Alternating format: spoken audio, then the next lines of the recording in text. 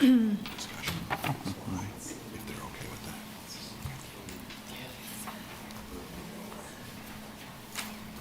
Just put my comments where I can answer your questions. Okay, perfect. So just pause periodically. Okay.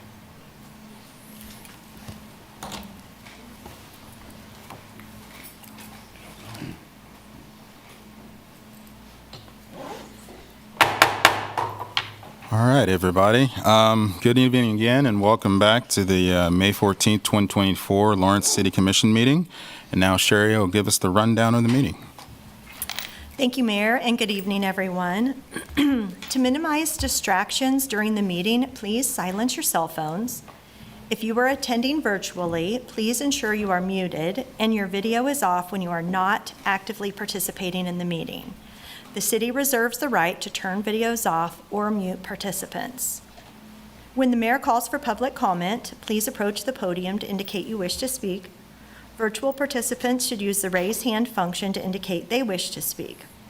Please leave your virtual hand raised until you are called on. The primary format for accessing or participating in this meeting is in person at City Hall. Virtual access to view or participate in the meeting cannot be guaranteed. The meeting can be viewed on the city's YouTube channel and cable channel 25. Please state your name and zip code before speaking, and all comments will be limited to 3 minutes. Thank you, Mayor. Thank you, Sherry. All right, with that, I'll have us go ahead and continue and start with item B, approve the agenda. The City Commission reserves the right to amend, supplement, or reorder the agenda during the meeting. I would entertain a motion. Move to approve the agenda. I have a first and a second. All those in favor, please say aye. Aye. Passes 5-0, none opposed. All right, item C, recognition, proclamation, and presentation. Looks like our first one is recognition, and since we have a pretty full calendar, if we don't have any folks here to speak on it, I might skip over it. Recognition of May 24th, 2024 as Lawrence Arts Center Day. Do we have anybody to speak to that? All right, cool. I'll keep it short. I just want to say thank you to the commission for this proclamation and also to the community for supporting the Art Center for 50 years. We couldn't be here without the support of the entire community and the city. So we're very grateful and thankful and this proclamation. So thank you very much. Thank you. Whereas the Lawrence Arts Center has been a vibrant cornerstone of our community for half a century, enriching the cultural landscape and lives of Lawrencians by ensuring that the transformative power of the arts is accessible to all members of our community. And whereas since its establishment in 1974, the Lawrence Arts Center has served as a hub for creativity, education, and cultural exchange that has been a catalyst for economic development, attracting visitors and enhancing the quality of life in Lawrence, and playing an integral role in shaping Lawrence into a vibrant cultural destination. And whereas through its innovative classes, exhibitions, performances, and community engagement efforts, the Lawrence Arts Center fosters a dynamic environment where people of all ages and backgrounds can thrive, creating a lively and welcoming space for all to learn, explore, and connect through the arts. And whereas the Lawrence Arts Center's 50th anniversary represents a significant milestone in its history, marking 5 decades of artistic excellence and creative exploration, community engagement, and service to our community. Now, therefore, I, Bart Littlejohn, Mayor of the City of Lawrence, Kansas, along with my fellow commissioners, do hereby recognize May 24th, 2024 as Lawrence Arts Center Day, and urge all residents to join me in celebrating this milestone and recognizing the Lawrence Arts Center for its invaluable contributions to our community.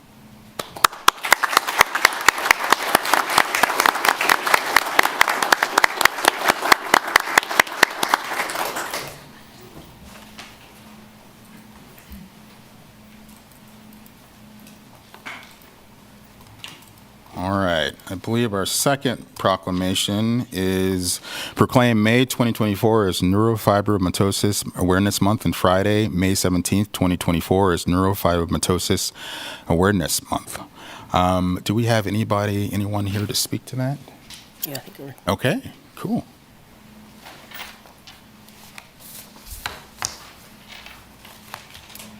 I'll talk fast. That's all right.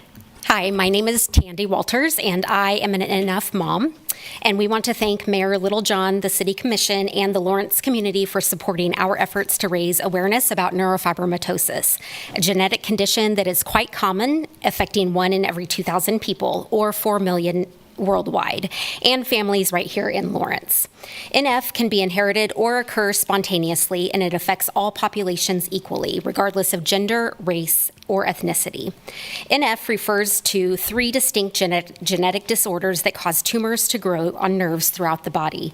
They are often benign but can be disfiguring and painful, and some can morph into a highly aggressive, malignant form of cancer. NF can also affect nearly every system of the body, causing issues such as visual and hearing impairments, learning and cognitive disorders, developmental delays, bone abnormalities, hypertension, just to name a few. One of the most challenging aspects of this lifelong disorder is its unpredictability. While the list of ailments can be long, no 2 cases are ever the same. We don't know what symptoms our loved ones will face, when they will occur, how severe they will be, or if they will be treatable. NF is not a sprint, but rather a marathon. We pace our anxiety in between visits to numerous specialists and pray for stability from 1 year to the next. Currently, there is no cure, but there is hope. Your support helps us raise awareness so that one day families don't learn about NF on the day that their child is diagnosed. Awareness promotes early diagnosis and proactive medical surveillance before problems arise. Awareness promotes understanding so that kids like Leo and Autumn, and like Leo's kindergarten teacher, Mrs. Kelly, know that they are not alone. And awareness helps organizations like the Children's Tumor Foundation raise funds for critical research to develop effective treatments and one day a cure.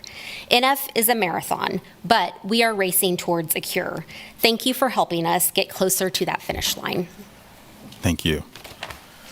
Whereas neurofibromatosis type 1 affects 1 in 3,000 people or 2 million people worldwide, including the citizens of Lawrence, Kansas, regardless of race, ethnicity, or gender.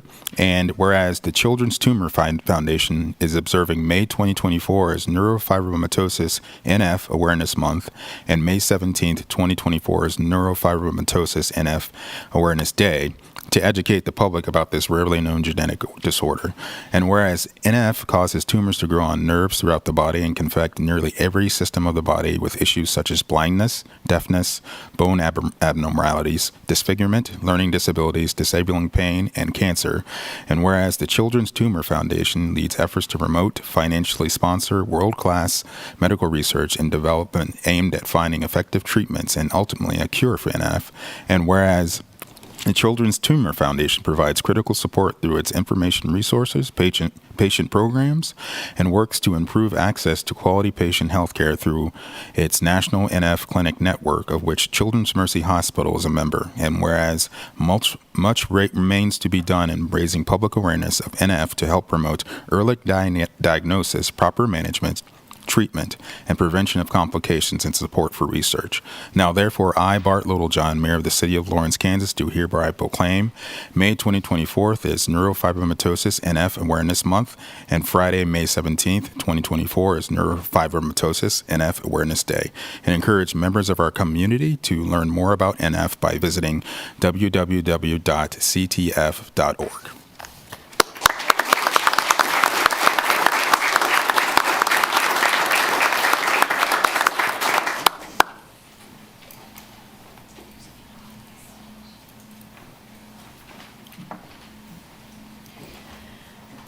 All right. Looks like our next one is proclaim May 19th through 25th, 2024 is National Travel and Tourism Week. Kim?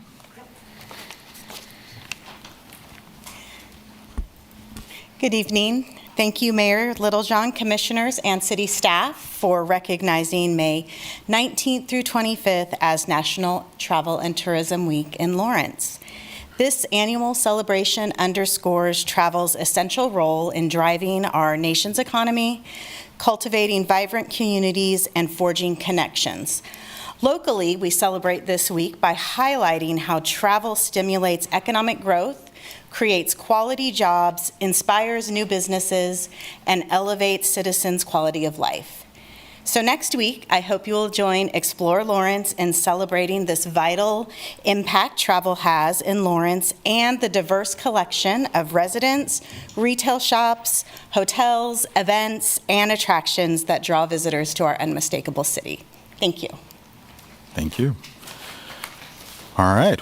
Whereas a robust travel industry provides significant economic benefits for Lawrence and Douglas County, with $279 million spent directly by visitors to Douglas County in 2022, and whereas travel and tourism have been a foundation of a healthy workforce serving as one of the largest private sector employers, supporting 3,515 or 1 in 14 jobs in Lawrence and Douglas County in 2022, and whereas spending by visitors has aided state and local governments alike, generating $30.5 million in tax revenue in 2022 to support essential services and programs, and whereas the 2022 visitor spending levels show growth in every sector over 2021 and have surpassed 2019 spending, positioning us ahead of pre-pandemic levels, and whereas the city of Lawrence is a welcoming community synonymous with arts, diverse culture, fun, and a quintessential downtown, city parks and community events contribute to the vibrancy experienced by our residents and visitors alike. Explore Lawrence leverages this unmistakable identity to attract visitors and bring economic activity to Lawrence and Douglas County. Now, therefore, I, Bart Littlejohn, Mayor of the City of Lawrence, Kansas, do hereby proclaim May 19th through 25th, 2024 as National Travel and Tourism Week, and urge the citizens of Lawrence to join me in recognizing the critical role this industry places in our city.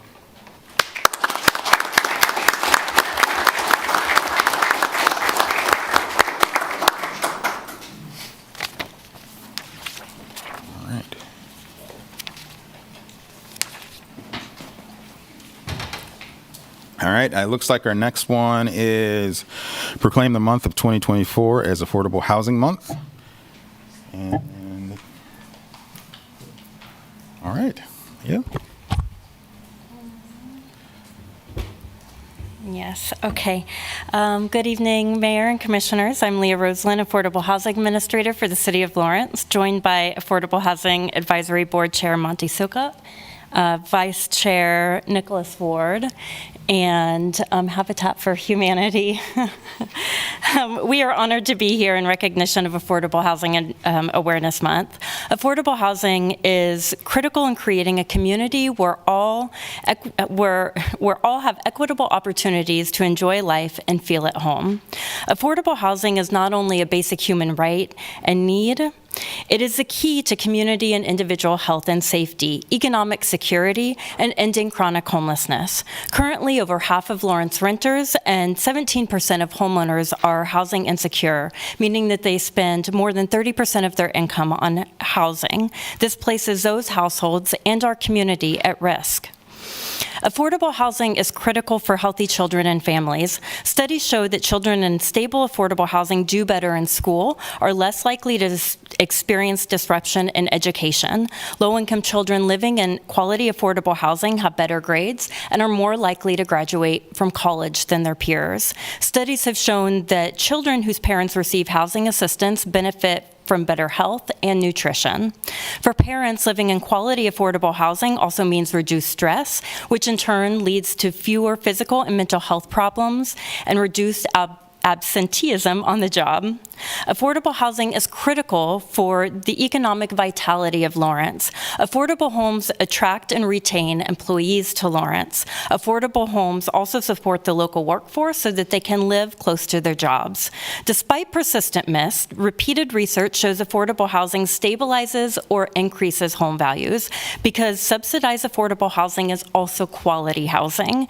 That means affordable housing is likely to either be on par with or even better than its surrounding neighbors. This has certainly been the case in my neighborhood in Brook Creek, where tenants to homeowners has turned dilapidated homes or vacant lots into quality, affordable housing. Affordable housing ends homelessness. The inability to afford housing is the key driver in the increases of homelessness. A large body of research has consistently found that homelessness is directly linked by housing cost, including cost of rent, rent-to-income ratios, and vacancy rates. Extensive research has proven that high housing cost is the correlative factor to rates of homelessness. Affordable housing is so essential for thriving families and community that increasing affordable housing is an indicator moving the needle on over 25 City of Lawrence strategic plan KPIs. It creates a more diverse community where all belong and can feel at home. It decreases crime, including sexual and domestic violence. It reduces child abuse and neglect, as numerous bodies of research has shown. It stabilizes mental health and reduces mental health crises, and frees up income that can then be used to attend local events, shop downtown, and otherwise support our local economy. In other words, affordable housing is a rising tide that lifts all boats. To speak more about the city progress through the Affordable Housing Advisory Board, it's my honor to turn it over to Board Chair Monty Sokup. Thank you, Leah. And I hope you all see what a superstar we have as a city administrator. Leah has been invaluable. I just wanted to say thank you to the city. About 7 years ago, this community came to the city and asked the city to step into the affordable housing space, which we were not in a very significant way previously. And the city chose to do that. And it's made an incredible impact on what we've been able to do as far as moving the needle on affordable housing in this city. Our community made an incredible statement by passing a tax on themselves to fund the trust fund. That says something about the heart of our community to me. Since that time, we've conducted annual processes. The board has conducted annual processes to award those funds, and those awards have resulted in 736 housing units funded to date, 364 of which are already online, 54 homes rehabilitated, so homes that were going to be maybe go out of service or not be safe for occupants, put back into service in this community. 30 accessibility modifications completed, which allows sometimes elderly or handicapped people to stay in their homes longer so they don't become homeless or houseless. And we provided several hundred emergency vouchers to keep people housed, specifically during the pandemic, but that has continued on. So with that, I just want to thank Leah for her work. I want to thank Danny, Brad, and Jeff for their work prior to Leah coming on board with us, because they helped us get this committee off the ground. And I want to thank our volunteer board members that serve on that. I can tell you it's a lot of hours, it's a lot of hard work, and it's a lot of hard decisions. And finally, I want to thank our not-for-profit providers, because they are the workhorses that really help us move these things forward. And you're going to hear from a couple of those tonight, so I'd be remiss not to mention them. With that, I'm going to turn it over to Nicholas Ward. He's the co-chair of the Affordable Housing Advisory Board. Thanks. Thank you so much, Monty. Nicholas Ward, Assistant Director, Tenants to Homeowners, Vice Chair of the Affordable Housing Advisory Board.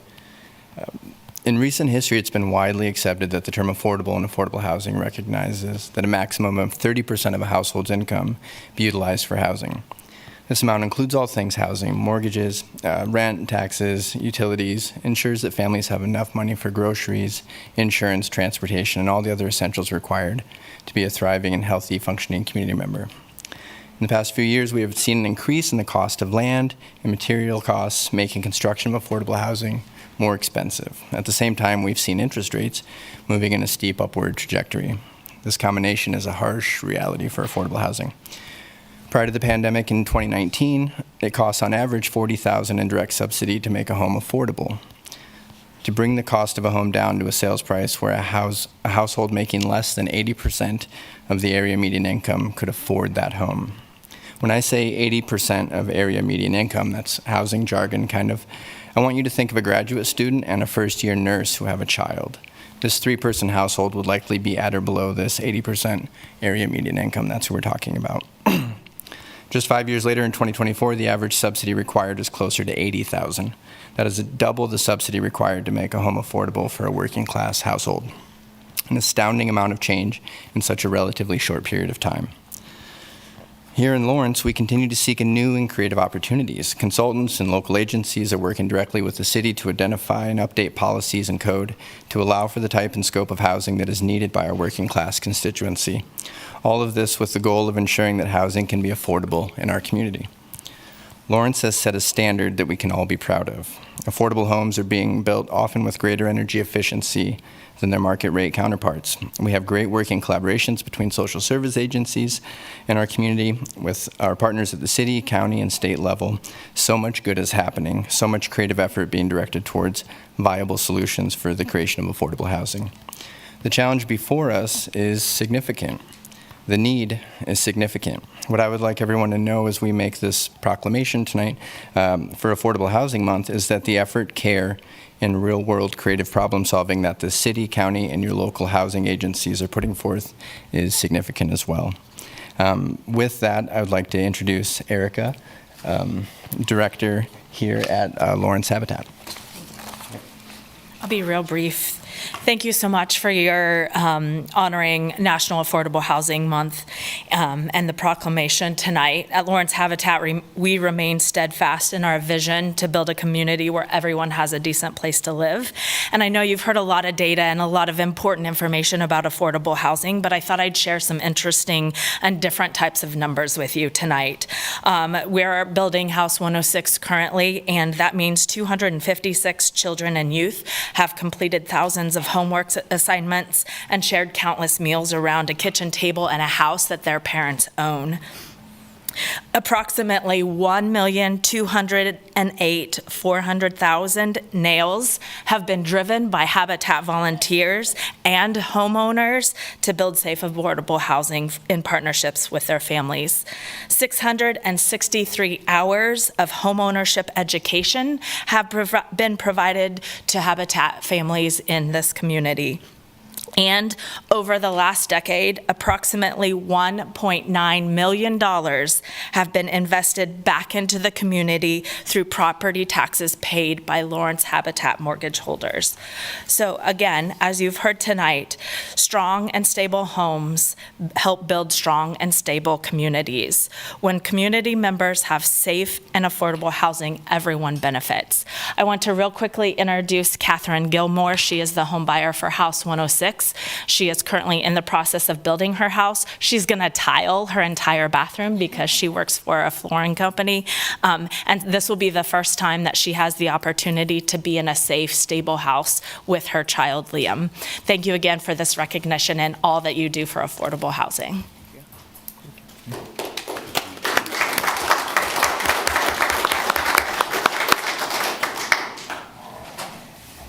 All right. Whereas Affordable Housing Month affirms the fundamental human right of safe, accessible, attainable, and affordable housing in all of our community, and whereas the City of Lawrence recognizes that housing is foundational to individual and community health, economic prosperity, and safety, and has made a commitment to increasing affordable housing so that everyone in Lawrence has equitable access to safe, quality, and affordable housing, and whereas more than 50% of Lawrence renters and 17% of Lawrence homeowners are housing cost burdened, causing housing insecurity due to housing unaffordability, putting those households at increased risk for homelessness, and whereas Black, Indigenous people of color, Lawrence residents are disproportionately negatively impacted by housing insecurity, overcrowding, and substandard housing and houselessness, and 47% of Black residents, 57% of Latin residents, and 51% of Asian Pacific Islander residents experiencing housing problems, and whereas the vast majority of over 5,200 cost-burdened renters in Lawrence are vulnerable populations, including seniors, over 2,000, persons with disabilities over 1,500, and single mothers over 1,300 who are further burdened by limited or fixed incomes and unaffordability of childcare and health care, putting these populations at increased risk of abuse and living in unsafe conditions. Now, therefore, I, Bart Littlejohn, Mayor of the City of Lawrence, Kansas, do hereby designate May 2024 as Affordable Housing Month and encourage all community members to support inclusive, equitable, and accessible affordable housing throughout Lawrence to support a safe, diverse, and thriving community where we all have the opportunity to enjoy life and feel at home.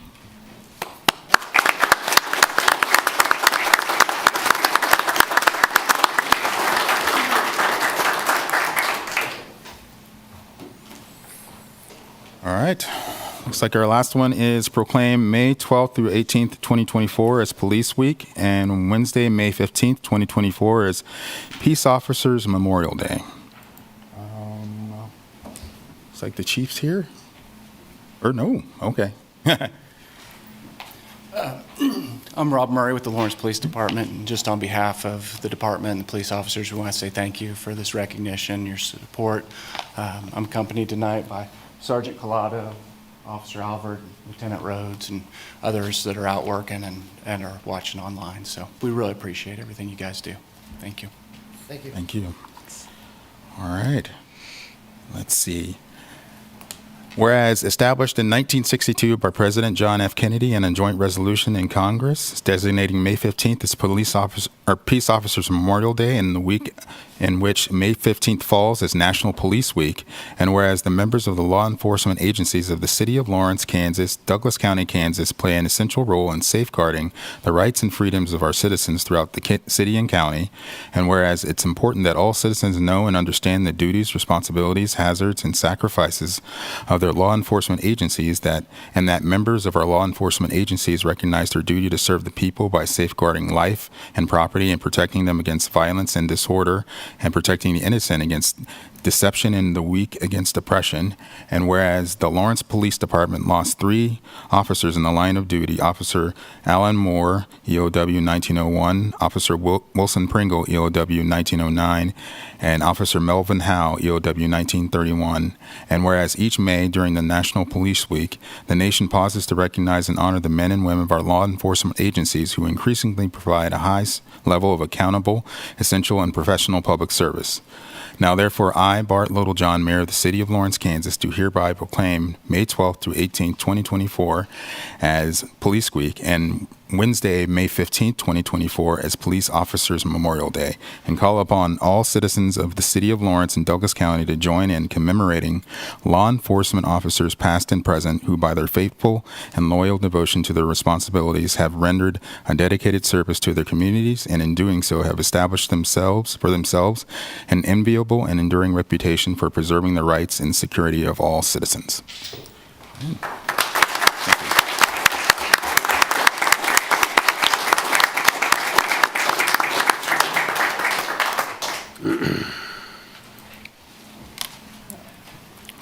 All right. What's that? Let people clear out the. Oh, yes. Yeah, you guys don't have to stay unless you want to for the rest of the meeting. You're welcome to. You're so smart. Yeah. They're itching to leave. Thank you, Commissioner Finkelday. That's a good reminder. Lightness. Kathy's not leaving.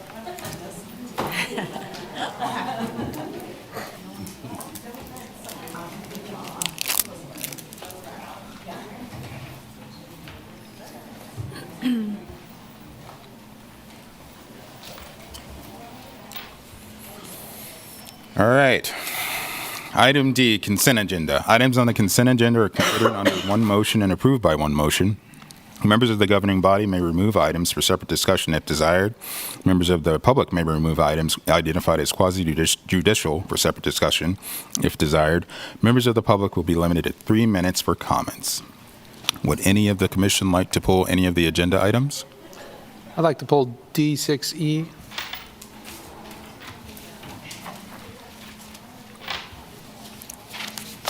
That's D6E as in Edward? Yes. Okay. Any additional ones? All right, not seeing that, I would entertain a motion to approve the consent agenda absent D6E. Move to approve the consent agenda with the exception of D6E. I have a first and a second. All those in favor, please say aye. Aye. And none opposed, passes 5-0. Okay, going to item D6E. Yeah, there was a public comment submitted and a few questions in there that I thought we could give you answers for. Tony, do you have a few answers for those, or maybe Shelby, I think? Good evening, Commissioners. My name is Tony Wheeler. I'm the city attorney, and I do have some information regarding claims under the professional liability law enforcement insurance policy. One of the questions was how many claims were processed in the past year, and I can report. Tony, can you hold on for a second? Sure. I'm going to get back to you. That's a credible. Last week, I know that we had folks out there go ahead and speak to it, but the correct mode of doing it is to go ahead and have the commissioner speak to it, and then persons out sitting there only have public comment once. So Commissioner Finkeldye has spoken to it, and Tony is giving the answer here, so public comment will ensue afterwards. I apologize. Go ahead. It's okay. All right, let me start. The number of claims that were processed in the last year under this insurance policy, there were 2 matters that were processed by our claims adjuster in the past year. The first one is styled Aravi et al. Versus the City of Lawrence et al. It's a case that's currently pending in U.S. District Court for the District of Kansas. The second matter is a case recently filed but not yet served on the parties, and that's Anthony Kennan. That has also been filed in U.S. District Court for the District of Kansas. There was a question about what was the total dollar amount awarded in the past year under these policies, and I can report that neither the city nor the insurance carrier has paid any claims in the past year. There was a question about the cost of attorney's fees. In the past year, the attorney's fees for the matter, the case filed by Mr. Aravi is $4,343. That includes covers the cost of filing a motion to dismiss that is currently pending with the court. And in the second matter, Kennan, there have been no legal fees that have been paid to date. That case is just in its very early stages. There was a question about whether any covered staff person was named more than one time in any of the claims, and the answer to that question is no. Finally, I wanted to also provide some information about some other open cases that have been filed under that policy that are still pending. One of the cases is Horakowski versus the City of Lawrence. That case was filed in 2020. No amount of money has been awarded in the case. The case is still pending. The attorney's fees that the city has paid in the last year is $32,653.40. Over the course of the litigation since 2020, the total amount of attorney's fees paid by the city is $75,000. We have a second case, Wood versus Miller, that is also pending. That case was filed in 2022. Also, no amount has been awarded in that case. The attorney's fees that the city has paid in the last year is $22,235.41. For the duration of the case, the total amount of fees paid by the City of Lawrence since 2022 is $24,470.91. Thank you, and I don't know if Shelby Patch is available to answer the question related to the cost relative to other policies. Good evening, Commissioners. Can you hear me? Can you turn up your volume a little bit more? Or is that us? Or is that us? It shouldn't be us because we tested it earlier, but. Okay, can you hear me now? Almost. Try one more time. Can you hear me now? Better. Yes. Okay. Sorry about that. This is Shelby Patch, your risk manager. So I did reach out to some of my peers in other cities, and I actually spoke to 2 separate brokers besides the one that we use for this policy. As I can tell you that when I budgeted for policies, insurance across our, whatever I'm doing, property, police liability, auto, they are telling us, due to the market, to plan on a 15 to 20% increase. When I reached out to some of my peers, they saw anything between a 15 and 37% increase for this type of policy. So the police liability policy, they saw an increase. So some of those things that come into play for an increase, it's the type of policy we ask for. We have a deductible of $75,000. That is what we've tried to stay with since I started in 2000. So we've tried to stay in that kind of time frame, or 2020, sorry. Same retention as far as a deductible. It's based on the population of the city. It's based on our department, the amount of police officers, plus the supervisors, the canines, the certifications. We do have a major university that does come into play as well when they look at, underwriting for us. And, along with the claim losses, that's a little piece of it too. And then they look at their own, how they're as a company, that their market is. This company that we have used has been with us for a long period of time. We do reach out to ask other insurance companies to bid, and it is a hard market to get someone to bid on this. As I provided in my documents, this company that we use does have a high rating, and so we are very happy with them, and they do have a stellar reputation. So does that help answer more questions that you had? Yes, thank you. Those answers my questions. Thank you.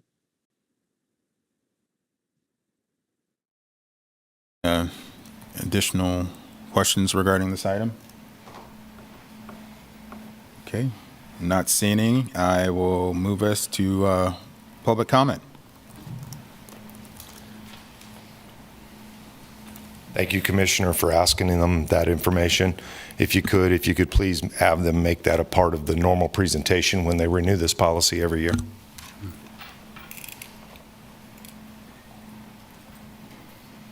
I'm not seeing any additional public comment here in the room. Sherry, is there any on Zoom? Stephen Watts. Hi. Let me first state for civility, I don't understand why Ms. Riedemann has decided to lock me out in the Zoom client. Please reserve my time until we can figure out why the text chat has been shut down, please.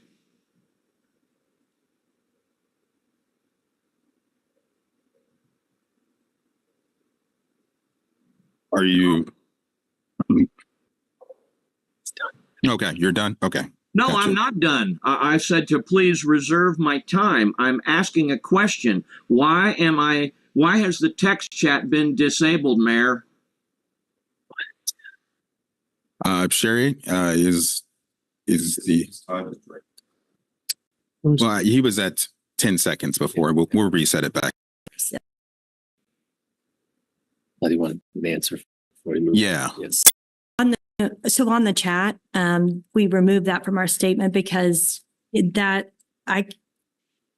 we can't have continued chats going, because then I'm not able to, just like we don't have in the room. We're trying to make the experience the same as if folks were in the room. So just like if having ongoing chats is a disruption to the meeting, which is something that I cannot pay attention to and is not my, so I didn't disable chat, but I'm not able to respond to things that aren't directly related to the meeting. It says disabled, Mayor. I can't chat. I can't say I have a problem. Well, a lot of chats here, Mayor, that if I review it, it's just when I'm managing the meeting and taking minutes, just as if in the room there were interruptions. Having folks chat me constantly through the meeting is something that I can't always pay attention to. Understood, but that isn't a reason to disable the chat. I cannot send a message, Mayor. I'm just trying to play by the rules, sir. They have disabled the chat because they don't like what I put in there, my friend. and is just We'll check that, Mayor. Yeah, if you would please. Several chats.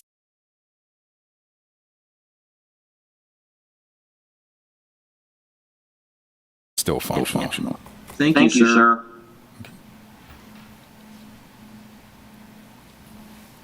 Let me test it. Thank you.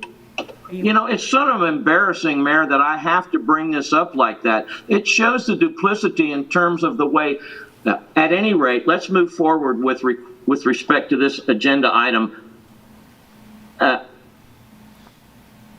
I appreciate the answers to these significant questions with respect to the utilization of insurance for police. It's one of the reasons, it's one of the ways that our town can measure success in terms of not having to use the insurance or the legal process. I asked also, please, over the course of the last 5 years, only 5 years, how have the claims been reduced or increased? I see that they specifically avoided that question, sir. You know, when questions aren't answered, it causes citizens to start thinking, why don't they want to answer a simple numbers and bolts question? And then the next thing from the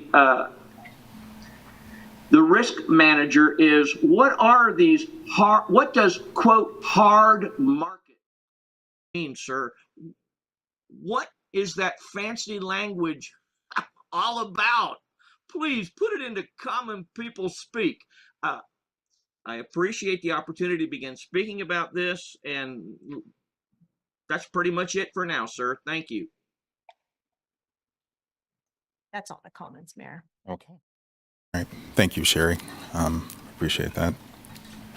Mayor, point of information, I need to make sure I understand this correctly. As it relates to the chat virtual, we're not answering chat question. Sorry. No, it's okay. I just wanted to make just a point of clarification that we're not. I understood that function is not going to be used moving forward. So maybe I always look past the disclaimer that Sherry gives at the beginning of the meeting. I didn't know if there was something in here that strictly said that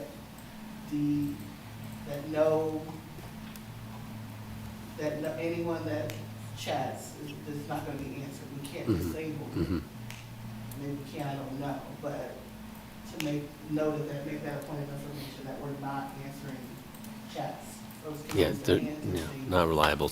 Need clarification or that we're not having. I just need to know. I thought we had made that clear, but it seems like we haven't. So just wanted to give us the opportunity to make that, put that on the record. That is a good point. We should probably consider that for disclaimer. Yeah, upcoming meetings. All right. With that, no more public comment, additional public comment. Any additional questions or discussion on this item? I don't think so. Tony, do you happen to have the last 5 years? I'm sorry, I missed that question. I didn't. I thought I got through all of them. I don't have the answer to the past 5 years. Oh, we can get that. Yeah. Okay. Shelby could help. And Shelby, can you, the question about the hard market, what that means? Okay, so when we talk about a hard market, it means because a lot of these cases are a very defense type position that you're taking. You know, it's a very legal action. It's not just a, hey, this is a claim filed and it's just going to miraculously go away. There's going to be litigation involved. There's going to be costs incurred. So this type of insurance is not something that's just an easy flow market. It is something that when the insurance company comes into play and decides to insure you, they know that they are also taking a risk because of the type of liability this is. So that's what I can give you for that answer. Thank you. No further questions. Okay. All right. With that, I don't see any further questions. I would entertain a motion. I move to authorize staff to bind coverage for the insurance period of May 18th, 2024 through May 18th, 2025 as follows: professional liability law enforcement for $101,984 and pay Brown & Brown brokerage an amount of $6,908.70. What? Is that right? I'm sorry, 6,000? $6,908.74 for management fees. Thank you. All I'll second that motion. All right, have a first and a second. Yeah. All those in favor, please say aye. Aye. None opposed. Passes 5-0. Okay, moving us on to our regular agenda items. Our first one, receive the presentation on the ADAPT Douglas County, a climate action and adaptation plan. Kathy? All right.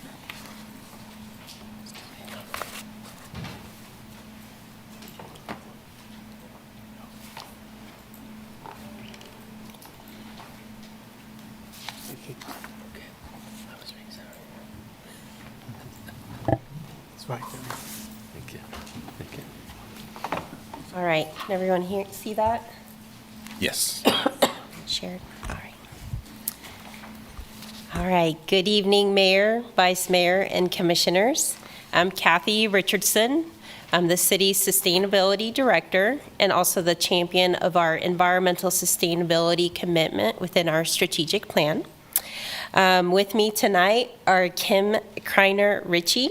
She's the Douglas County Sustainability Manager, and Jamie Hofflin, who's the county's Sustainability Impact Analyst. And let me tell you, city staff is very, very appreciative of all the work and leadership these two have had with this plan that we're going to cover tonight. Your agenda item tonight is to receive a presentation on ADAPT Douglas County, a climate action and adaptation plan. And I will start us off with the presentation and then hand it over to Jamie and then hand it over to Kim. And then all three of us will be available to help answer questions at the end of the presentation. So as you will hear from Jamie later on in the presentation, there was a dedicated staff advisory group for the development of this county-wide climate action and adaptation plan. And while this staff advisory group included staff from Douglas County, Baldwin City, Eudora, and Lecompton, I do want to highlight and acknowledge the city staff that have worked on this. And I know that the plan has them listed by department, but for tonight, rather, I'd like to list them by the outcome or commitment that they represent within our strategic plan. So from Equity and Inclusion Commitment, Kalina Coleman. From the Prosperity and Economic Security Outcome, Britt Crum-Cano. From the Unmistakable Identity Outcome, Tyler Fike. From the Strong Welcoming Neighborhood Outcome, Leah Rosalind. And from the Connected City Outcome, we've got 4. So Trevor Flynn, Mike Lee, Jessica Mordinger, and Andrea Rapinski were all on the team helping to develop this climate action and adaptation plan. So thank you to this staff group for lending their expertise during the development of the plan. In addition to the staff advisory group, we also had a dedicated group of volunteers that served on the steering committee for the climate action and adaptation plan. And I did want to highlight that the group had representation from the city's Sustainability Advisory Board, the city's Multimodal Transportation Commission, as well as the city's Public Transit Advisory Committee. And they are among many other organizations and individuals that served. So thanks to them for volunteering their time and their expertise for the development of this plan. So now back to our timeline. Tonight, we are presenting the Climate Action and Adaptation Plan and answering your questions. Next week, on Wednesday, May 22nd, there will be a presentation for the Douglas County Commission, and that same night, they will consider the adoption of this plan. So next week on Wednesday, Douglas County will consider the adoption of this plan, and it is our hope that if adopted by the county commission, that we would bring this plan back to this city commission for your consideration of adopting the plan. It is our understanding that the other cities within Douglas County will be considering doing the same. So without getting too far along in this presentation, I would like to summarize the explanation of how this plan connects to our city's strategic plan, because there are definitely some strong connections there. And the connections really arose or were very apparent as the community priorities rose up and elevated within the development of this Adapt Douglas County plan that seemed to match some of the priorities that had already been elevated in the city's strategic plan. So there's definitely a lot of connection there. And our hope is that some of the strategies that are listed within this plan may help move the needle on our KPIs of our city's strategic plan. So I'm gonna go to the next slide. All right, starting off with this slide on local and regional leadership, I do want to mention that even prior to Plan 2040, we did have a lot of conversations that were happening in the year of 2019 with the Sustainability Advisory Board for the City of Lawrence, who voted unanimously to recommend to the City Commission that the Climate Protection Plan from back in March of 2009 should be updated to include provisions for greater emissions reductions and to incorporate climate change adaptation. That was brought before this City Commission on that request. Also that same year in late 2019 is when Douglas County and the City of Lawrence had adopted Plan 2040. And that plan lays out a vision for the future that includes adopting a climate change adaptation and mitigation plan. For those of you checking, that was Chapter 2, Action Item 6.1 of Plan 2040. Also to note that during the same time, Douglas County and the City of Lawrence were both invited to join the 10-county Kansas City Metro in development of the Regional Climate Action Plan. So this Regional Climate Action Plan was adopted by the Mid-America Regional Council in March of 2021, and it provides a high-level regional guidance to reduce greenhouse gas emissions while mitigating the many risks that climate change poses. And Douglas County did use this regional plan as a reference in developing our own locally specific climate plan. On the last bullet with Adapt Douglas County countywide scope, as you all know, during this time, when we started the work for this climate action plan, we did have a joint sustainability office between Douglas County and the City of Lawrence, and we did split to have dedicated sustainability offices, one for Douglas County and one for the City of Lawrence, but this work continued to be something we were collaborating on. And we did also widen the scope to invite the other municipal governments in Douglas County to participate in the process. So I will say from my observations, this plan took kind of a stronger turn when all Douglas County-wide, all the 5 municipal governments came together to work on this plan. So with that, I'm going to turn it over to Jamie. Hello, and thank you for the opportunity to present on Adapt Douglas County, a community-wide county climate action plan. I want to start out by touching on some of the foundational pieces of the plan, such as the values that guided us along the way, and then I'll get into a little bit about what went into the plan, the community outreach that was done, research and data, and then I'll share some of the goal areas and strategies of the final plan. And then we'll, of course, wrap up with an outline for implementation. So what you see here are the guiding values that were developed early on collaboratively, and they include to be authentic and transparent through deep listening and sharing what we heard throughout the process, to center equity, recognizing that not everyone feels the effects of climate change equally, that some people are more vulnerable to the impacts of climate change, to be collaborative with community members and government staff, knowing that this plan cuts across organizational boundaries, and relevant so that we can be relatable to the community as we develop it. And with those guiding values in mind, our planning team set out to learn about how our community is experiencing climate change right now and understand at the same time what the biggest threats and concerns are for the future. Backed by community listening, peer learning, and data, the ultimate goal was to make policy and program recommendations that both reduce our emissions and reduce our contribution to climate change and help the community adapt to the effects of climate change while building our collective resilience.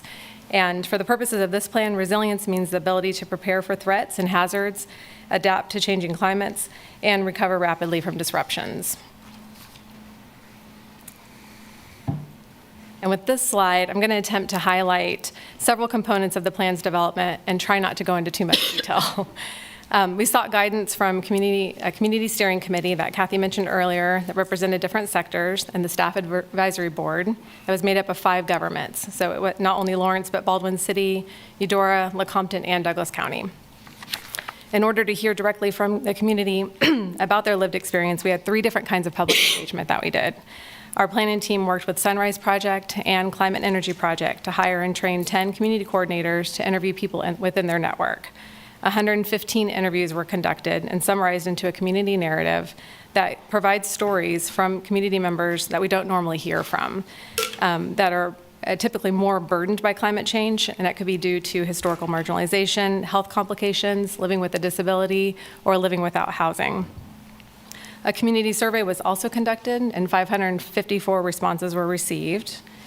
And then we took a look at the demographics of who we had heard from, and we saw some gaps, and we sought to address those with focus groups. We wanted to hear from cities outside of Lawrence and other groups that we saw as more vulnerable or most vulnerable to the impacts of climate change, such as our first responders, outdoor workers, agricultural producers, our youth, and BIPOC. For all of the public outreach, questions were asked that could be relatable to people in their everyday lives and help us learn their top concerns and how they see a community thriving. We looked for opportunities to align with community plans such as Transportation 2050 and the Food System Plan. And while developing the goal areas, we consulted with city and county staff working in respective areas, in those respective areas. For example, we worked with Lawrence Transit, Emergency Management, and MPO to understand their goals and priorities. So that was outside of the staff advisory. In addition to those, we had additional meetings. And then we worked with the consultant to help us keep an equity lens over the entire plan. We conducted a countywide greenhouse gas inventory. We studied climate plans from peer communities and utilized, as Kathy mentioned earlier, the Casey Climate Action Plan as a regional foundation. Once we launched the first public draft, which was last fall, we held open houses across the county, and then we conducted another community survey to get additional feedback. This next slide is on the greenhouse gas inventory that was conducted. So as part of our research, we consulted with ICLEI, Local Governments for Sustainability, which is an organization that both the city and the county are members of, to conduct the first Douglas County greenhouse gas inventory. We used 2021 as our baseline year and collected data from a variety of emissions generating activities, such as electricity use, fuel use in residential and commercial equipment, vehicle miles traveled, water treatment, and solid waste. And we requested usage data from every utility and service provider that serves our county. Our emissions totaled 1.3 million metric tons of carbon dioxide equivalent, and our top 3 emitters are residential energy, transportation, and commercial energy. And then you also see on this slide that there's a subtraction there for forests and trees, because forests and trees naturally absorb carbon from our atmosphere, and our current tree coverage is estimated to have sequestered more than 10% of our baseline year emissions. Okay, so this brings us to our final plan. Adept Douglas County has 14 high-level goals with corresponding strategies that are organized in 4 different systems: energy, mobility, living systems, and thriving community. The goals and strategies include policy and program recommendations that are intentionally broad so that they can be applied to different cities and the unincorporated areas that make up Douglas County. They're meant to be flexible and not overly prescriptive so that communities can implement them in ways that are most relevant and accessible to their community. So the first one here is energy, and it accounts for energy use in residential and commercial buildings across the community. And those make up over half of our total emissions, if we went back to the slide on GHG, greenhouse gas inventory, a significant portion of which come from our electric grid. One of the weather hazards we're seeing more of is extreme heat, which increases our need for energy or energy demand. The first goal addresses that need to reduce energy consumption in our buildings and make renewable sources more accessible. This can also help move the needle on affordable housing. For example, teaming up with housing and utility assistance partners to co-create energy reduction and renewable access programs, targeting opportunities in local government buildings, and establishing solar-ready ordinance for new construction. Between increasing extreme weather hazards and elevated daily usage during extreme temperatures, we can anticipate more disruption and strain on the electric grid. In Goal 2, there are strategies at the state and regional level, such as having a seat at the table in resource planning with our local utilities, and supporting state-level policy that increases access and options for local renewable options at the home or the community level.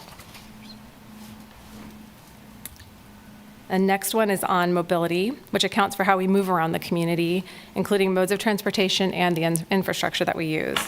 The transportation sector of our greenhouse gas inventory indicates that the vehicle miles traveled is the second largest contributor of emissions in the county. Therefore, Goal 3 is to reduce those vehicle miles traveled by enabling low carbon modes of transportation, such as biking, using public transit, and electric vehicle adoption. We consulted with MPO and transit staff to ensure that we were building on the great work that's already being done here, leadership and recent planning in this area. In addition to continuing to increase multimodal options, access, and connectivity, Goal 3 also includes supporting initiatives that increase intercity commuter options and strategically planning for EV infrastructure so that installations are well forecasted and laid out with demand and future growth. Extreme heat and precipitation causes challenges for multimodal travel and our road infrastructure. Goal 4 recommends design standards and nature-based solutions that mitigate urban heat islands, absorb excessive rainwater, and consider climate impacts when planning for asset management. The strategies also seek to build on intelligent transportation system efforts with technologies that improve travel times, therefore reducing congestion and overall emissions. I'm going to pass it over to Kim.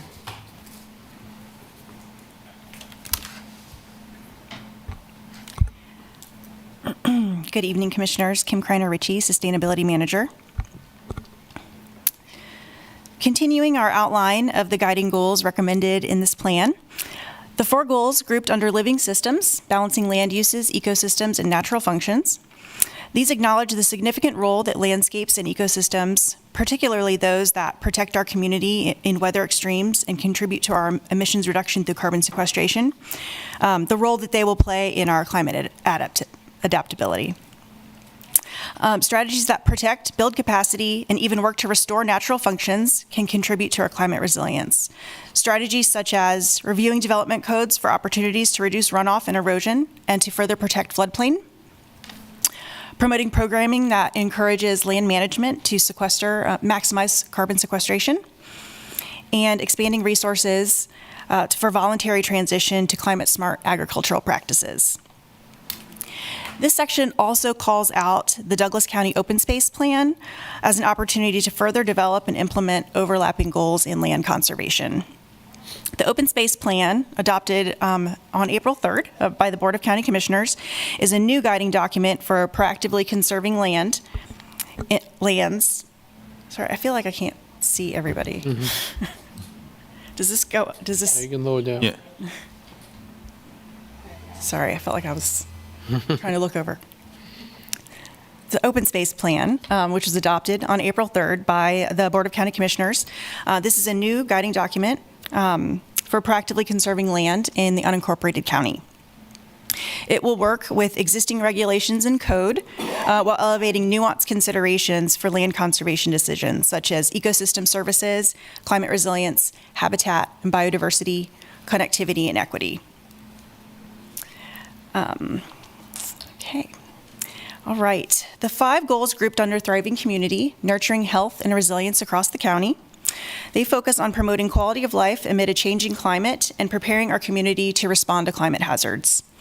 These include strategies such as working with public health partners to assess local indicators and impacts of climate change on our physical and mental health so that local services can adapt and respond. Further elevating climate risks and vulnerabilities into emergency management programs and planning. Assessing waste diversion opportunities for emissions reduction, and supporting entrepreneurs and job training, particularly in fields that address community solutions. right, so now that we've given a high-level view of these 14 guiding goals identified in the plan, we want to offer a scenario translating some of the finer strategies into local greenhouse gas reduction. First, some global context. The International Panel on Climate Change recommends that to avoid the worst impacts of a changing climate, emissions should be brought down 50% globally by 2030. But the responsibility of individual communities toward this goal is not the same around the world. For Douglas County, using our 2021 emissions inventory that Jamie described, our fair share of reduction toward this goal would be a 60.4% reduction from our 2021 levels by the year 2030. To meet a reduction this size would require rapid changes to immense systems that are not immediately in our control. So knowing what we're working with helps us turn our attention to modeling actions that are possible locally. The scenario you see here was modeled on estimates proposed through our work with ICLEI, Local Governments for Sustainability, to illustrate the impact that can be possible by implementing several of the reduction strategies recommended in this plan. It is important to note that this scenario assumes that our local utilities meet their published decarbonization goals and that we maintain the same level of carbon sequestration that Jamie described. With so many precise factors at play, we want to say up front that we're not proposing that we're going to achieve this exact set of circumstances. But it gives us an illustration, a scenario of the kind of impact that we'll be able to track and measure once we progress into implementation, should we be given the direction to move forward. So this plan proposes that if adopted, once we launch implementation, that we would continually model and adjust, identify realistic performance indicators, reassess strategies at intervals, and set interim targets as we are able to assess for real-time impact, all with the end target of carbon neutrality by or before 2050. Within the implementation section of our plan, the county outlines the recommended role and commitments that it will take on, that of convening, reporting, serving as a resource, and facilitating when a countywide approach is advantageous. It also includes a table of identified initial actions, because while we have been drafting, the planning team and partners have also been taking chances to advance initiatives or substantial strategies so that opportunities did not pass us by. So that concludes the presentation of the plan. But our next step, to remind, as Kathy mentioned, will be to take to the County Commission on May 22nd. We'll consider our recommendation to adopt it and send us forward. I also want to say that the City of Lawrence team has been an essential partner in developing Adapt Douglas County, and will be absolutely critical to its success should we be given direction to get to work. So we look forward to that continued work together in building an adaptive Douglas County.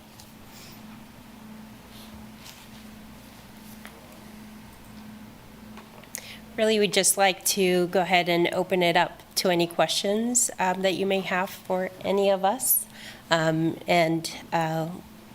Just kind of a reminder on the city perspective through the process of developing this climate action and adaptation plan, that we did have an eye on our strategic plan and how we could, which areas and sections could really move the needle on some of those KPIs within strategic plan. That's kind of, the aspect that we were coming in through. But like I said, it's a stronger plan because we widened the scope to include all 5 governments within Douglas County. Okay. Well, I'll go ahead and open it up for questions. I have one question. If you can answer under the local responsibility, which is, I think it might be the next to last slide you presented, it talks about Douglas County's emissions goals.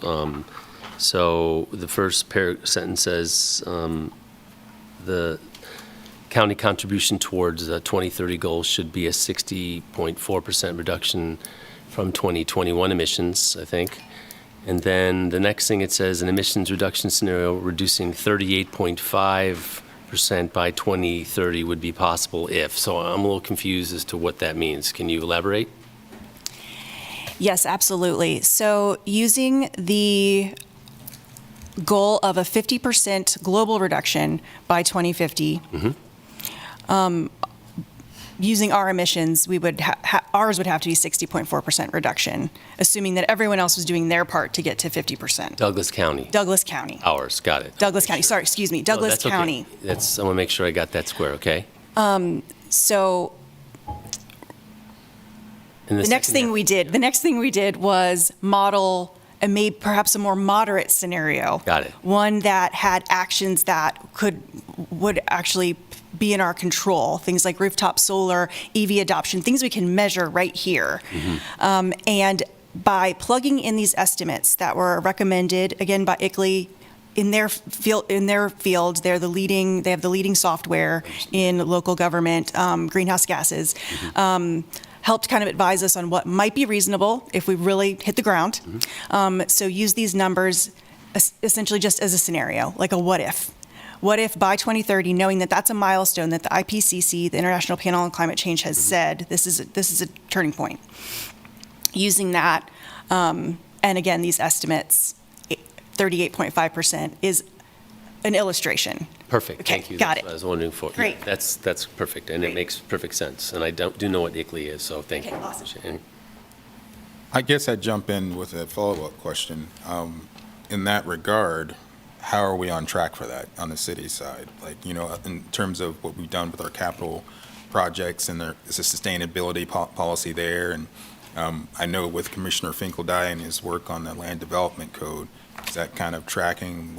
Would that kind of flow into that? Sure, and as Kim had mentioned, we weren't waiting for the adoption of this plan to get moving on doing some, proposing some policy for the City Commission to consider approving and how we're going to do our work in the future. And that really speaks again on our commitments within our strategic plan. So currently, this is, again, a county-wide plan.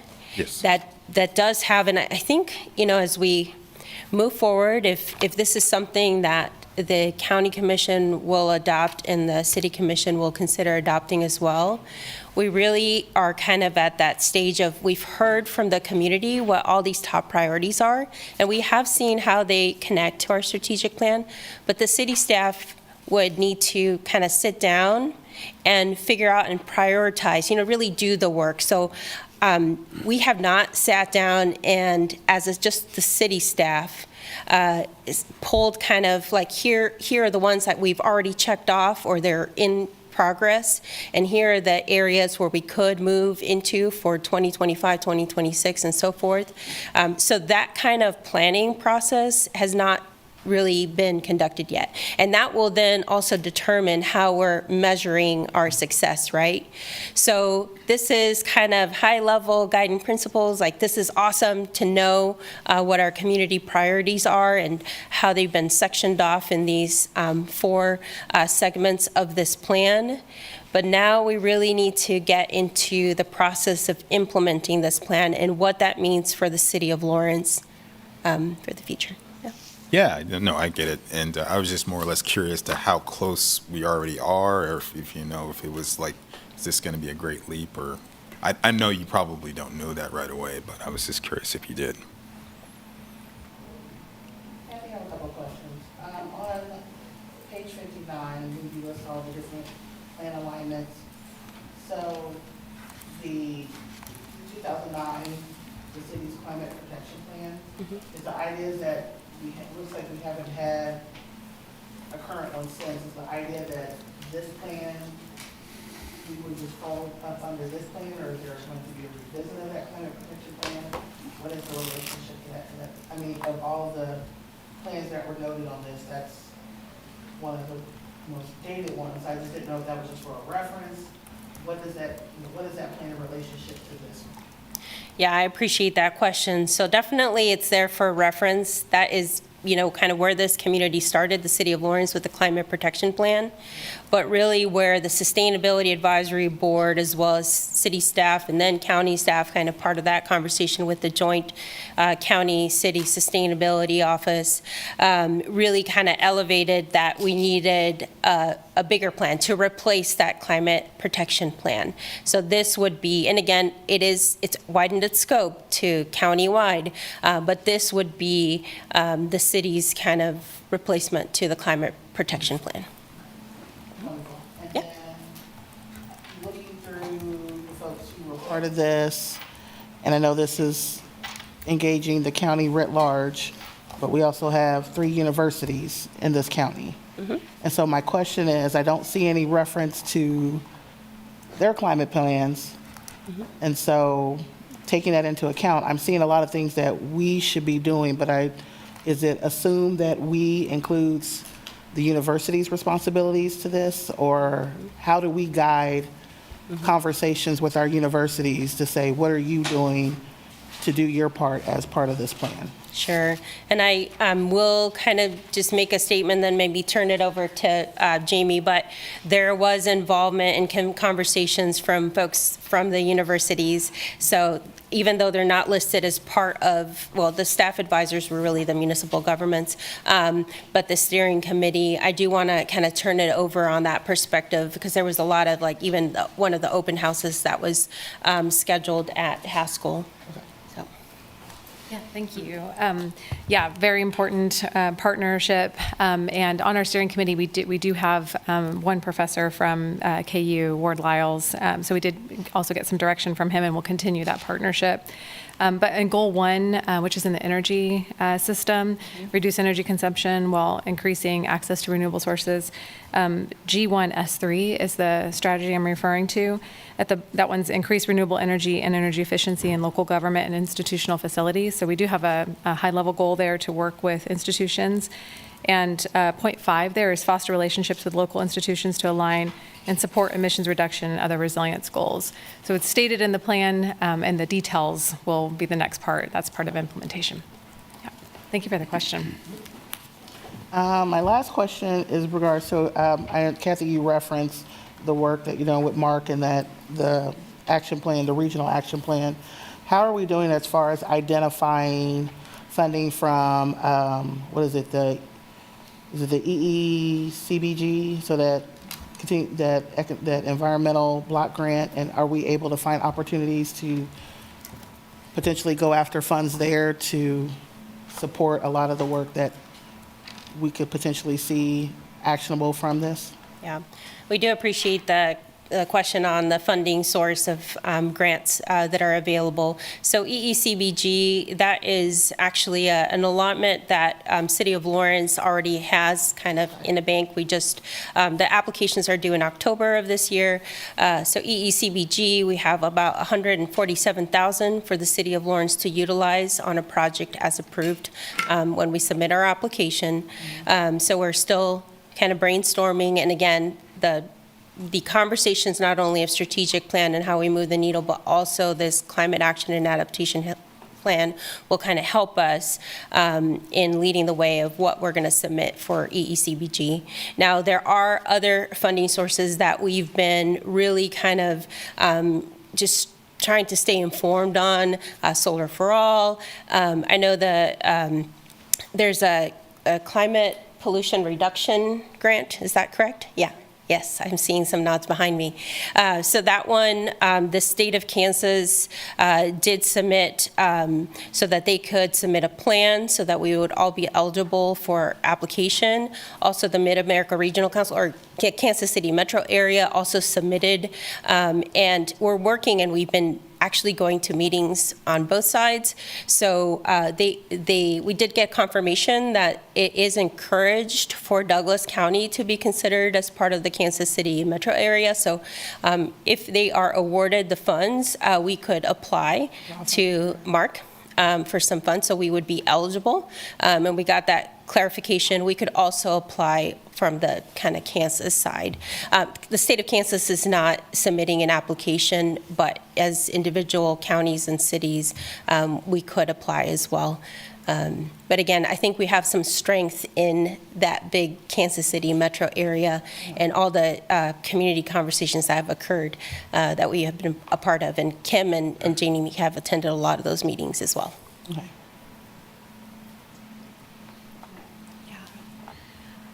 I'll add just a little bit, just to illustrate how we have really been tracking these federal grants and even them coming down to the state level, and how that translates into some of the plan now. So the electric vehicle funding came down to the state of Kansas, and then they were distributing that as community charging. And we had conversations in the, kind of feel out conversations in the community, and it was really kind of came to the conclusion, oh, we need a EV readiness plan, which is in our plan, so that when this type of funding comes down, we can strategically place that in our community so that it's equitable and it has growth and capacity in mind. The Solar for All grant that Kathy mentioned, which would increase access to rooftop solar for affordable low-income housing. The state of Kansas did apply for that and then did not receive it. Apparently the funding, which was just announced in April, does cover all 50 states. So we just are still kind of like waiting for the details of how Kansas communities can qualify for some of that funding. So when I say we've been working while we've been drafting, I'm not kidding. We really have been trying to move some of this forward. So thank you. I got one question. So the 2009 study that we did, or the climate plan that we did, we had some baseline numbers, and I was just looking at those baseline numbers, and it appears as though we have dropped even from those numbers, the 2022 data, I guess, that you put together.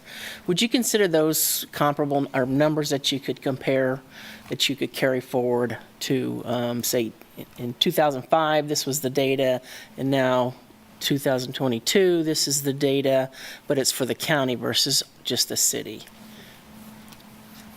I'm assuming that you're talking about our GHG inventory? Yeah. Did you want to address the counties, why it was, remember? Lower than the? Oh, yes. Oh, that's a great. About what the cities was back in. And it does have to do with process. ICLEI did change the process. I didn't know if the process had changed or if the way they counted it. Yeah, I'm sorry. I wanted her to take lead because it's the county who really had all those meetings with ICLEI, but we did find the same, or we had the same concern and questions as you have just highlighted when we saw the results of the Douglas County, the county-wide GHG inventory. They have ICLEI did mention to us, because both greenhouse gas inventories and all the updates the city had done previously have been through ICLEI. So they did talk about how some of the formatting and how they measure greenhouse gas emissions has changed. So, and I will mention this, so City of Lawrence is part of our Lead for Cities certification process that we're going through right now. So we're in the leadership program. We were accepted last year, and we're working through certification this year. One of the items we have to complete is the greenhouse gas inventory that's been within the last 5 years. So in order to not kind of crowd or the City of Lawrence take up the ICLEI space through our membership, because the priority was the Climate Action and Adaptation Plan. We allowed for the space for a county-wide greenhouse gas inventory that made complete sense to include in this plan. And this next step is now for the City of Lawrence to get an updated GHG inventory of the same year that they just completed with the same kind of format and measurement. For the, not only for our Lead for Cities, but just so we know within our community versus countywide where the numbers lie. Great, thank you. Yeah, I just hate to lose that. That was good data. That is good data, I think, from 2009, that report. So it's good to hear that we're still got that. Yeah, thank you. Any additional questions with them right now? Okay, I'm not seeing any. With that said, I will open up to public comment.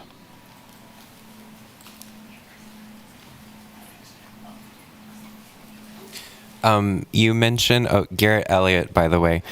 You mentioned earlier that you were working with Haskell. Garrett, can you please address us, please? Oh, I'm sorry. They mentioned earlier that they were addressing Haskell, so I'm just curious as to who specifically at Haskell they were working with. So if that could be found out. Thank you.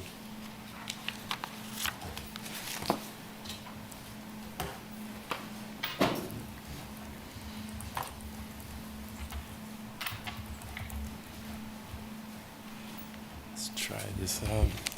Hello, Patrick Ross. Just took a few notes there. I noticed that in developing the plan, they listed as having 554 survey responses and conducted 115 interviews with 10 community coordinators. And those are interesting numbers because just this very Saturday, the Save the Wakarusa River Valley group was downtown in Lawrence, Kansas on Mass Street, and in a 2-hour period got over 500 signatures on a petition against the New Boston Crossing project. I think that underlies the amount of work put into this plan in reaching out to the public, and I don't want to put you down with that work. That's tremendous work, but I'd like to just add and show a 2-hour period in which a small band of individuals who are not getting paid went out and talked to the individual community members about a project that I think we should focus on as far as how we evaluate our city and county's response to climate-related issues. We talked about community partners. We're talking about universities. I would go ahead and say that Haskell University values that land. Back in the early days of Haskell, the wetlands were an area where people would go out, students from the school would go out and be able to communicate with members from their family or communities back home in those very wetlands. And those wetlands have been under threat and jeopardy from construction such as the South Lawrence Trafficway, such as the proposed project of the New Boston Crossing, potential land sales in the area. And I'd point out in the little bit of time I have left, Goal 12 in supporting community resilience. I'd say the community is already very resilient. We should support them. Just because an appeal to a board of zoning on the issue was not done within 10 days, I don't think that's an issue to disregard the public and all of the mounting evidence that they have supported against this project. And so I again call for the Board of Zoning Appeals to hear John Hass's Hassey's Board of Zoning Appeal and to consider projects as the New Boston project to not be allowed so as to protect the very climate that this project supposes to protect. Thank you.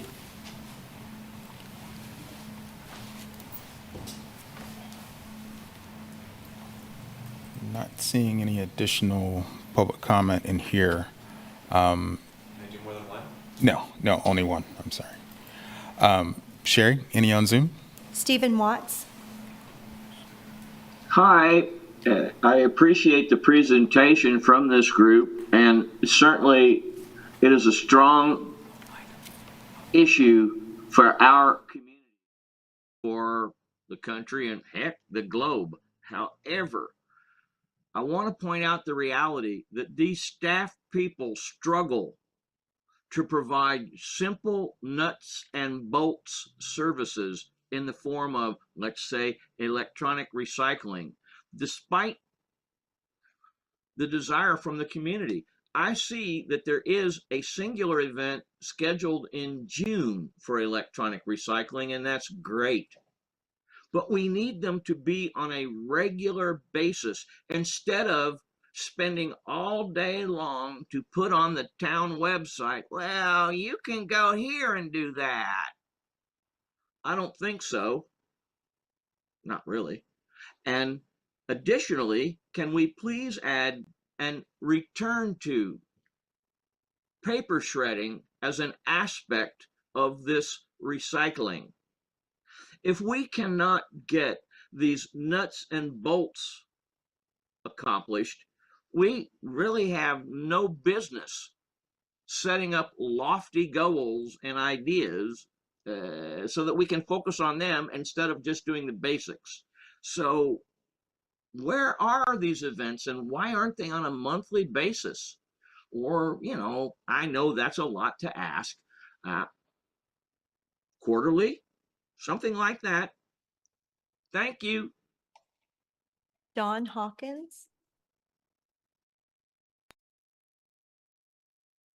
Thank you, Don Hawkins. I live in rural Douglas County, and speaking as a member of the Sustainability Advisory Board, I just wanted to make sure that it's known that the SAB was offered opportunities to review and have input and provide feedback, and the county implemented some of our suggestions, and the plan has an impressive amount of public input, and so the Sustainability Advisory Board is in full support of the plan, and I personally am in full support of the plan as well.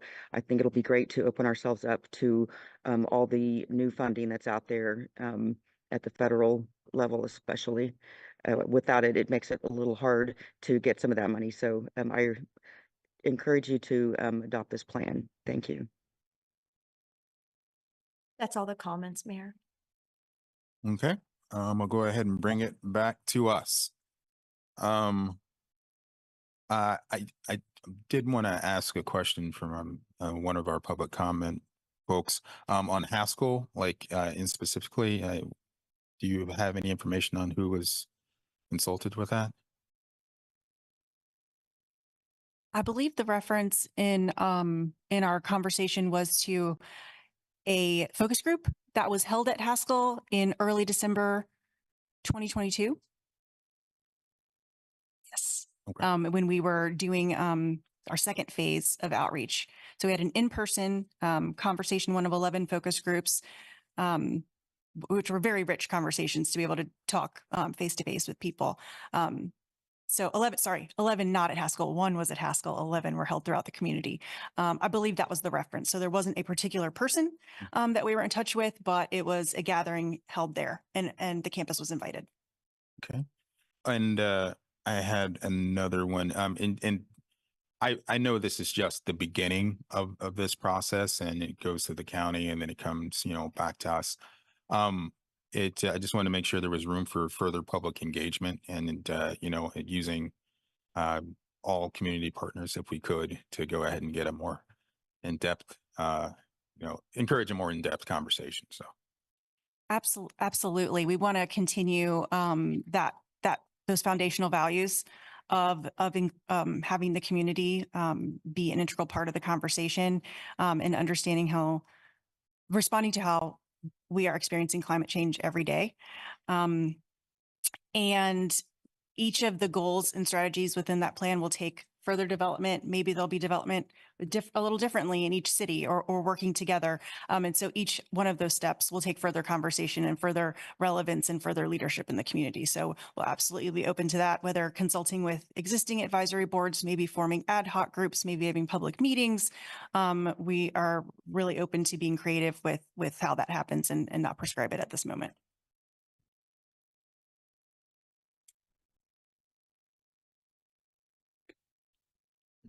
Just real quick, just a couple of things from the presentation. First, Cassie, team, thank you for this. This was some good reading for me and helped to kind of create more understanding and process around the different groups, the different plans, how it relates to our environmental sustainability work that we're doing in the city, how it relates to the county and other municipalities within it. So I did appreciate how the presentation was laid out, how it was referenced, the different metric points and everything. So very good plan that I could digest as someone who is, not necessarily nascent, but is growing in their understanding around environmental sustainability in that piece. So thank you for that. A couple of pieces that I just wanted to share. Glad to hear that we're still doing work around the EECBG. Just in looking, I know that we're continuing to do that as the plan, kind of matriculates and we create those tactics and strategies. Is being real key on opportunities. We have the plan, so we don't have to chase the money. Now we know where to find the dollars there. And just based on what I read and some of the opportunities for funding, there's a lot there. So just want to make sure we're capturing that and that we're building the capacity to be able to do that. So just want to make sure we do that. And especially from, I want to say, kind of that cross-department work.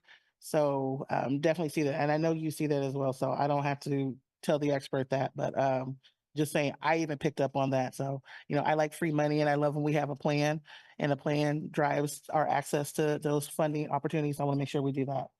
I know there was a little piece in there about solar, and as I continue to learn and process about solar and just I think there was I lost it because I went and looked for something in the plan, but it's just the like residential keep. I know there's something with Evergy where whatever is captured in someone's home, they don't retain that. I know I'm getting a little high level, but just something about that because I saw that piece in there. I'm just how do we retain that? And so the idea is that if I'm capturing solar and I use so much and I have extra, does that go into the ether, or is there a way for me to capture that or buy that back from Evergy?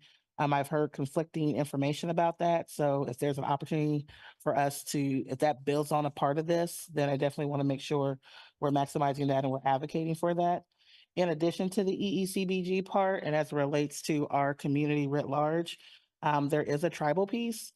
So I don't know as conversations continue and we're bringing more, or there's capacity to bring more folks to the table, to see if there's infrastructure or capacity, bandwidth, whatever cliche word we want to use at this point, at Haskell to bring that in to help subsidize that, or if there's a desire to. I don't want to force somebody into doing something. They have to have the capacity and the support and the willingness to do it. So if there's we can capitalize multiple funding streams in order to address these. I think there's a point there with that. And then the last piece, I just have university again. So speaking directly to Haskell, but speaking to all our universities. Just one of the things at the top of mind that I probably would not make me a popular person with the university community is there are several universities that don't allow freshmen to have cars. So as we talk about being, what are those things, and making sure that we're having those provocative conversations that puts the onus back on the university to say that, yes, this is a broad plan and you are part of it. And we have some strategies in here, but we need you to be as innovative as well to make sure that you're doing your part as a partner in this. That as a partner, you're doing your part to make sure that you're helping us meet those goals as well, and how that relates to their account. Make sure we're accountable to them on that, and what strategies they're doing. So, those are my pieces. Wonderful, thank you. Like to shout out to all the different referencing plans. Love to see the community health plan, the CHIP in there as well, and making sure we're using that intersectionality within sustainability and health. Social determinants is so nuanced to folks, but yet we've been talking about it for many, many years and we just haven't made those connections. And it feels like this made that connection. So thank you for that. Additional? All right. Thank you. Thank you all for presenting this to us. And it was really in depth and I really appreciate it. And I look forward to it coming back. So thank you all. Please thank all of your partners for all their hard work as well. Yeah. All right. I think it's about time to take a break. We'll take about a 10-minute break and come back at 7:32.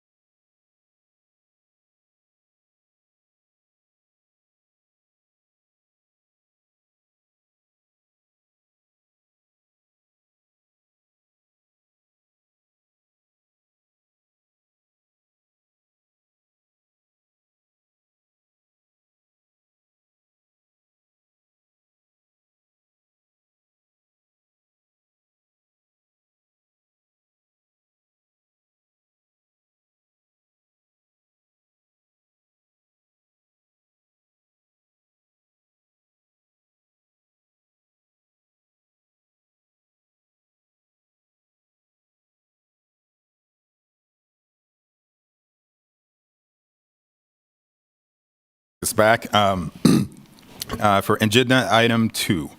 Receive update on the implementation of the recommendations from the Community Police Oversight Work Group and consider adopting ordinance number 10046 pertaining to the Community Police Review Board.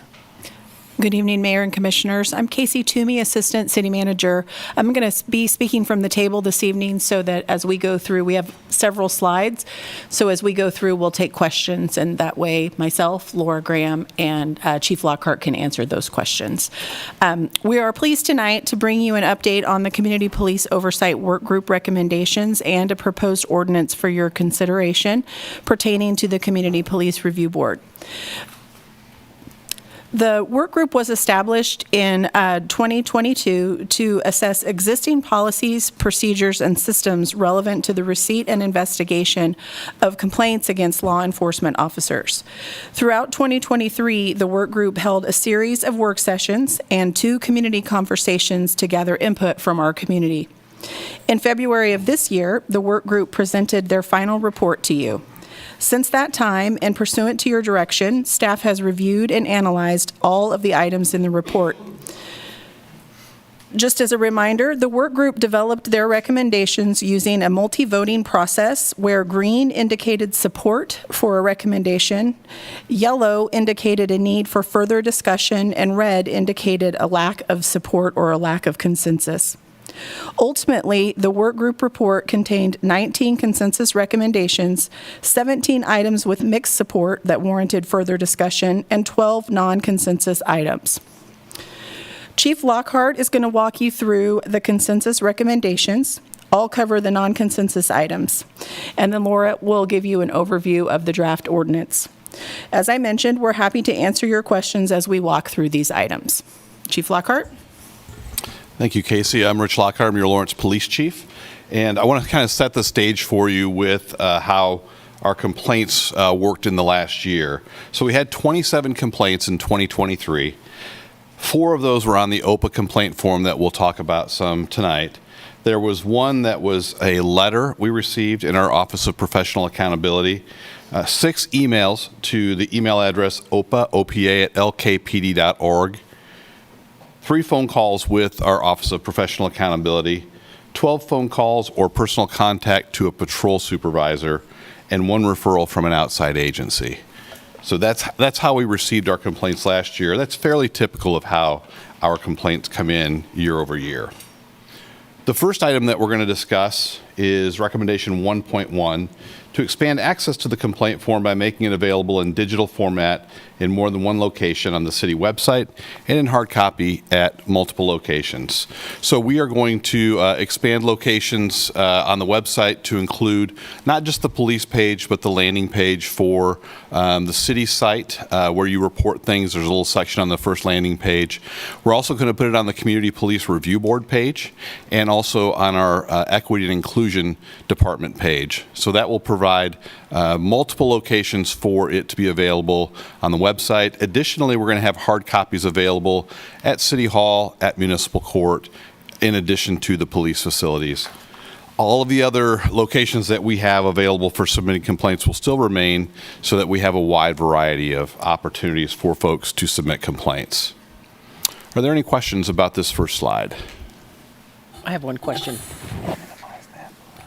Yes, ma'am. So the form, will you be able to submit it electronically too? Fill it out right there online, then submit it? You don't have to print it out? Yes, there are 2 ways. We have a fillable PDF that you can fill out and either drop off or email. There's also an electronic form that you can fill out and submit online. Okay, thank you. All right, we'll move on to 1.2. Educate the public that complainants are allowed to have at least 1 support person to assist in filing their complaint in keeping with the current policy. That's something that we already permit in policy, and what we are going to do is on the website, all the places where we have the complaint form, we're going to include the whole policy so that folks are aware of all of the things that they have available to them, the ways to submit complaints. And then the CPRB is going to include this in their public education efforts. Any questions about 1.2? Okay. 1.3, standardize the complaint form and appeal form so that all relevant information can be gathered on each complaint. This was revolving around demographic information that was collected. Our old form did not include demographic information. So the work group recommended this. We worked with our Equity and Inclusion Division, Dr. Faris Mohammed, to determine what demographic information should be included and how to include that. So the complaint form has been updated to include that information as well. And this is also, I don't know if we hit it here or not, but we are also going to translate the form into 3 languages, again at the recommendation of Dr. Mohammed, English, Spanish, and Chinese, which are our 3 largest used languages in Lawrence.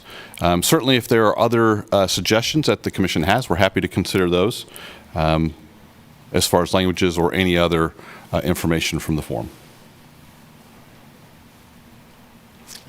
All right, 1.4, establish neutral parties who can assist individuals with the complaint process by following established guidelines for assisting the complainant. The city's Equity and Inclusion Department is going to assist persons with filling out the complaint form upon request. This is different than somebody who is there to assist somebody with the complaint process. That would be more of a friend or an ally of some kind that would assist them all the way through the process, through the interview process, filling out the form. This is something that the work group felt like was important, so that if somebody wasn't able to fill out the form, maybe didn't know how to do it, they can contact Dr. Mohammed or Kalina, and they will help them in completing the form. They're not going to be their advocate all the way through the process, but they will help them fill out the form. And then additionally, later, there's a recommendation for somebody taking them over the phone, and that is a responsibility that Faris and Kalina are going to take on as well. Question in regards to this. So as far as the flow, is that going to be something that's documented on the form, that if someone needs assistance, this, or in the interview, or like if someone submits a form and there's some inadequacies, is that form dismissed, or will someone follow up with that individual and do some type of active engagement to say, are you in need of assistance in completing this? Yeah, we'll follow up on any form we get, regardless of whether it's incomplete. As I mentioned earlier, we get them in all different forms.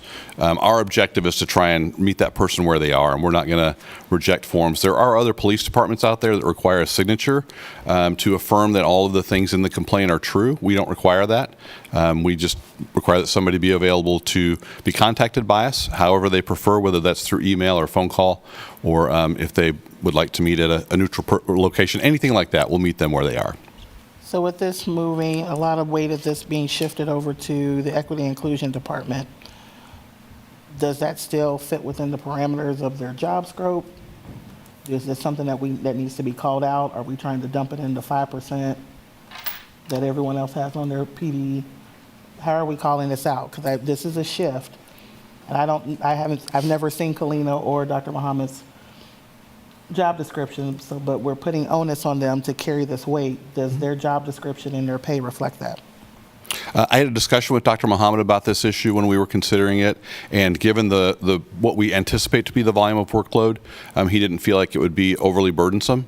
So if it becomes such, then we can obviously talk with Casey and Craig about it and make some adjustments later on. Wonderful. Thank you. Mm-hmm. All right. Anything else? All right, 1.5. Make public the names and contact information of people who can assist with the complaint process, and the names and contact information of individuals formally receiving the complaints. It's going to be on the complaint form and the website. This will, again, it'll be the Equity and Inclusion Division, so Dr. Mohammed and Kalina. 1.6, create an option for the... Quick. Oh, yes, ma'am. Make public names and contact information. Are we making public names, individuals' names, or the department? The state practice is that we don't do names, we do department and numbers. I want to make sure we follow state practice. Okay. Yeah, we can take a look at that. I think we had their names on there to begin with, but we can, if they have a department message, we can do that.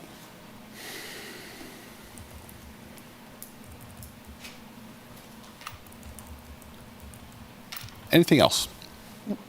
Okay, 1.6, create an option for complainant to be able to include demographic information on their complaint. I mentioned this earlier. It's not included in the complaint form. It is optional. So we're not forcing anyone to do it. We'll still take the complaint if somebody elects not to submit it that way. We did leave gender as a free form on the a free field on the form so that we didn't leave out any gender classifications. For race, we used what was suggested by Dr. Muhammad, and so we have the like I prefer not to say, or multiracial if folks want to submit that way. Any questions on that one? All right. 1.7, provide educational sessions on the complaint process for the public once the city has implemented recommendations. This was something that the work group felt should be handled by the CPRB in collaboration with the City Communications Department. I talked with Corey about this one, and she was willing to take this responsibility on. So they will coordinate with her staff to be able to have these public education events. Questions on that one? Simplify the complaint forms using plain language and make accessible the diagram of the complaint process. The complaint form has been updated, and a flow chart of the process will be on the website. That was something Commissioner Selger mentioned a minute ago. So I think that is next. So here is what the complaint process looks like. For a complaint, it's in blue. Level 1 or 2 complaint is the complaint classification that can be appealed to the CPRB. The complainant is notified within 3 business days. The work group recommended 24 hours. However, we felt like with work schedules, we didn't want to create an expectation that would be difficult to meet. So we will notify them within 3 business days in the same manner in which the complaint was received. So if somebody calls over the phone like we had quite frequently last year, that would serve as the notification that their complaint was received. If we receive it through email, we'll respond back through email to notify them. The complaint is then investigated, and after that, a disposition is communicated to the complainant. We will typically do this through email or postal mail. We may also do a phone call. So that we can track these, if we do a postal mail, we'll do something like certified or registered so that we can confirm delivery. The appeal process is on the other side. The complainant may file an appeal. We haven't gotten to the 28 days part yet, so you guys will have to weigh in on that when we get to that point. But what we are recommending is that within 28 days of disposition, if someone wishes to file an appeal, they have that window to do it. Right now it's 14 days. The work group wanted to recommend extended amount of time, beyond 14 days. There were concerns that if we took it too far out, it would be overly burdensome to close complaints. So we are recommending 28 days. 30 days is what the courts typically allow for filing an appeal. We picked 28 days because that will include working days for us. So if the complaint comes in on, the appeal comes in, it has to be in on a Monday, it will come back in on a Monday, or at least during the work week if there's 28 days. After that notice to appeal is received, the CPRB will review the complaint in executive session. They will provide a recommendation to the city manager about their disposition, and Laura Graham will get into that process a little bit more later. And then the city manager renders the final decision. So again, this will be available to all those who file complaints so they understand the process very clearly. Any questions? The complainant notified, you're saying you're going to use the mode used to submit will be the mode then communicated. Is that noted on the online or on the paper or in the interview process that, you know, is there somewhere on the, will it be on the website that says if you submitted this virtually, you're going to get an email back if it's via online, or is there something that says preferred communication? I don't know if that's in there now, but we'll certainly make that addition. Okay. Any other questions on that one or comments? All right. 1.9, ensure proper tracking of the complaints with regular updates to the Community Police Review Board. A complaint report will be provided to the CPRB on a regular basis. This requirement is also included in the revised ordinance. And then the next one goes along with that. Continue to provide a monthly listing of all complaints, including summary of the allegations, investigative findings, and relevant dates with names and personally identifiable information withheld. This is something I started doing in March after I came here, so we were doing that monthly with them. We are going to continue to do this, and the work group felt like that was good, and they wanted to put that into the ordinance. So it is included in the ordinance now, so it is a requirement of the police department. Any questions on those two? that the report will be provided on a regular basis. What does regular basis mean? The regular basis is if the group decides that they're going to meet quarterly, then we would provide that quarterly. If they're meeting monthly, it would be monthly. We don't know what the frequency of their meetings will be. We had been meeting monthly when I got here. The ordinance required quarterly meetings, and with the new format of the advisory boards, we don't know what that will be. So we wanted to make it generic to coincide with that. I mean, could you make it so that it says something more to the effect of it will be provided at each scheduled meeting? I'm sorry, could you repeat that? I mean, could it say something more specific, like the reports will be provided at each board meeting versus just regular updates? Yeah, I think, Laura, is that? A little more specific. Yeah, we can do that.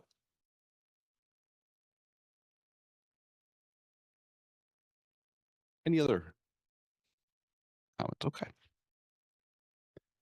2.1, the CPRB's overall purpose should be to serve in a review capacity of appeals.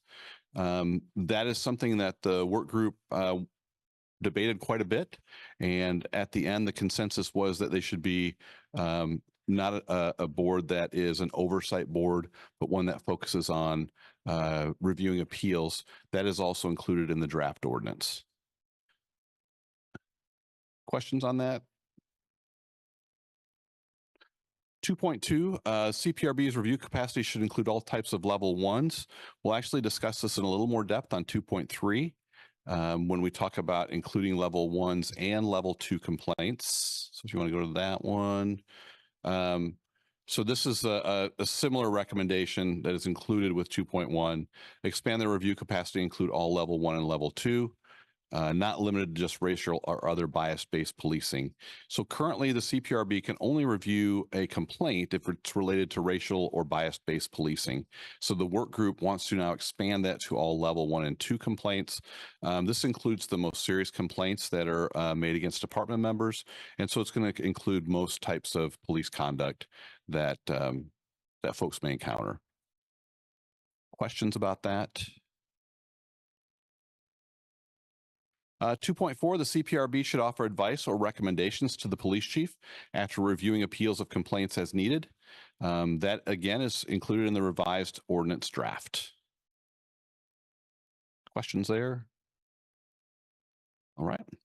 2.5, the CPRB should review data or summary reports to identify concerning trends, patterns, and make recommendations to the police chief as needed.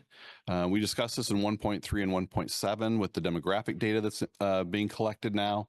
That will be included in the complaint report. So they will be able to see if there are trends that are coming through when they review those monthly complaint reports. It's also included in the revised draft ordinance, or revised ordinance draft. So the recommendations, is that something the chief would have to respond to as to whether or not they accept the recommendation or they're not going to follow the recommendation? Whether or not the chief.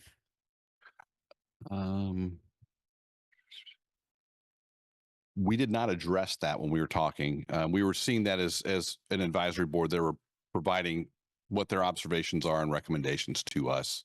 So there's nothing there that the chief just doesn't have to say anything. He or she gets the recommendations and they don't have to respond to the recommendations.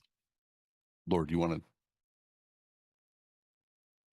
Good evening, Commissioners. Laura Graham, Assistant City Attorney. I don't know that there wouldn't be a problem with adding language of that nature. But we were anticipating recommendations would be confidentially provided. And then, those are probably going to be on rare circumstances if we're talking outside the scope of the official recommendation that they're making on an appeal that is then forwarded to the city manager. So these would be just perhaps one-on-one with the chief. Hey, it seems like maybe the officers could use some more training in this regard. If the commission would want that to be something that could be reported on further, then I see no problem with adding it. We just need to figure out the right language to figure out that balance. I just think it would be beneficial if the chief says, okay, I've got these recommendations and I agree with them and these are the changes I'm making, or I don't agree with them and here's why. Mm-hmm. Versus he or she could just say, okay, thanks, I'm out of here.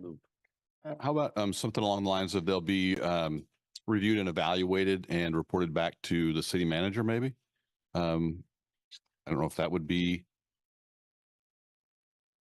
I mean, I'm open. Yeah. Just throwing that out there for There just discussion. needs to be some sort of response of yea or nay, or a discussion. Well, how about if we work on that for you? That'd be great. Thank you. Commissioners, just one quick follow-up on that. You know, we were just following the recommendations of the work group. So that was not something that they were recommending or that occurred to us in our discussions, but Well, that, yeah. kind of tipping into policy now. Any other questions or discussion on that one? All right. 2.6, the CPRB's advisory role should include community engagement about the role of the CPRB. Again, they were very focused on, the work group was very focused on ensuring that the CPRB was engaging the public with education around the process, especially including the ability to have support folks and the appeal if they didn't agree with the decision. So that is included in the revised ordinance draft. Questions on that one? All right. 2.7, the CPRB should be able to review race-based trends, data, and review local data. We discussed this in 1.3 and 2.5. The police department will provide CPRB demographic data collected from the complaint forms, and that is also included in the revised ordinance draft. Can I ask a question on that one? The purpose of the collecting of the data and reviewing it, is that in conjunction with a potential level 1 or 2 review, or just in general reviewing your procedures or trends associated with reports? Yeah, I think the idea here is that if they were to review the complaint form and see, for example, that there was a lot of green people making complaints, that there may be an issue with green people within the police department, the community, and that might be something they would want to bring to my attention. So we wanted to have an avenue for them to be able to do that. The work group wanted them to have an avenue to be able to do that, and that's sort of the basis behind this one. That's only during an evaluation of a complaint then, or is it just generally if they meet, would they review this data and use it as a guidance tool to actually make recommendations as well? Yeah, I would anticipate, again, we haven't done it yet. I would anticipate it at a meeting, if they're seeing that complaint report and seeing a trend, that they would bring that up in the meeting and we could discuss it at that time and then report back to them once we have more information. And they won't have names necessarily in that report, but the police department will know. So if they see something that we're not seeing, because we're doing the same thing as well. If we see trends, we're going to take action. But if they see something we don't see, then we would be able to address that. Thank you. Other questions on 2.7? 2.8, to the extent possible, the CPRB should notify the complainant of its recommendation when submitting a recommendation to the city manager, and the city manager should notify LPD, the CPRB, and complainant of the decision when the final decision is rendered. That's being implemented in the revised ordinance draft. This is when an appeal has been heard by the CPRB and then is going to the city manager for disposition. So they wanted to ensure that the complainant was kept informed as this process progresses. Questions on that one? All right. The CPRB should not be combined with Human Relations Commission. When the report was presented to you all in February, we believe that it was your decision that they should remain 2 separate bodies, and that was confirmed last week when the project on combining boards and commissions was done. So that one is already done. I don't know if there's any other comments or questions on that.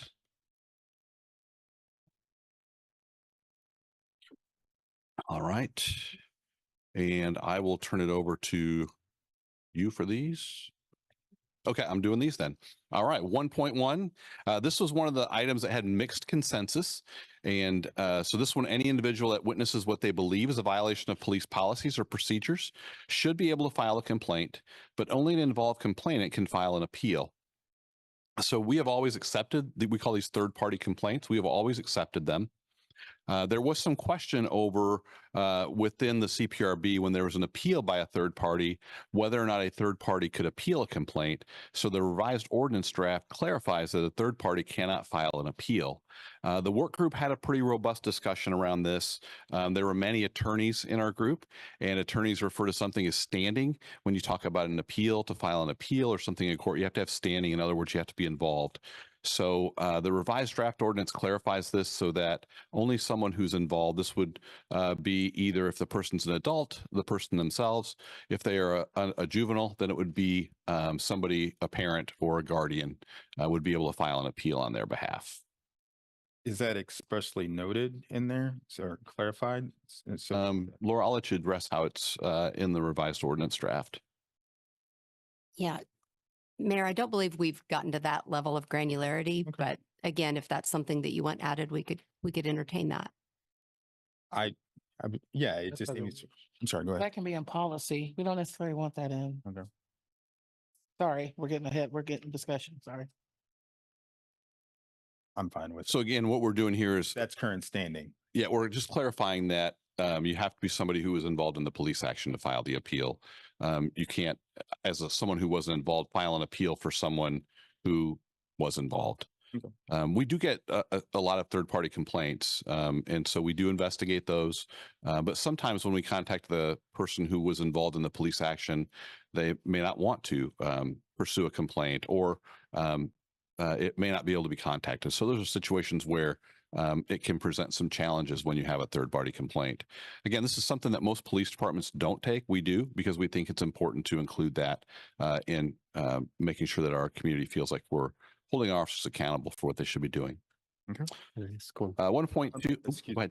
Yes, sir. So I want to tag along. So you're saying that standing only exists. So the standing exists for a initial complaint, but then there's no standing to somehow appeal that complaint. So you can, as a third party, you can file a complaint against somebody or some action. If that complaint is not found to be true by the board or whatever, whomever at this point, you cannot then file an appeal to that decision. Only the person who's involved in the police action can.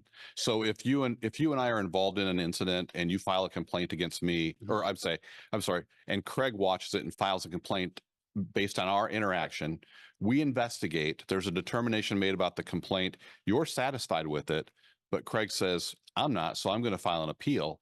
What the new ordinance will do is clarify that only you can file the appeal. Craig, as an uninvolved third person, can't file the appeal on your behalf. Okay, so I guess I'm trying to understand how there's standing initially, but not subsequent to the finding.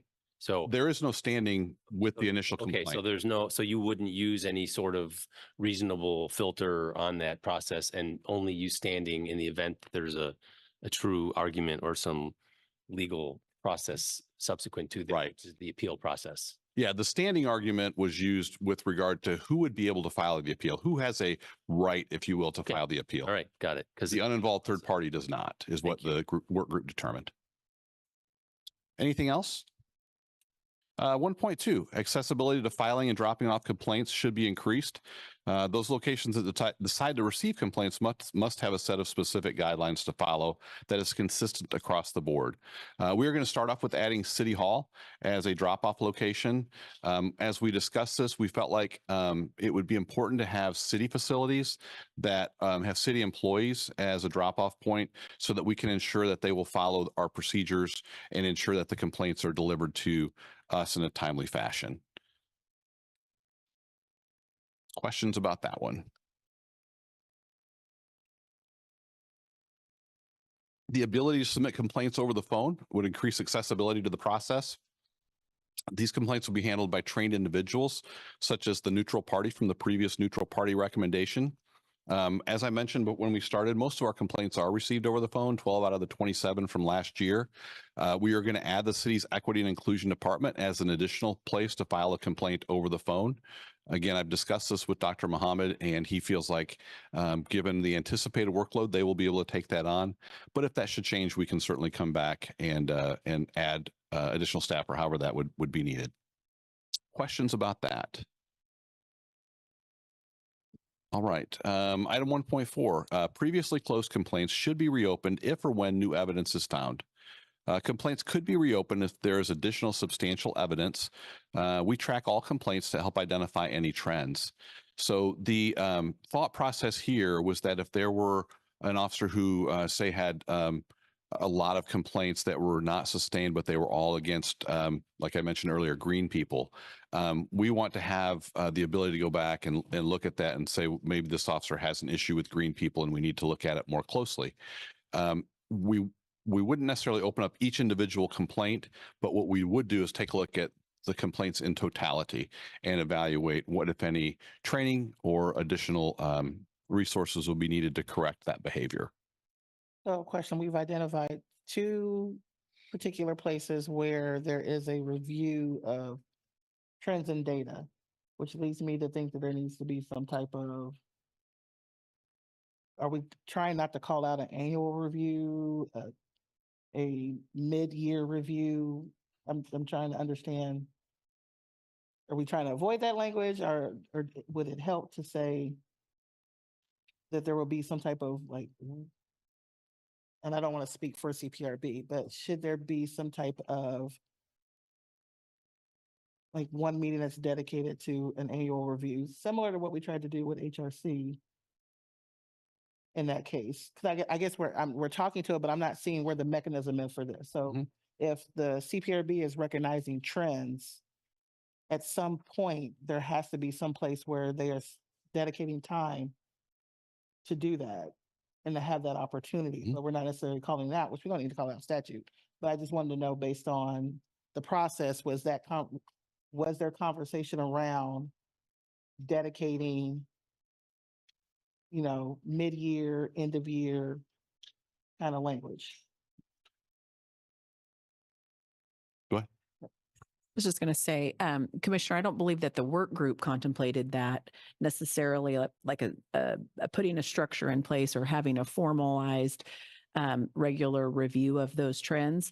I think it was more of a conversation of putting in the ordinance that they would have the ability to have the data, so that if those trends were identified, they could be called out. I don't think that we necessarily contemplated it and said, no, we don't want to have that in there. It was just, that was not something that the work group had addressed. So we tried to put in there in the duties of the board that they could receive that data and discuss those trends. But so there's language to access it, but as far as further discussions on the mechanism for it, that didn't come up in the work group. Not to my recollection. Yeah, I think the intent here, we didn't collect any demographic data before, and I'm reading the comments that I have, and that was part of it. So if the officer has a series of rudeness complaints, but they're all not sustained or unsubstantiated, but all those rudeness complaints were against green people, then that might tell us about something, the way that officer interacts with green people. So the demographic data will be reported at each meeting, and so that does give an opportunity for those trends to be spotted when that information is received. Yeah. Does that satisfy your concern, or is it something? It helps me understand what the group was talking about. Okay. Thinking audaciously for the CPRB. Sure. Thank you. Any other comments on 1.4? All right. I'm sorry. The public comment is held till afterwards. We're still in question period for the city commission. 1.5, the standards of review that the CPRB uses to evaluate complaints need to be reestablished, but done so in a simple, easy to understand manner. Again, we believe substantial competent evidence is the appropriate standard. That's a legal term. So if you have questions about that, I'll refer you to Laura. They didn't feel like the CPRB should reweigh evidence. That's further explained in the revised ordinance draft. Questions about that one? All right. 1.6, along the vein of making sure complainants feel heard, written receipt of a complaint should be issued within 24 hours to both the CPRB and the complainant. Mentioned this earlier. We settle on 3 business days so that we can account for work schedules, days off, and those kinds of things. And then notification of the CPRB will be through the every meeting complaint report. Questions or concerns about the 3 business days?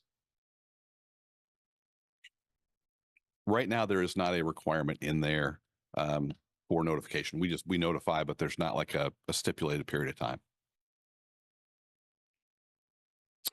1.7, the results of the investigation are to be provided in writing to both the complainant and the CPRB. We always give results to the complainants, and then the results will be reported to the CPRB through that every meeting complaint report.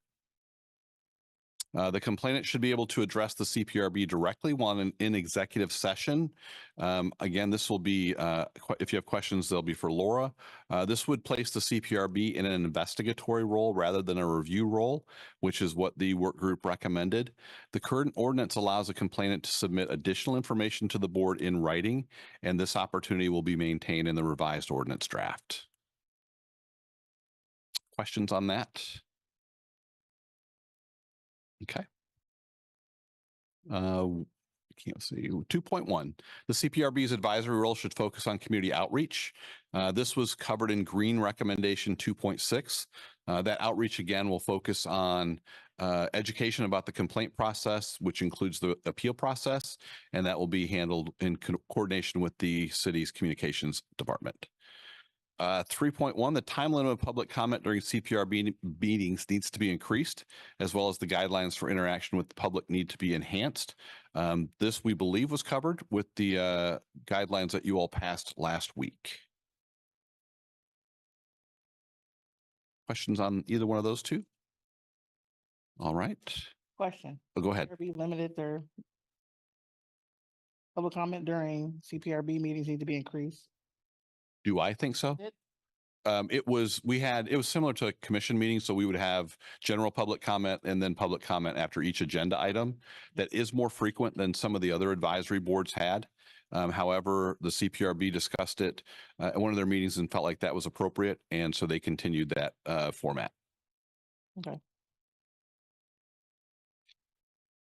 The 2.1, the CPRB, oh, we just did that one. Sorry. Yep. Let's see, 3.2, the CPRB needs to have established training modules or courses. Included in this would be reviewing current trainings.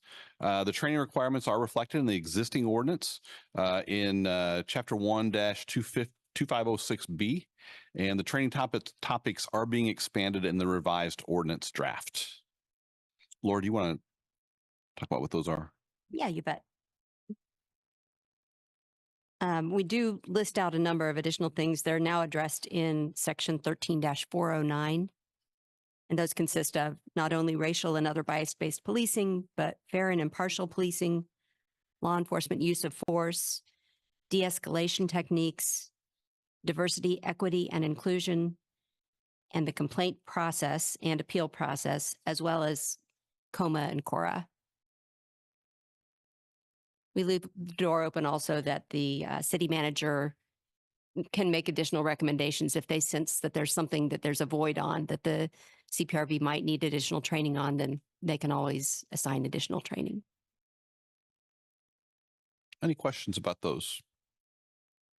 Yeah, I noticed in 13-409, we have same here, the 90-day training. Depending on when, I know we talked about it last week, to upping that to 45 days, especially for CPRB. I would say 30 days. If we're saying that this training needs to happen, I don't know the rationale for why we would allow someone on the CPRB to review anything if they haven't been through these trainings. So I know we say within 90 days, but I have concerns with having someone review something and they've not been through all of this. Okay. We'll certainly take a look at that for you. So just something to think about. Any other comments on the training requirements? All right, 3.3, there should be guidelines for communication between the CPRB and the public. This is something that will be addressed in the city ordinance establishing the new standardized rules applicable to all advisory boards and commissions. All right, next slide. The qualifications on the CPRB should reconsider allowing individuals who have misdemeanors and/or felonies and certain occupations and skills or certification to serve on the board. We looked at the current ordinance and we believe it strikes a fair balance on qualifications for serving on CPRB and would recommend that it be maintained. And Laura can kind of fill you in on what those current requirements are. Yeah, they actually are very consistent. I mean, we did not make any changes in that regard. So the existing ordinance continues. There are a number of things that are standard qualifications specific to this issue, I guess. They are not to have any pending criminal charges in any local, state, or federal jurisdiction or court. They cannot have been convicted of or currently be on probation, parole, or participating in a diversion or deferred judgment for any conviction on one of the following offenses. Then there's a list: battery, interfering with law enforcement, crimes of dishonesty and false statements, and then a number of crimes which you'll typically see that are usually precluded when someone will have access to criminal investigation records and that type of thing that the CPRB would typically be looking at potentially. They also cannot have been convicted within the previous 5 years or be on probation, parole, or participating in a diversion or deferred judgment agreement for any possession of controlled substances. So that one is cut off at 5 years. So if someone has an older drug crime, that would not preclude them. And then they cannot be registered as a sex offender with any jurisdiction, cannot have been convicted of a felony or any domestic violence offense. And I think that that's all in terms of the crimes that we have long had in the ordinance that would preclude someone from serving. Question about those qualifications. All right. 3.5, members of the CPRB should be able to receive confidential information. This requires the CPRB to receive training that would provide them with the credentials for being able to view confidential data. The current ordinance calls for the CPRB to be provided with as much information as possible to include confidential information, and we are recommending that this be maintained. Any questions on that one?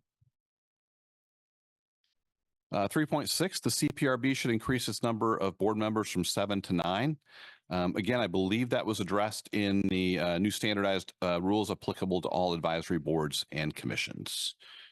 Just as a little bit of background, we have struggled to get 7 people on the board. We haven't been full since I've been here, and that's been almost 2.5 years. And I don't know that they were full even before I got here, but I can't speak to that. So it would be a challenge if we had more board members to be able to reach a quorum. 3.7, the CPRB should have a new code of ethics. Again, that's addressed in the city ordinance establishing new standardized rules applicable to all advisory boards and commissions. They also felt like one person on the board should be trained in data and analysis. The work group, though, determined specific educational or professional skills should not be required to serve on the board, and we concur with that recommendation. Any questions on those two? What was the rationale for wanting to have a point person? Rationale for what? For having a point person being a data analyst? For having a point person be a data analyst? If they wanted one person on the board to be trained in data analytics. What was the rationale for that? I think there was this idea that there would be a lot of data to analyze regarding maybe demographic information or something like that, and that having someone who was skilled in that area would be beneficial.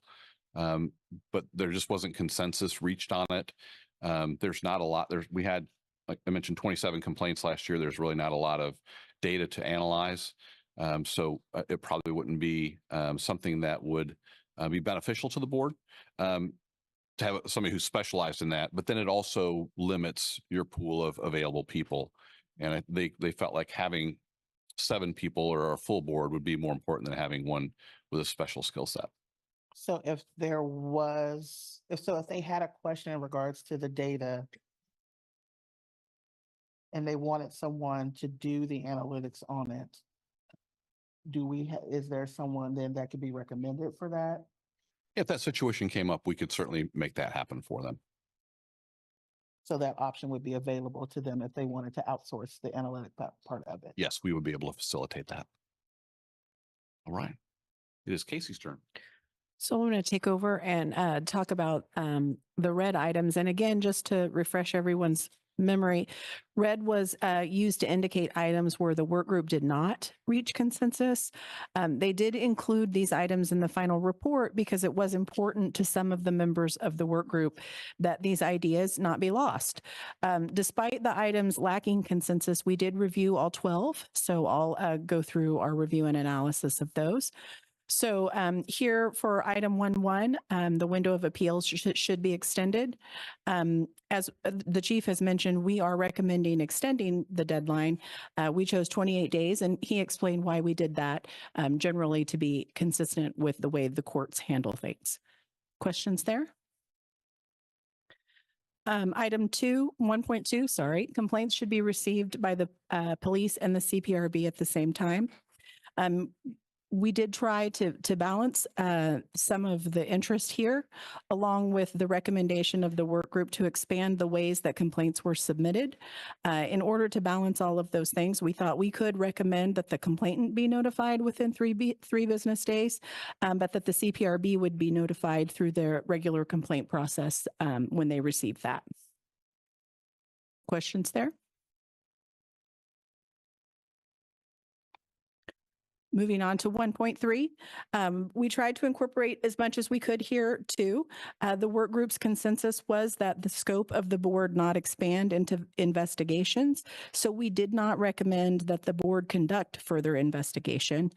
We are recommending, however, that demographic information be collected when possible and reported on the regular complaint report, even for those withdrawn complaints. Questions about that one? It looked like a question face. No, that was me doing analytics in regards to aggregate, disaggregate, so. Okay, so for 1.4, similar for this item, there was not consensus of that the scope of the board be expanded to investigatory role. So we are not recommending allowing the board to ask questions of witnesses in the proposed ordinance.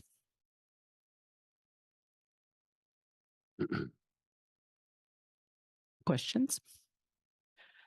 For red item 1.5, that the final investigative report and all communications from the complainant to the police be turned over to the CPRB before they consider the appeal. The work group's final report explained that this item actually became less agreed upon as it was discussed at the work group, and they ultimately suggested the city attorney should review. After reviewing this item, we are recommending retaining language from the current ordinance that provides that appeal materials would go to the board while they are in executive session. We are also recommending that the board be provided as complete a copy of its investigative file as possible, but the draft ordinance does allow for some redactions. We also recommend retaining existing language addressing the expectation of board members regarding confidentiality and breach of privacy. Questions there? Item 2.1, the CPRB's review capacity should include level 1, level 2, and level 3 infractions. This is an example where there were multiple items put on the list of possible recommendations. Some were options. And so you heard from the chief earlier, green recommendations where there was consensus that the review capacity should be expanded to level 1 and level 2. That was the consensus of the work group. This red item would have also included level 3, but because that was not the consensus of the work group, that is not what is reflected in our proposed ordinance. Just for a little background, level 3 infractions are very similar to other complaints that might be submitted on any other employee and are not unique to law enforcement.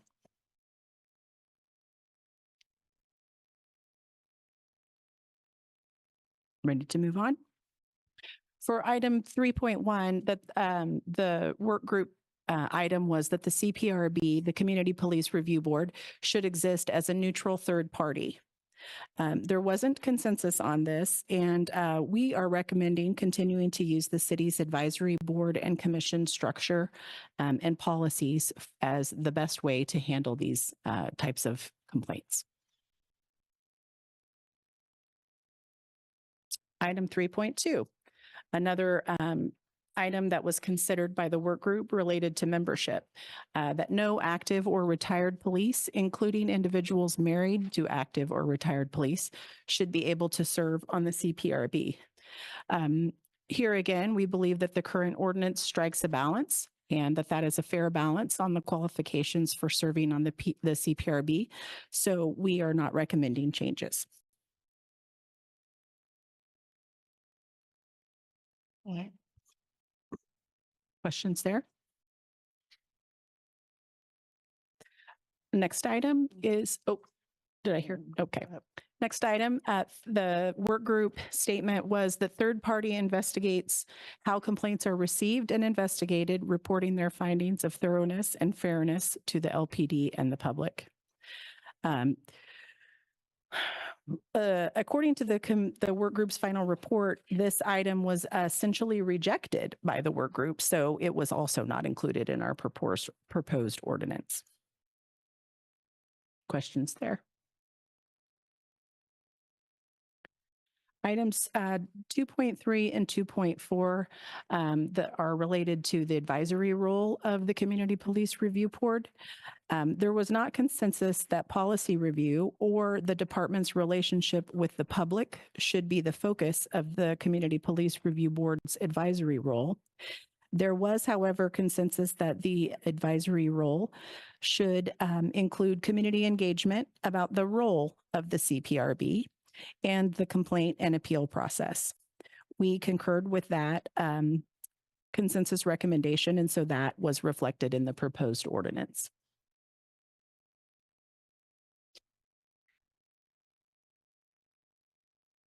And then lastly, item 3.3 was, again, the option of merging the CPRB with the Human Relations Commission. You saw a green consensus recommendation to keep those two boards separate. So as the chief mentioned, when you all received that report back in February, we heard your direction to keep those boards separate. So that was not included in our draft recommendation. Questions there? So those were those non-consensus items. I'll turn it over to Laura now, and she can give you more of an overview of the proposed ordinance. Thank you, Casey. Mayor and Commissioners, your packet does include an overview of Ordinance 10046.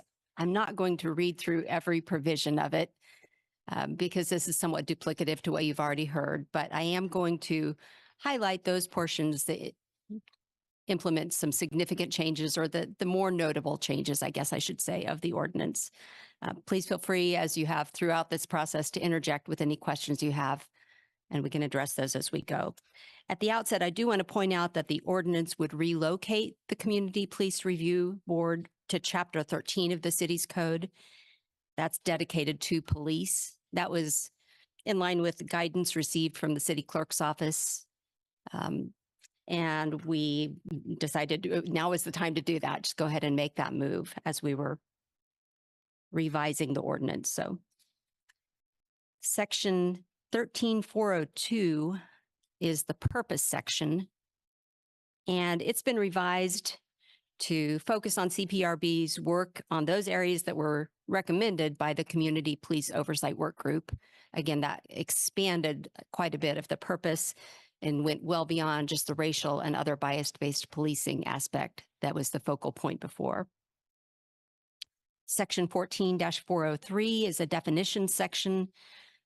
Given that expansion that I just described, we needed to add in some new definitions to explain, for instance, what a law enforcement action is, a level 1 complaint, a level 2 complaint. So we've plugged in some additional definitions to try and better clarify how this all will flow. Section 13-404, the duties section, again, has been expanded quite a bit. Just as the purpose has grown, so has the duties section. So it emphasizes that CPRB will review appeals of level 1 and level 2 complaints as those new terms are defined. It also talks about the community engagement aspect of CPRB in explaining the complaint and appeal processes. It includes the additional tasks that are recommended by the work group.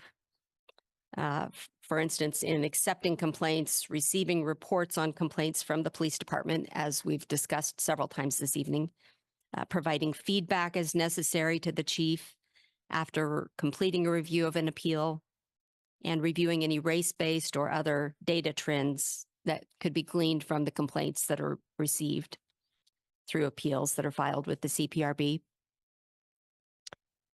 And then we've specifically set out 2 new sections, one laying out the complaint process and one laying out the appeal process. Previously, a lot of those provisions were just kind of woven into the ordinance, and it was a little bit hard to follow, I think, quite honestly. So we've tried to make it a little easier to identify how those complaints and appeals are to occur. The chief touched on quite a bit of that earlier, talking about the many ways that someone can register a complaint alleging police misconduct.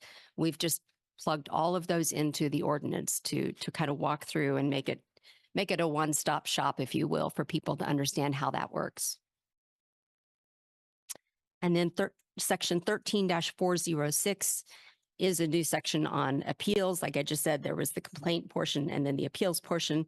I will emphasize, like the chief did earlier, that to file an appeal, a complainant must be the subject of the law enforcement action that was taken, and the incident must constitute a level 1 or level 2 complaint.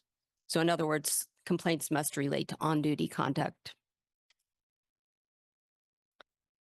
Complaints, that is, through this process. I mean, there are certainly other complaints that can be waged, but that would be subject to the appeal process through CPRB. So Laura, real quick, sorry. You bet. I had to go back and track something. I have a little bit of a hard time hearing you, so if you can speak up more, that would help. Sorry about that. Sure. Backtracking here a bit to the piece on trends and patterns. I know that in the presentation, it said that it was a more global, so it was more broad, but in the ordinance, it says, it calls out specifically race-based. So is that the primary focus of CPRB, is to look at race-based patterns and that everything else is ancillary, or because the presentation said one thing and the ordinance says another? If there's a disparity, then that's inadvertent, I would assure you. Okay. So to answer your question, the scope is supposed to be broader. We are not focusing CPRB's role on only racial or other bias-based policing. And that's very much in line with what the Community Police Oversight Work Group requested. So we have in the duties section, which is section 13-404. Yeah, I was looking at E. Yes. Any race-based trends, and we certainly can broaden that language if that would be helpful. I mean, if the idea of the group was to have to look for broader trends, then it needs to be prescriptive to say that. I don't want that to be the deal, and then they're narrowing in on simply just race-based, and we're missing other trends. Mm-hmm. I think that's a good point, Commissioner Sellers. We just simply, in compiling all this, did not identify that. Note that was perhaps too specific there. So Yeah, you're okay, Laura. I'm not this mic on this side is quite annoying, so I'm having to come over here to talk to you. So sorry about that. Sure. Anything else before I proceed forward? No, go ahead. Okay. Section 13-409 then is that new training section, which I already went through the additions to the training requirements.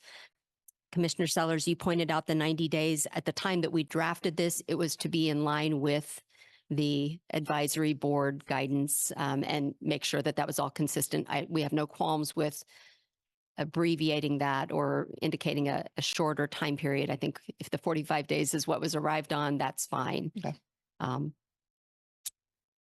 Again, the idea was just to be consistent. So, Oh, sorry, one more thing. Back up to 13408 A3. Just for point of information, it says not to be qualifications, not to be employed by the city or be the immediate family member of a city employee who is a member of the department. So law enforcement, public safety staff is considered city employees, correct?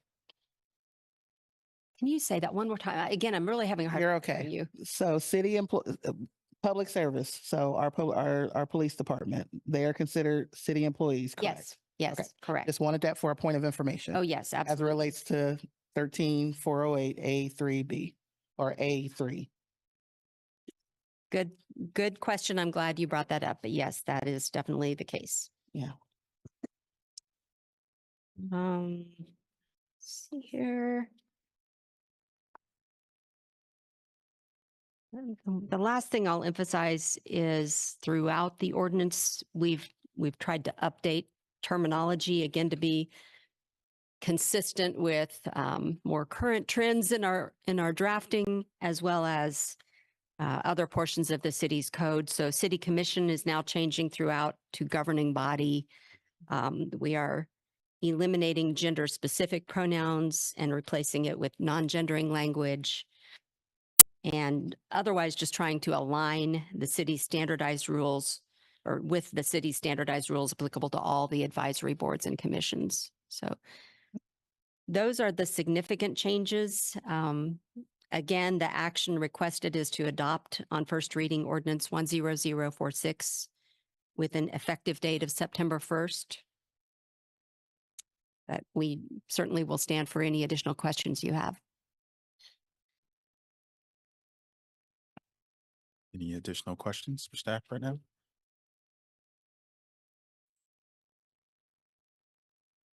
Commissioner Sellers, it looked like might be concentrating. Any additional questions? Not quite. It's still formulating, but I'm good for now. Thank you. Okay. All right. With that, I'll open it up to public comment.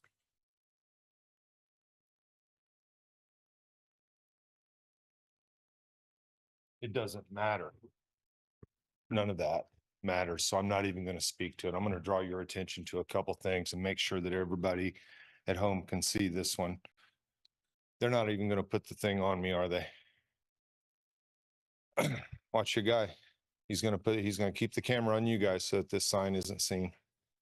There you go. Get it up there where everybody can see it. Let's spend a few seconds making sure everybody can see that. Nothing they said mattered.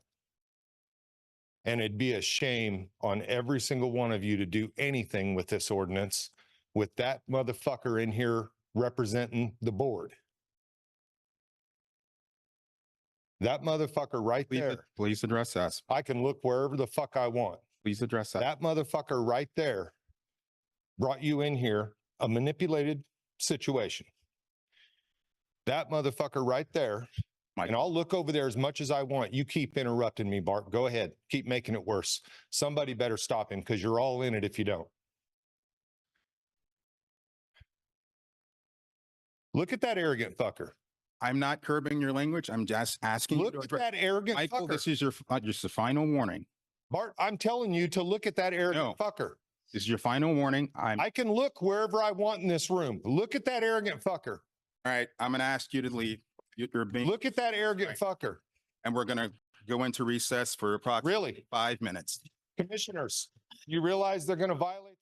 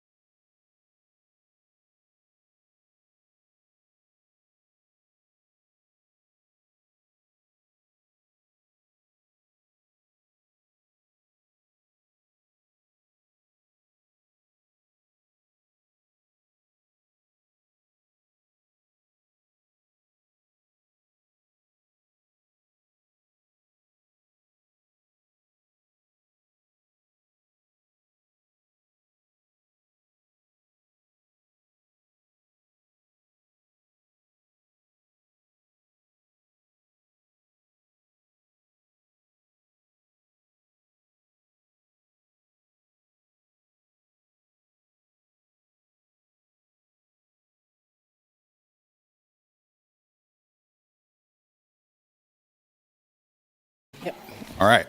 Continue.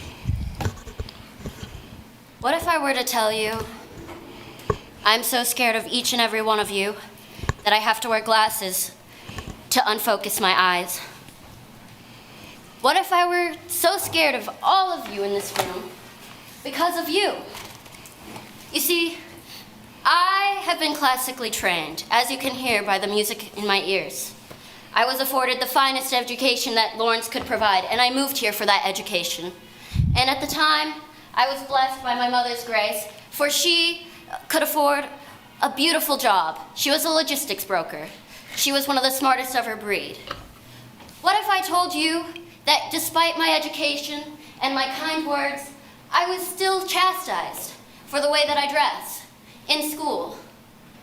What if I were to tell you it is the fault of my administrator? For I dressed like this. This is how I am. I wear mesh because I get cold at night. I have been starved so skinny by a group home that I cannot even attend school, let alone focus. Ma'am, is this addressing the agenda item for the CPRB? I need to speak. Is this general public comment? This is general public, I promise you. Wait. Should be Please addressing wait. CPRB. I am not speaking for myself. I am speaking for the children of the group home because we have no food there that is healthy and there are no regulations for it. There is no regulation guarding my education, and my administrator was a sexist pig. I have reported all of this to DCF and the health department, and I never got a response. I'm going to have to ask you to address the CPRB. Please listen to me. Can it wait till general public comment? Then you can talk about it ad nauseum. You can talk about it ad nauseum then. Please. Please. Can you hold off till general public comment? Because I would rather not ask you to leave right now. Okay. Thank you very much. Would you afford me 6 minutes then? The 3 minutes, but general public comment, then you can continue as much as you need. So, thank you. And any further public comment on this agenda item will be referencing the police work group or CPRB. Hi, this is Chris Flowers. I wanted to agree with what Commissioner Sellers was mentioning about the training. Like 90 days seems kind of a long time to have people reviewing without training. So I wanted to throw that out there. Also, when it comes to the complaint and if they were the person involved, like if they can file an appeal. I was just wondering, what if the complaint doesn't have a victim? Like, let's say the cop shoots a feral cat, then someone makes a complaint about that. Can they file an appeal on something like that? Oh yeah, I think when it comes to the 28 days, does that include weekends and holidays, or are they excluded? I think I'd like at least 30 days. Also, when it comes to felons, I think if a felon's done his or her time, they should be allowed to be on the board. I mean, if there's something questionable about them, just don't appoint them to the board, you know. I think if they have done their time, though, they should be allowed to be on the board.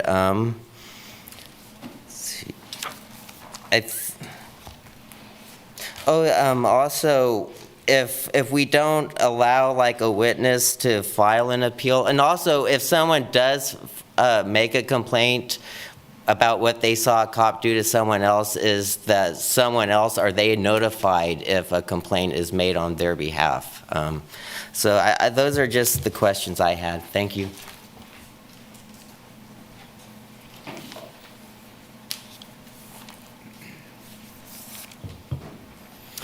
Hi, Garrett Elliott. So earlier you were referring to these different levels of people, and you referred to green people. I just wanted to make sure that terminology-wise we're not referring to yellow people as yellow people and red people as red people.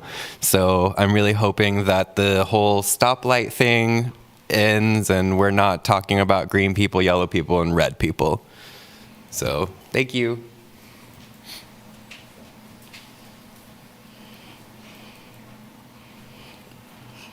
Okay, I'm not seeing any additional public comment in here.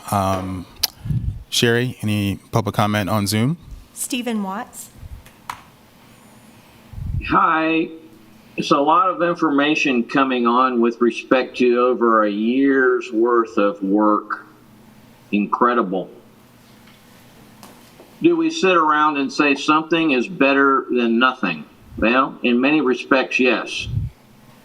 This issue with respect to standing, this piece of trash language coming from wannabe lawyers, even though they've got credentials to be that, is incredible. Here's the deal, you guys.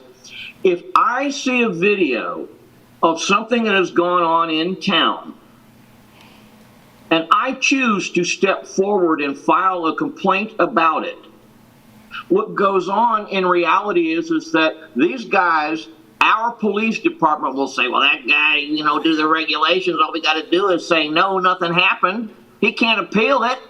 And so there we go. Why is our ordinance being written to please the police people? This very same group of individuals who participate with trainings from police trainers who say things, and I've sent you the videos. Please excuse the coarse language because I know you're ever so genteel, but this is what a police trainer has said about his life. I want to die at like 91, surrounded by cocaine and hookers, unquote. All right. Come on, man.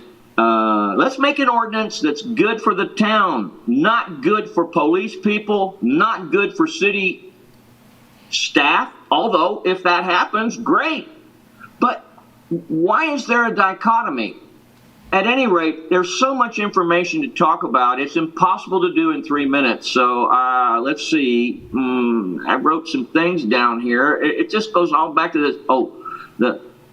What is standard qualifications? Something that the lawyer lady said. What standard? Where's it written down so I can read it and understand? This is a national standard. Whose standard? All of the red items were in dispute across the board.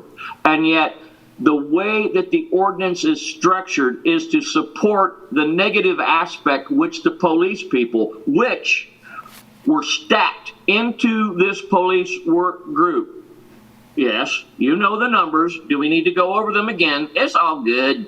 The bottom line is that, we're making some progress. And thank you, Stephen. That's 3 minutes up. Sorry, Brad. That's all the public comment, Mayor. Okay. I'll go ahead and bring it back to us for further discussion. First off, to I believe Garrett's question, just for clarification, Chief, on green people, what was the... It's just a euphemism to pick something that is not going to be anything that we have, so that we can discuss it without anybody feeling like we were targeting them or anything like that. There was no intention of any other colors being used, which is why I used green every time.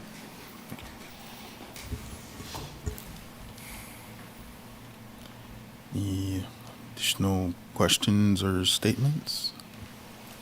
I don't think so. I believe.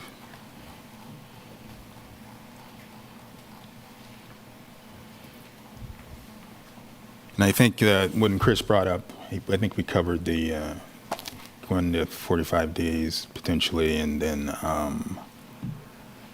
believe it was the appeal process, or in terms of third parties, there is no appeal. Yes, that's right, because of the standing. I just think for point of information, the 28 days does consist of 4 weeks of 7 days per week. The question I did want to ask is as it relates to just holidays. If that 28 days falls within a holiday, we don't count the holiday as a day? It's 28 business days. Thank you. So that will always end up on a business day with 28 business days. 28 business days. Which is why we did that instead, actually, and I've got to give Randy credit. Randy's the 28-day guy, because we were thinking 30, but 30 could end up on a holiday or something like that. And the reason was, a lot of times if you do 30 days, it'll end up on a Saturday or a Sunday. It becomes difficult for just operational management. So 28 days typically will fall during the week. Say they bring the complaint on a Monday, it'll be 4 Mondays from that. Sometimes as a holiday, if that day, the 28th day falls on a holiday, they get 1 additional day under statutes. Thank you.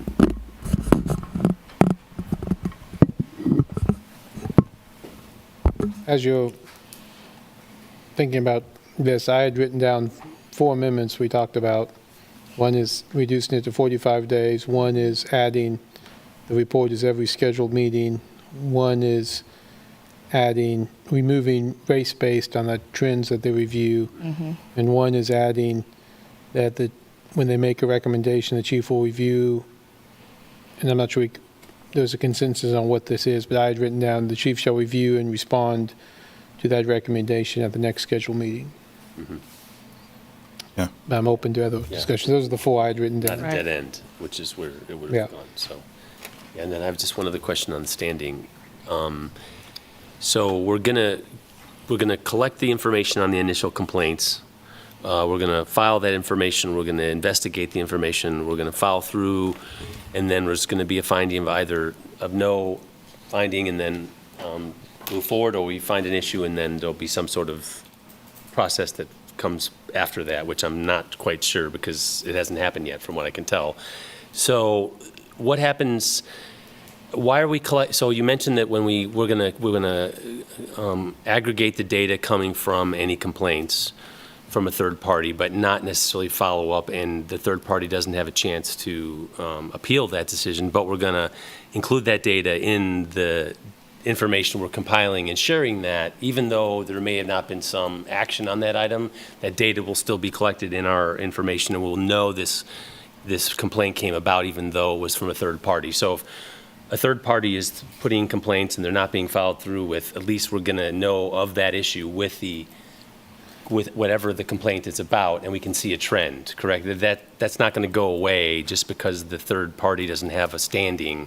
That information is going to be relative, or it's going to be available to the persons in the future, correct? I want to make sure that's the case, because the standing thing is confusing me as well, because it feels like that person no longer is involved, and if there's no person involved in the issue, then how do we know whatever happened with that issue if something happened without a person or a potential quote-unquote victim? Because I'm using that term very loosely because of this, victimless complaint. I just feel like there's not anywhere where that information is going to go unless there's some other way to bring it about, either through the data that comes out through the compilation or through changing this so a third party could appeal. That's kind of where I'm at right now. So I think if I'm hearing you correctly, I'm hearing 2 different issues. One relates to third party complaints, and I think that we've had some feedback that maybe has confused the issue. So I'll give you a couple of examples. We had a third-party complaint where a motorist drove by, saw a white officer stopping a black motorist, and they believed that was racial profiling. So they made a complaint to the department. We would investigate that complaint, try and contact the motorist, get a statement from the motorist, determine if they felt like there was improper police action, and once that investigation is done, we would notify that motorist of the outcome of the complaint. We've had other ones where a third party filed a complaint against somebody who was cited for not using a crosswalk properly.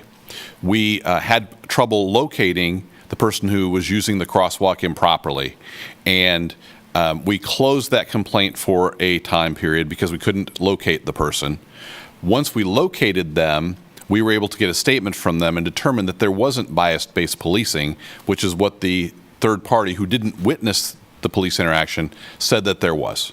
So this is when the appeal came up and there was a determination made that a person who doesn't even witness it but makes the complaint doesn't have the ability to be able to appeal it because they don't have any facts related to the situation. That makes sense. So that information is just like a regular complaint.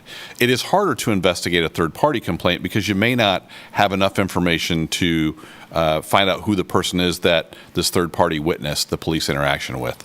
It's not impossible because if we're out on a call for service, it's easier. The other part of that is withdrawn complaints. So I make a complaint, and before it's investigated, I'm withdrawing the complaint. I'm saying I no longer want to pursue this. This happens from time to time. What we are saying now is that we will still report the demographic information of the person who made that complaint in that monthly complaint report. So you're going to get that demographic information, even though the complaint wasn't completed, even though it wasn't a subject of an appeal. Okay. It's still going to be on the complaint report. The disposition is going to show withdrawn. Or in the previous one I mentioned about the misuse of the crosswalk, it's going to show closed until we can open it back up and find the person, which is what ended up happening, and we were able to exonerate it. So Did that make we'll be it able clear? to notice trends, even if, because again, if it's some strange issue that we haven't thought about, I want to make sure we're not writing in a black hole here where nothing can be done, and we never really, and people feel like they're entering information in the system and they never are heard.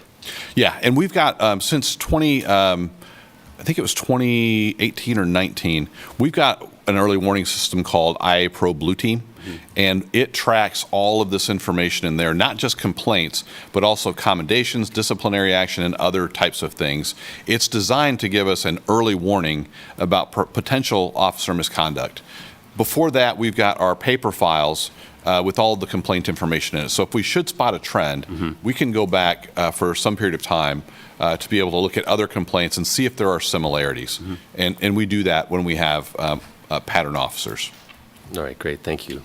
So to confirm that, when we have withdrawn complaints, third-party complaints, complaints that have been closed because of lack of evidence or something like that, they're coded in a way that if we get the report, there's an aggregate report, but then we can control for those individual, like we can control for withdrawn reports to see what the trends are with that, closed reports, third-party reports, things of that nature. I'm not understanding the control part, but if you wanted to, those will all be in the complaint report, and the disposition will be in there as well. Right. So if you were doing like say you had that in a comma-separated value file or an Excel spreadsheet, you could adjust for that, yes. Yes. And analyze along that point, so yes. All right. Speaking the same terms, just different language. Okay. I guess we're kind of saying so. I mean, thank you for this work, and this has been, I think, just a huge labor on our community. I think since 2020. So, the idea, what did they say? What perfection is is the evil of all, whatever. I can't remember the euphemism right now. Perfection is the enemy of the good. There we go, that part. We get to a point where there is no perfection. I think we have to get something to a point where we can get to that plan, do, study, act, where we had a plan, we're going to do it, we're going to study it, and we're going to act on the things as we continue to move forward. And I think we've done that to a point. Now we have to do that. We have to do the part. We got to now study it and get to that. There's been huge changes made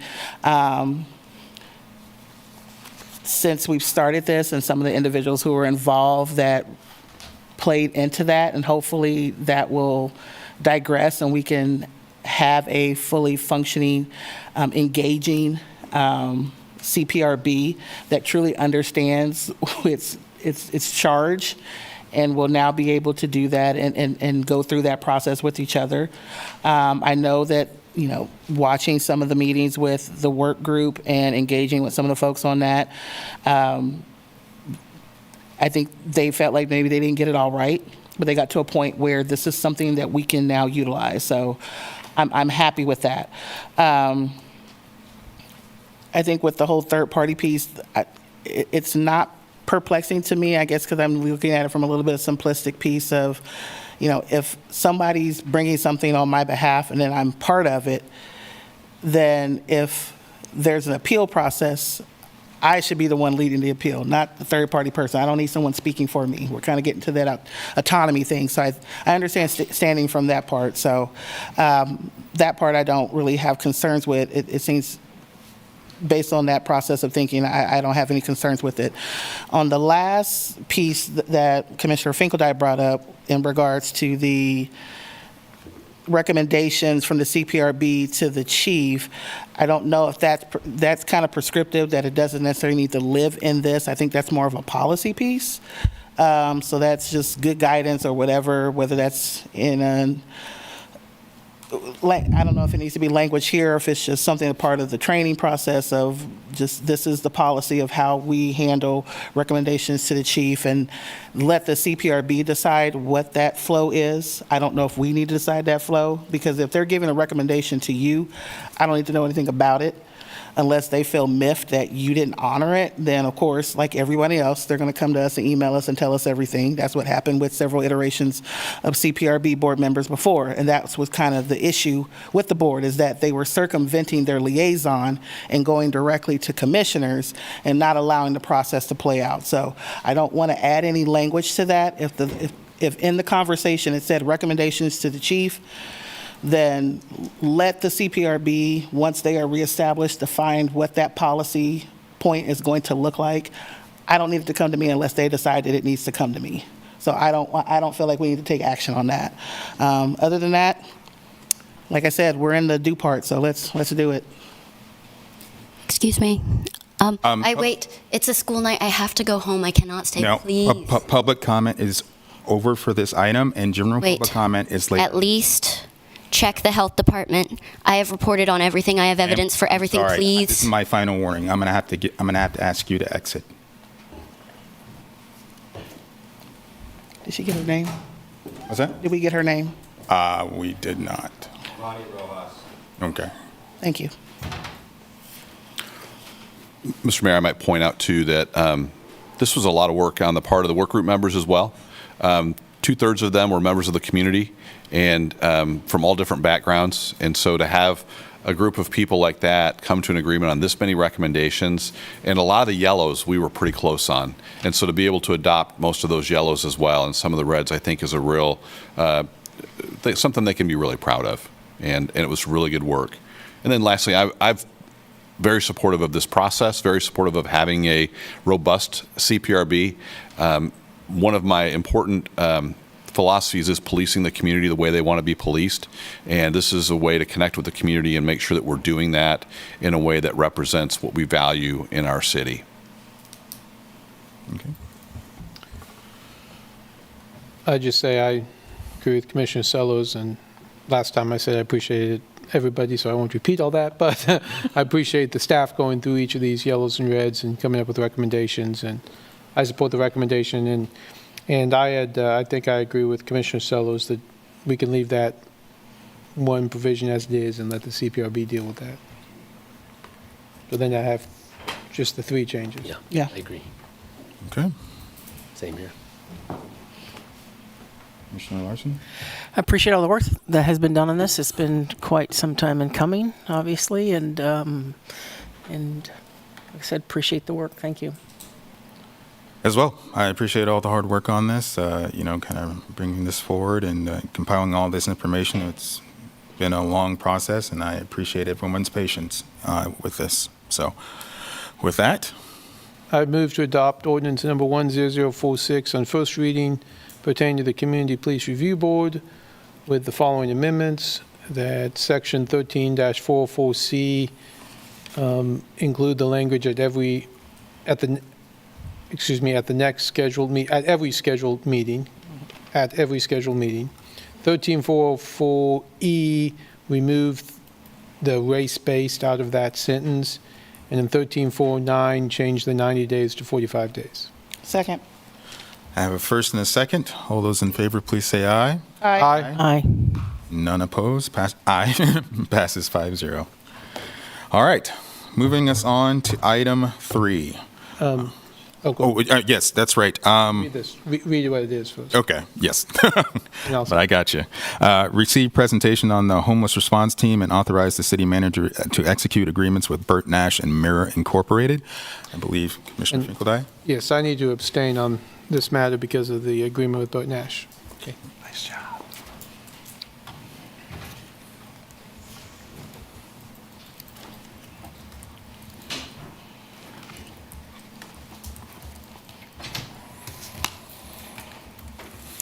showing correctly?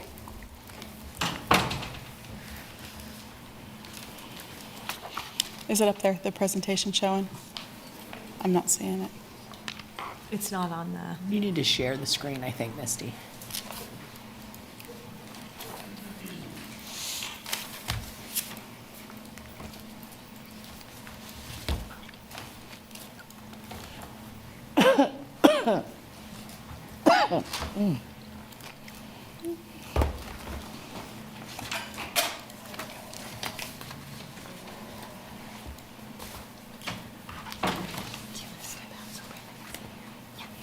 Good now? Yeah.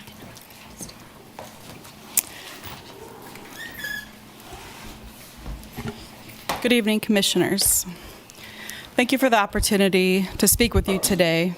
The purpose of my presentation is to introduce and propose the establishment of our multidisciplinary homeless response team for Lawrence Douglas County.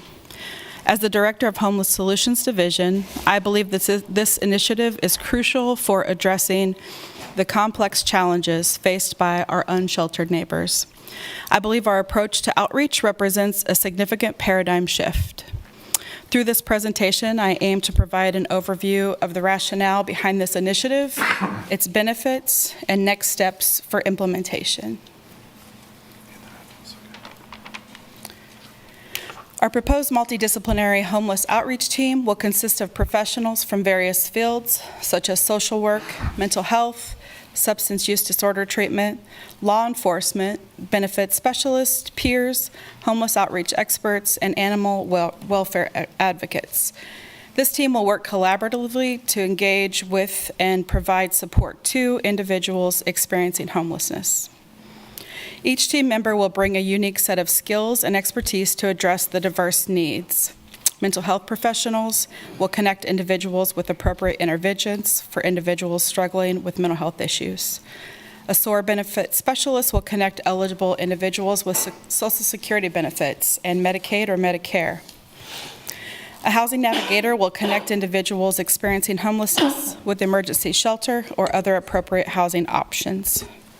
Substance use clinician will provide assessments for treatment and treatment options for those dealing with addiction and seeking recovery. Law enforcement personnel will help ensure the safety and security of both team members and individuals experiencing homelessness. Our animal outreach specialists will foster positive relationships between animals and humans while addressing our community needs related to animal welfare. Our peers will relate to the challenges, experiences, and emotions faced by individuals currently experiencing homelessness. This relatability fosters trust, empathy, and understanding, making it easier for peers to engage with and connect with those in need. Our outreach experts will continue to contribute, their expertise in engaging with individuals experiencing homelessness, offering valuable insights and strategies to enhance our outreach efforts of homeless individuals. By bringing together these professionals from different disciplines, our multidisciplinary homeless response team will provide comprehensive and holistic support to individuals experiencing homelessness. They will work collaboratively to address various challenges and barriers to housing stability, with the ultimate goal of helping individuals transition off the streets and into suitable shelter, housing with supportive services. The justification for establishing our multidisciplinary homeless outreach team arises from observing areas that aren't functioning optimally and identifying crucial gaps that require attention and action while acknowledging the multifaceted challenges in addressing homelessness. Some of the current constraints include overwhelmed services. Our existing outreach and case management service provider is overwhelmed by the demand. This results in longer wait times for assistance and difficulties in providing comprehensive support to all individuals in need. The demands of case management and homeless outreach often mean that having the capacity to conduct outreach and meet people at their camps becomes a secondary priority. Consequently, individuals experiencing homelessness may face challenges in consistently accessing services at our provider locations. This highlights the need for innovative solutions to bridge the gap between the service availability and accessibility for this vulnerable population. Staffing changes. Many service providers experience a shortage or are experiencing a shortage of trained professionals and high turnover rates, even more so in helping positions when there is an expectation of providing a wide array of services to a growing caseload. These challenges can impact the continuity and quality of services provided to homeless individuals, leading to potential inefficiencies and difficulties in prioritizing tasks. Complex needs of homeless individuals. The complex needs of homeless individuals, ranging from mental health issues, physical health issues, substance use disorder, and poverty, underscore the necessity for a comprehensive approach that integrates various expertise and the resources that each team member brings. Capacity for collaboration. The limited capacity for collaboration with other organizations involved in addressing homelessness hampers our ability to effectively coordinate resources and services. These constraints collectively impact the delivery of services to individuals experiencing homelessness, resulting in gaps in care, delays in accessing support, and increased risk of negative outcomes such as prolonged homelessness, substance use, or mental health crisis. By centering efforts on our unsheltered neighbors and ensuring follow-through, the homeless response team intends to mitigate these risks. Through proactive outreach, comprehensive support, and effective collaboration, the team will address immediate needs while also providing ongoing assistance to prevent recurrence and promote stability. Characteristics of the new homeless response team. This homeless response team embodies a range of crucial characteristics essential for effective and compassionate service delivery. Multidisciplinary expertise. Our team is comprised of professionals from diverse backgrounds. This approach ensures that we can address the complex and varied needs of individuals experiencing homelessness comprehensively. Collaboration by team members and their parent agencies.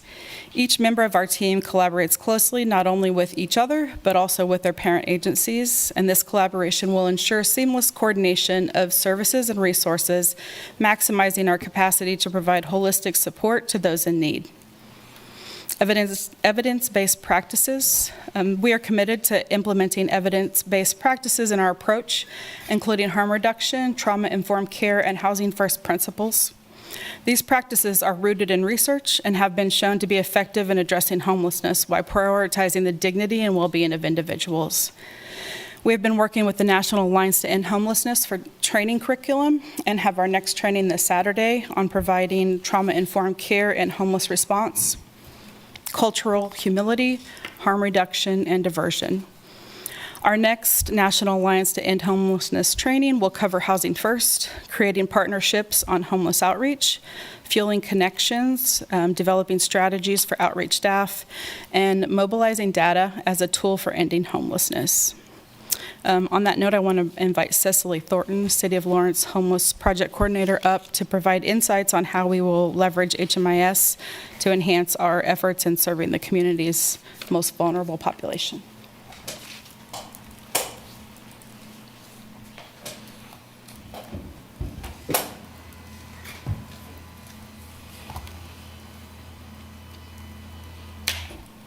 Good evening, Commissioners. It's good to see you all. So I'm going to go through HMIS and how this is going to work with our team. So the Homeless Solutions Division wanted to ensure that the new homeless response team would have an effective and efficient way to maintain data and show outcomes for the work that we will be conducting within our community. Currently, the majority of local providers are utilizing HMIS or the Homeless Management Information System, and our team plans to use it as well. HMIS, or Clarity Outreach Program, will present us with the ability to create lasting and impactful change in our community to address unsheltered homelessness. HMIS will give us the best understanding of the current state of our street outreach team, which will provide clear insight into the current challenges and what issues need to be addressed in order to ensure outreach is working to meet those goals. The Clarity Outreach Program will set a solid foundation from which to achieve our goals and to ultimately decrease unsheltered homelessness here in the City of Lawrence. So the Homeless Response Team will have several initial goals to begin with, and HMIS will help to track goal progress, achievement, and shortcomings, allowing the team to strategically develop, adapt, and create new goals on a regular basis, and to maximize the effectiveness of our team. Ultimately, this creates clear pathways for our community's unsheltered to obtain housing. So initial goals utilizing the HMIS outreach program will be a centralized and shared resource of encampment locations, consistent data across all community outreach programs, the ability to utilize a vulnerability index for encampments to prioritize services, and to maximize coordination among outreach providers and enhance the efficiency of service delivery. HMIS will allow for numerous positive impacts to the unsheltered population and to the homeless response team. Members of the program will be able to provide encampment details to ensure the unsheltered are receiving the services they need, and then the outreach team is being consistent and prioritizing the most vulnerable. Data and notes will also give the team members knowledge of potential crucial safety information within certain encampments and provide a safer environment for team members and case managers when providing services in non-traditional spaces. The ability to collect additional data to support staff conducting outreach. Examples of that could be, the easiest way to access an encampment, presence of weapons, presence of aggressive animals, that sort of thing. The ability to collect information about the encampment that allows outreach workers to identify which specific resources might be most helpful to residents. Examples of that would be potable water nearby, presence of children, the presence of an untreated health concern. And then in the near future, our team plans to build out an encampment assessment that will allow us to score encampments to be able to prioritize them for outreach and services. In addition to some of those questions mentioned above, such as the children or untreated health concerns, communities can use their prioritization criteria such as flood danger, fire hazards, or how many times someone called 911 at a location. The outreach program will allow us to compile data to understand the picture of the unsheltered homelessness, encampments, and street outreach within our community. This can help stakeholders evaluate the effectiveness of current street outreach efforts for the entire community, as well as potentially shift services to meet a specific need of the community's unsheltered homeless population. Collecting this data will help us to identify how a particular program is performing. This can help them gain insight into their work and evaluate their performance, successes, and opportunities for improvement. This data can be especially useful early in the Clarity Outreach Program adoption process to validate and reinforce new processes. So outcomes that we believe that we will record, counts of records entered, client demographics, exit destinations, encampment characteristics, clients served and types of services, length of time enrolled in street outreach compared to exit destination, length of time in encampments compared with services received. The HMIS outreach program will ultimately give our team the ability to collect information to ensure that accurate data is being reported and to help us better understand how to support the most needed local resources. Thank you for your time tonight, guys, and I will give you back to Misty to conclude. Thank you.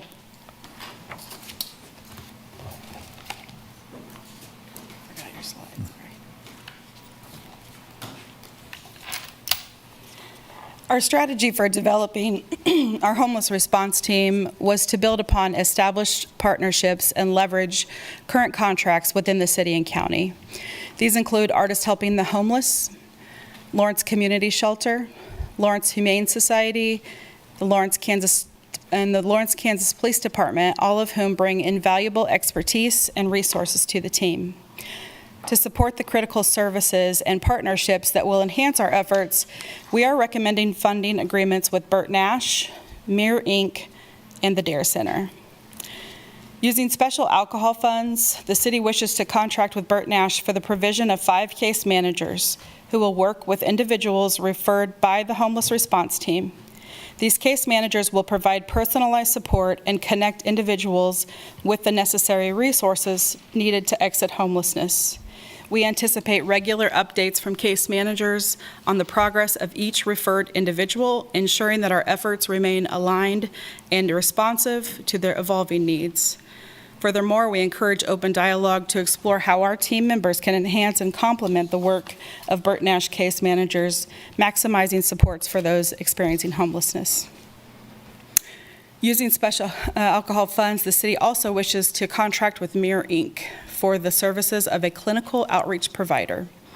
This partnership pioneers a new model of service delivery that will allow a substance use disorder outreach clinician to provide assessments in the field, coupled with specialized care to individuals struggling with addiction.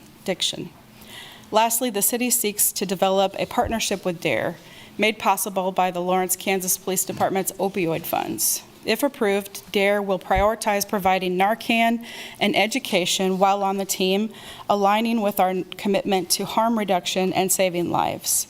It would also empower them to be open from 6 hours a week to 60 hours a week. These funding agreements and partnerships are integral to our mission of providing comprehensive support to individuals experiencing homelessness. They will enhance our capacity to address diverse needs of our unsheltered neighbors and facilitate their journey towards stability and self-sufficiency. I want to express my gratitude to all the service agencies for their support and commitment to this endeavor. I would like to extend a special thank you to Jill Joliker and Bob Transky with Douglas County for assisting me with this design and structure of the team, ensuring that it was well equipped to address the needs of the individuals experiencing homelessness in Lawrence, Douglas County.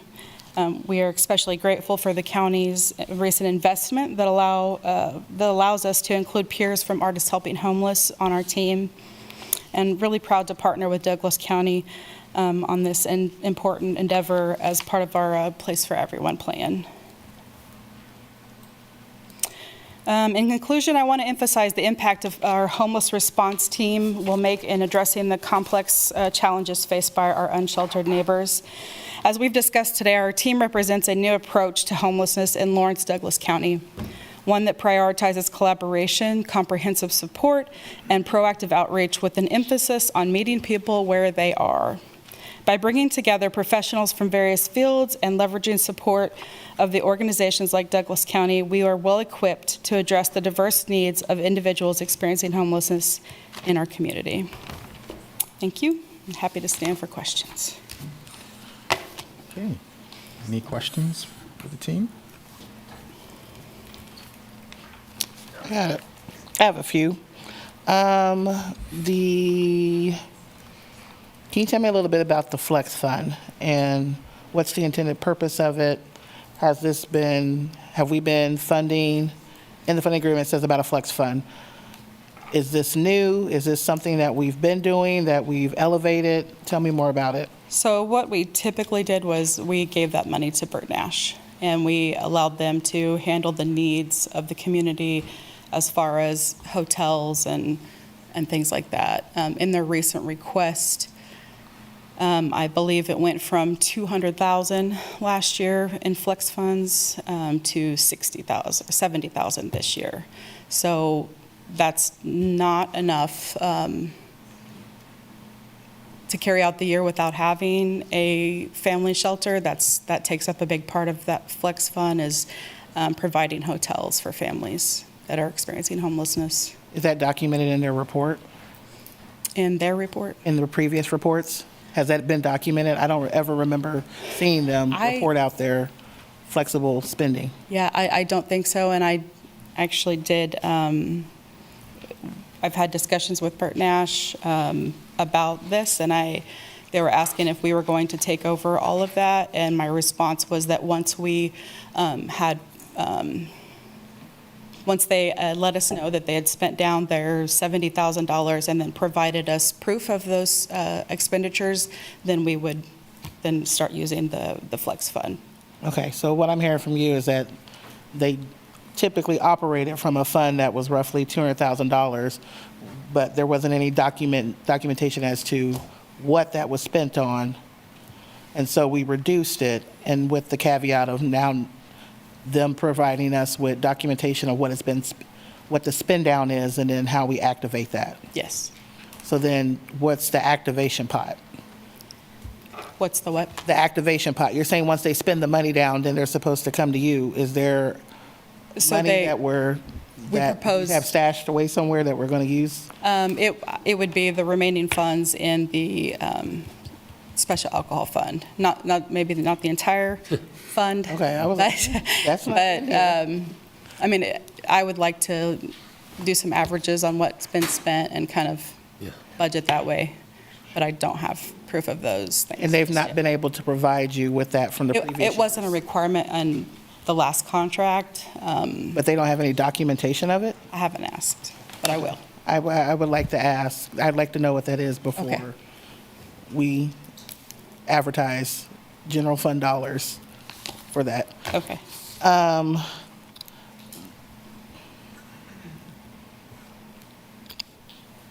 That scares me. Your video was off, but it's now back on. Oh, okay. Sorry. I was gonna ask you to No, turn it off, but it's back on. you're okay.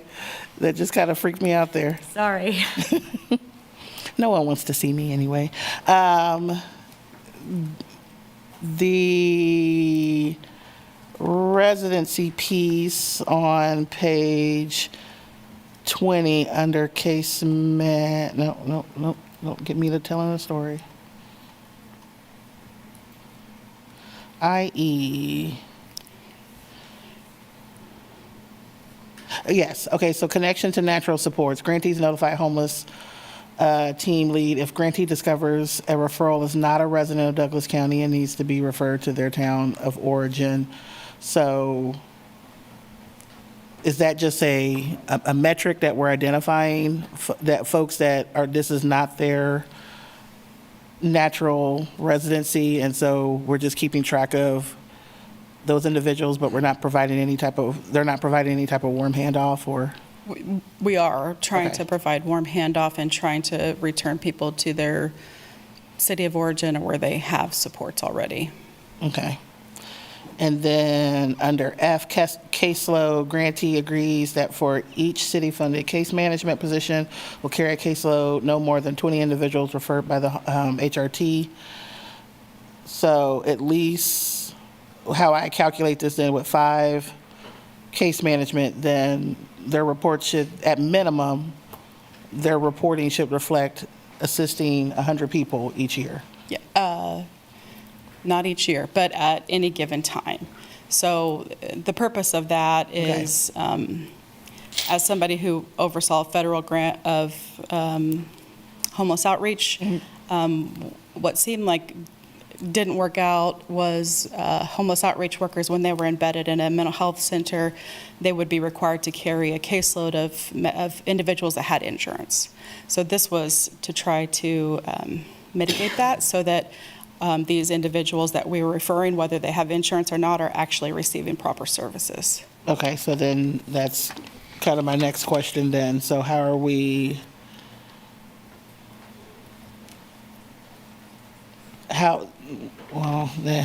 biting off a little bit more than I want to chew at right now. Let me go to monitoring and reporting, page 22.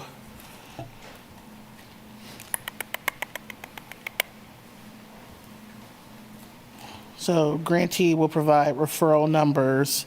So as far as this, I'm looking at use, but I'm not seeing success. So we're just tracking numbers of folks who were referred for mental health or health services, but we're not tracking whether or not they were successful in connecting that referral. So it was touched on a little bit in Cicely's presentation, was where someone exits to, and then I don't have the contract in front of me, I apologize, but part of the contract says that you're going to meet with us every week, and you're going to keep us abreast of the individuals on your caseload and let us know what's happening to them. And then I think I even said, like, if somebody exits, we want to know when and why and where they went to. Yeah.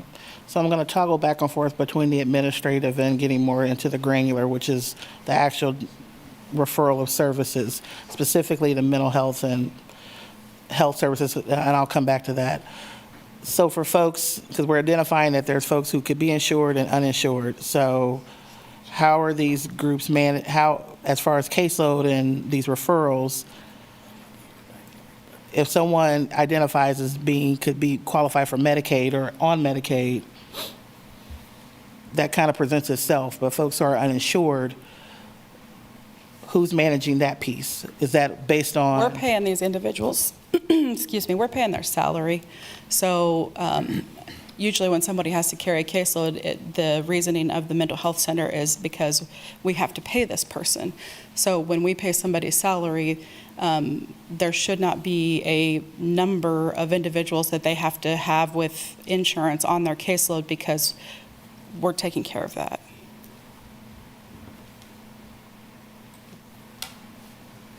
Yeah, you may have to tease that out a little bit for me. Okay.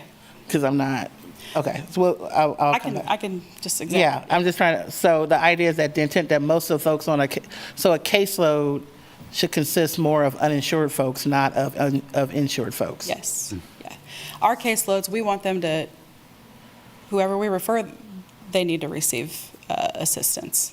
And then we will work with individuals that do not have insurance to try to get that for them if they qualify. Mm-hmm. But usually a standard role of a CMHC is you can carry like a third of individuals that don't have insurance, and then they can go to their CMHC contract and get money for those uninsured individuals.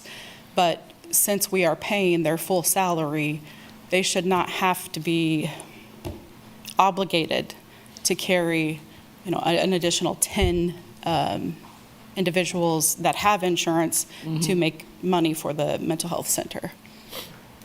So we're talking in regards to Burt Nash being a CCBHC. Mm-hmm. Okay, so I'm jumping all over here because this.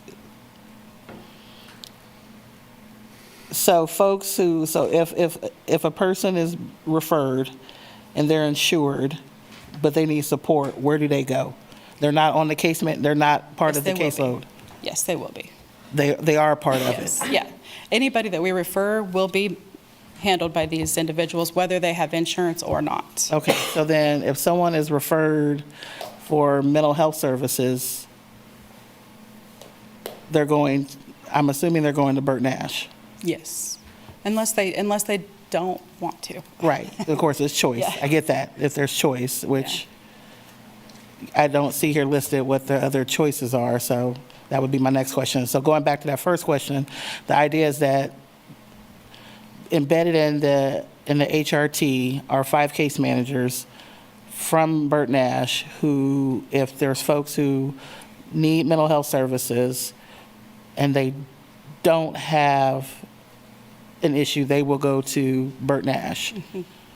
So then, is Burt Nash billing for those encounters? And if they are they billing at their PPS rate as they can as being identified as a CCBHC? I don't have the answer to that, but I will find out. Okay, that's important.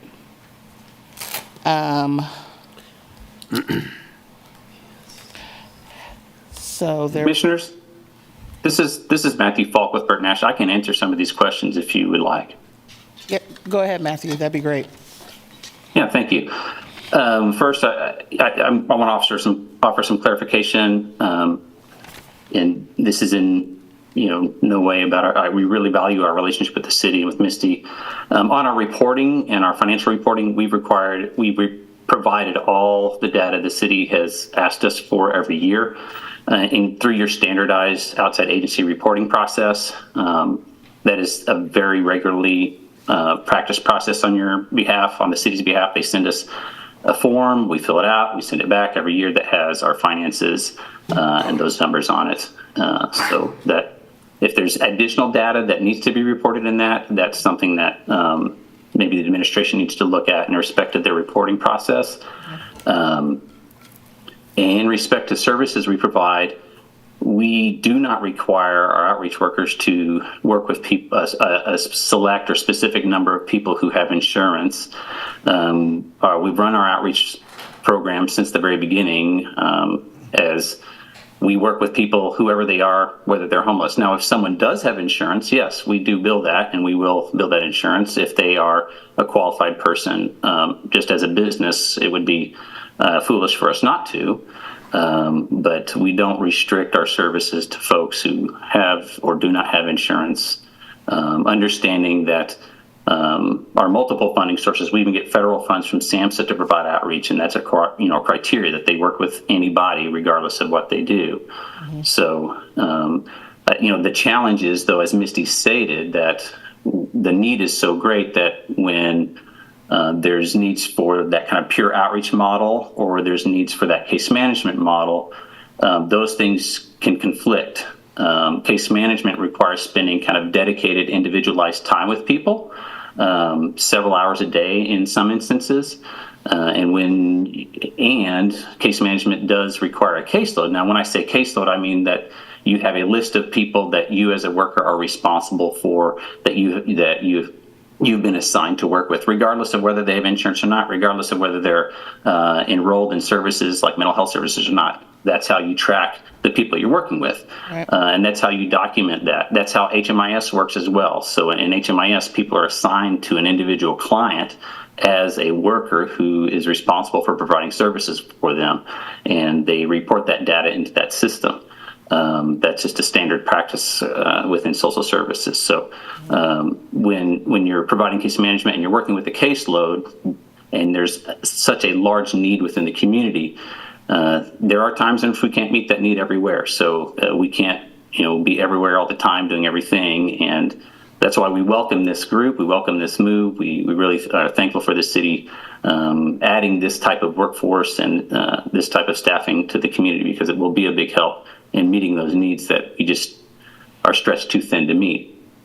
I do think it's important to note that historically our team was funded at, I think, 2 staff up until 2022, and we had about $9,000 a year in flex funding up until 2022. In 2022, the city agreed to expand that program.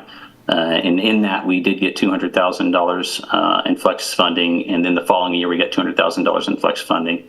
And this year, we in discussing this plan with Misty for your team, we reduced that with the understanding that their role will need funding, and their role will need dollars to be able to use to do those types of interventions that they're tasked with doing.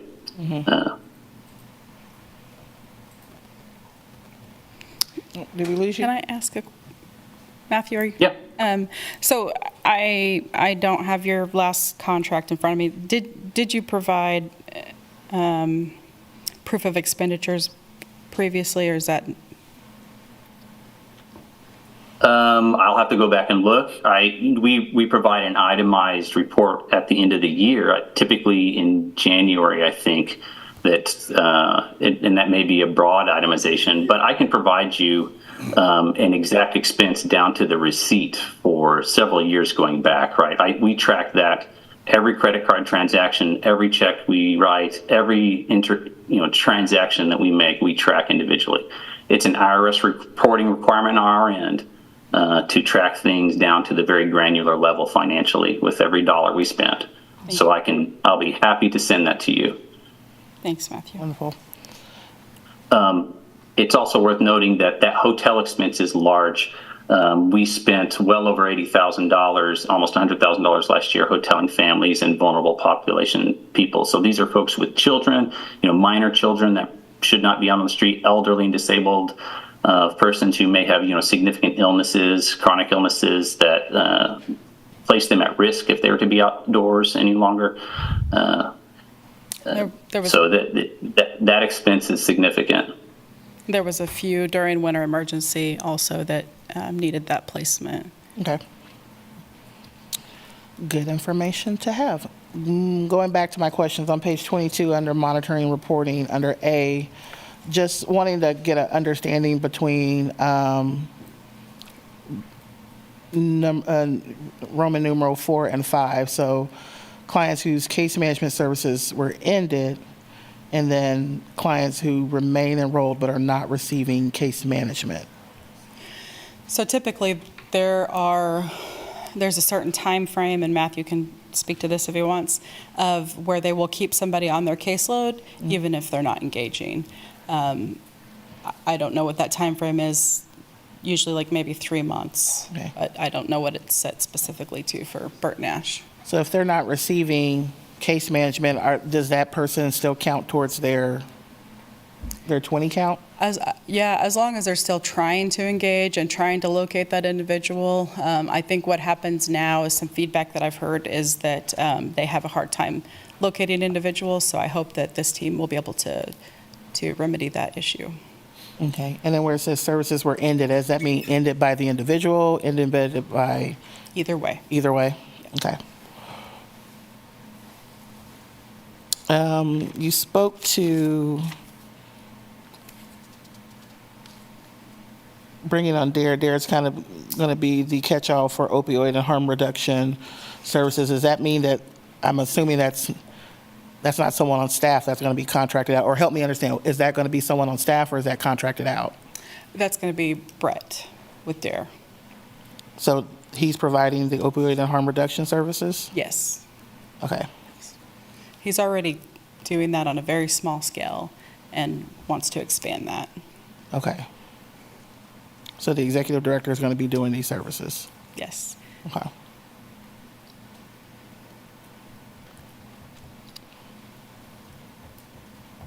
Yeah, I got a lot more, but I'm going to stop. I have a few. Could we talk a little about the contract so the contract we're proposing tonight, how is it different than 2023? There were several deliverables in the last contract that were kind of piecemealed from the different positions that we were paying for. And the contract had the expectation that they would do outreach and case management. So this just separates that outreach piece and puts that on us. So we will handle the outreach so that they can handle their area of expertise, which is case management. Okay. And we've got the staff to do that outreach? Yes. We do? Yes. Yeah. So did they submit all the reports that were required for 2023? Yes. And those have all been submitted? Yes. Got it.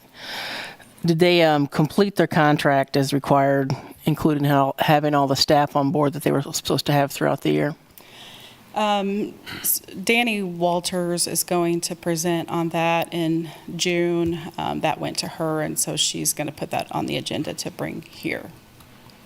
As far as what? As far as the annual contract that annual report that they submitted. Okay, so can you tell me, did they fulfill their contract like they were supposed to in 2023? Did they have all the staff on board that they said they would? When I came in July, I met with Burt Nash in August, and there were not, all of the things were not in place that were in the contract, and it sounded like, in speaking with Matthew, that there was some misunderstanding about what was supposed to be provided. I don't want to quote him because I'm tired and I'm not, I don't want to misspeak. Sure. But I think it was, maybe he said something like, we're going to try to do these things. The contract was a little bit different. They submitted a proposal and it was awarded based on their proposal. So like this contract before you tonight, we're setting the deliverables Right. Instead of them. I think that's good. I do appreciate that. So did we pay them the full contract amount? Yes. Last year, even though they didn't have the staff on board, what I'm hearing? I think they had the positions filled, but the things that we thought they were agreeing to do in that contract came later in the year. Okay. So you're saying they did have the positions filled Yes, the positions were filled. for the year? Yes, yeah. Sure. But there was things like we had, one of the things is they were appointing one full-time person to the city to serve as a liaison and work alongside us. And I think that started happening in October, around October, maybe September. Okay. And then there was an agreement for 3 hours a day by 3 different staff members. And I think that started happening in September, October, when we required them to come to the camp and start helping case manage those individuals there. Okay, thank you. I believe Matthew's on. Matthew? Yeah, I can provide some clarification. Commissioner Larson, we only invoice the city for the cost we incurred. So, for example, when a position goes vacant, if someone resigns and that position is not filled, we do not invoice the city for the cost of those wages or that position. So the city does not incur a cost for something that is not taking place, if that helps clarify that question.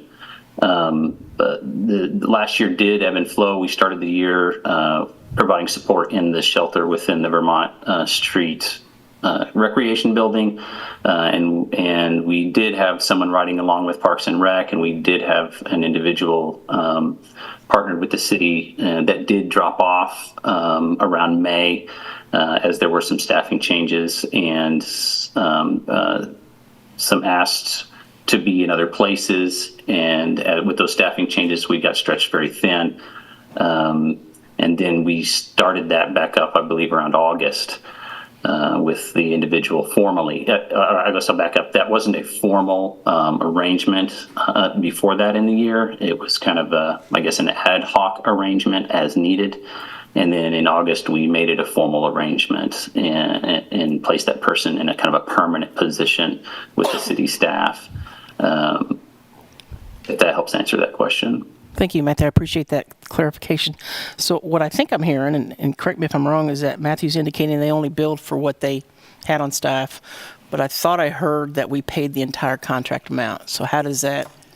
I'm guessing he's saying they were fully staffed, because I believe that we were told today when we received that question that they were paid the full amount, but I can double check that. Okay, I appreciate that. Thank you.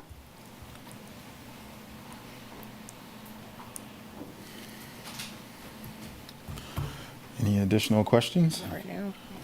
All right, not Thank you. seeing any. I'll open it up to public comment for this particular agenda item.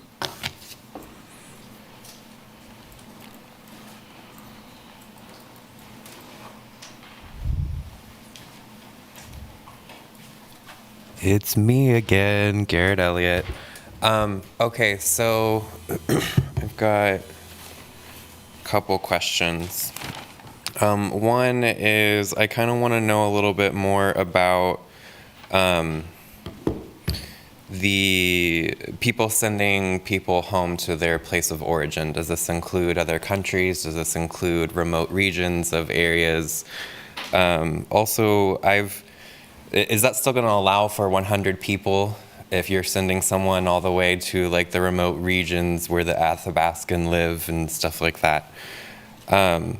I also feel bad for kind of trashing Bert Nash, but I've tried to get an appointment there several times and I always know they're swamped. And I know that they do a lot of really great things there, but they're constantly just overloaded with patients. And I propose that you guys also partner with the Lilac Center. They're located in Topeka, Kansas, but they also have several locations in the greater Kansas City area. It's also ran by a Native woman. Her name is Amy Tibbetts.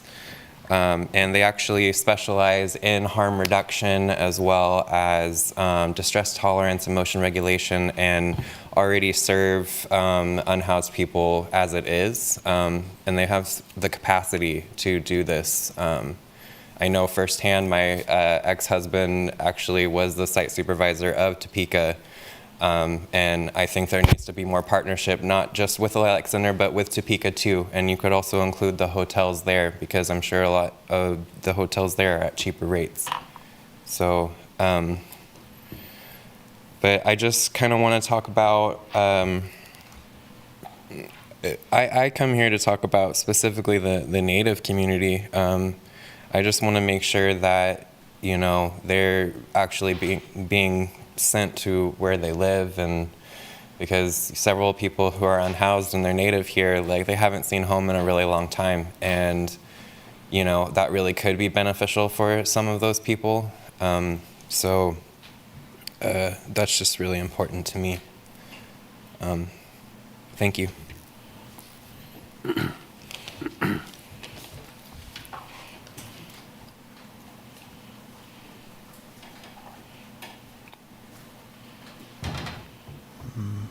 Not seeing any additional public comment in here. Sherry on Zoom. Stephen Watts. Hi, thank you. I'd like to thank Ms. Botch Hastings for all the work that she does. She is an asset to our community in putting a dent in the homeless population issues that we have all been confronting for a long time. And here we go. At the same time, we must expect and anticipate the numbers to grow. They are not going to be reduced as we work towards providing services, because it is the nature of what is going on in the United States. We must focus on the needs of the homeless and the needs of the many in the community. We can provide shelter with no demands. That is to say, we must provide shelter before we mandate services.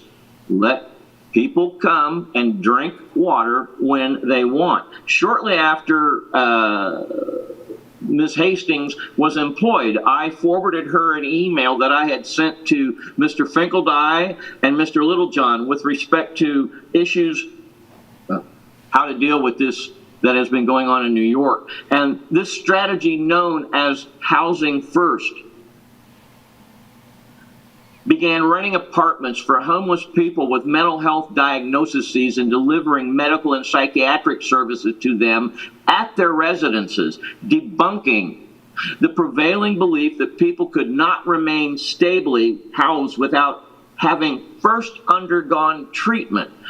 We must embrace the reality that we need to provide housing without requiring that they first accept treatment for the drug, alcohol, and mental health issues that they may or may not have. We have, as a community, turned this over to the Burt Nash Mental Health Center, which has shown they can't deal with it. And to assume that all of the homeless are mentally ill is ridiculous. It really is. It's all about money. At any rate, thank you so much that Misty Botch Hayes is doing the best that she can with the resources, the paltry resources that we are providing for her. So please continue to move forward, but understand mental health is not the solution to homelessness. People are homeless because they don't have money, and stuff costs more and more and more. It isn't going to get better. I'm not trying to be a pessimist. I am being a pragmatist, and having worked in this business for a long time, it's just so frustrating that everybody's sitting around, it's going to be great. No, it's not. It's going to get worse, and so we need to plan for it. Thank you. That's all the comments, Mayor. Okay. I'll go ahead and bring it back to us for any further discussion. Just a couple of clarifying questions. One, I apologize for saying 100 people. It's just maintaining 100 caseloads. So I don't want to make sure, I don't want people to repeat my words as golden and saying that we're only helping 100 people a year. It's maintaining a caseload of that amount based on the numbers. Okay. So I'm trying to go back through your explanation of the mechanism of folks who are unhoused, those needing services based on whether or not they're insured or uninsured, because I just want to understand if we're requiring data on referrals to identify data based on referrals, then I guess my question is, how are we on the back end? How are we ensuring that the agencies the case managers that are doing that referral, if they're referring someone for medical services and they go to Heartland and that person is uninsured, who's paying that?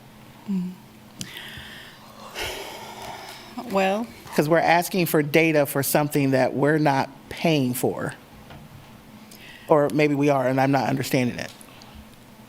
I mean, I'm trying to understand your question, sorry. So my question is, the case management is the bigger piece. The idea is if someone is insured, if they need to be referred somewhere, substance abuse, DARE center, or Mirror, behavioral health, based on their choice, it sounds like ideally their first line is Burton Ash. If they prefer to go somewhere else, I think that's my other question. What other mental health services are we contracting with for someone who does not want to go to Burton Ash? So then my question is, if someone is part of they're referred by the HRT, and one of the things that they need to get on the path to getting where they need to be as far as being housed and living their best self requires them to have health services. We're asking for them to track that, but my question is, we're tracking something that, are we paying for that? Are we paying for health services? No. So then why are we asking if they're receiving health services? Why are we asking for that data? To make sure that the individual is treated for everything they need. Well, I mean, that's what we're asking for, to continue to collaborate with that individual. We're going to have contact where they're living because they're not going to be moving overnight. So the hope is that this collaborative and meeting every week and hearing about their caseloads and any difficulties that they're having finding this individual, and if they need a ride from us because this case manager is double booked, like those kinds of things are what we want to keep track of so that we know that this case management is being done. Right, and I'm not saying they're not doing a case management. What I'm saying is that we're requiring something that we're not putting anything behind it. So who are we to tell a grantee that you need to track this because we want to know, but we're not putting anything behind it? So why are we telling someone that if they're uninsured?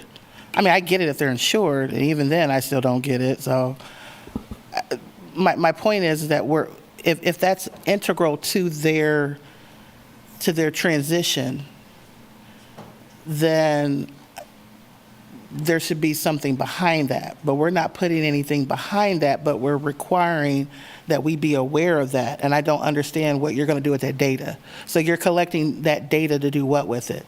To know that that this person is receiving appropriate services is my reasoning for making sure that they're actually receiving following services through. based on money that that's not predicated on money, because we're not giving them money for healthcare services. So the case management piece is going to be to refer that individual to receive everything they need to obtain housing and sustain housing. So if they have an untreated illness and that is keeping them from being housed, part of that case management plan is going to be, we're going to connect them to Heartland and get them medications. And, we're going to get them, which means we're going to pay for their medication. No, there's medication programs as well through the state of Kansas. But I'm saying the things that cost money. Mm-hmm. So things that cost money and they're uninsured, you're saying we're referring them to make sure they get their care, which I want them to get the care. I'm just asking who's paying for that care. So is Heartland absorbing that cost to see that unhoused individual that needs health care services? I don't know Heartland's program enough to know if they have a fund or not. Okay. I might. Somebody help me. I might jump in real quick. And I'm not the expert in this field, but we've got several of them here. And so, Misty, I might ask the question, what if this information is already going to be tracked by case managers in HMIS or in My Resource Connection? Probably all of it. So this would be readily available So we're data. just cut and pasting what we're putting in HMIS. So referrals, yeah, like he mentioned, the PATH program that they do, that's just a referral-based program. So all those referrals are kept for everybody that they case manage. And is it safe to say that the value of this information for the homeless response team is just better collaboration, problem solving, coordination? If there's maybe people fall back into homelessness, we understand the path that they've gone down, or that they've gone on, and can kind of pick back up where we left off. And then I think probably in terms of who's going to pay, that's probably a individual by individual basis, both for the client as well as the organization that they're receiving care from. So whether it's a federally qualified health clinic, a substance use disorder clinic, or any of the other spectrum of services, I think probably each individual will work through their case managers just to problem solve and find those resources. But in the grand scheme of things, how I'm interpreting this is that this is all cut and paste information that's in HMIS. We just want to make sure you check that box because we really don't care how the person gets health care. It's just as long as that case manager did a thing and made the referral. We're not, but that's a piece that's integral to that person, to that person's care. To them getting to housing first, to removing themselves from being unhoused to being housed.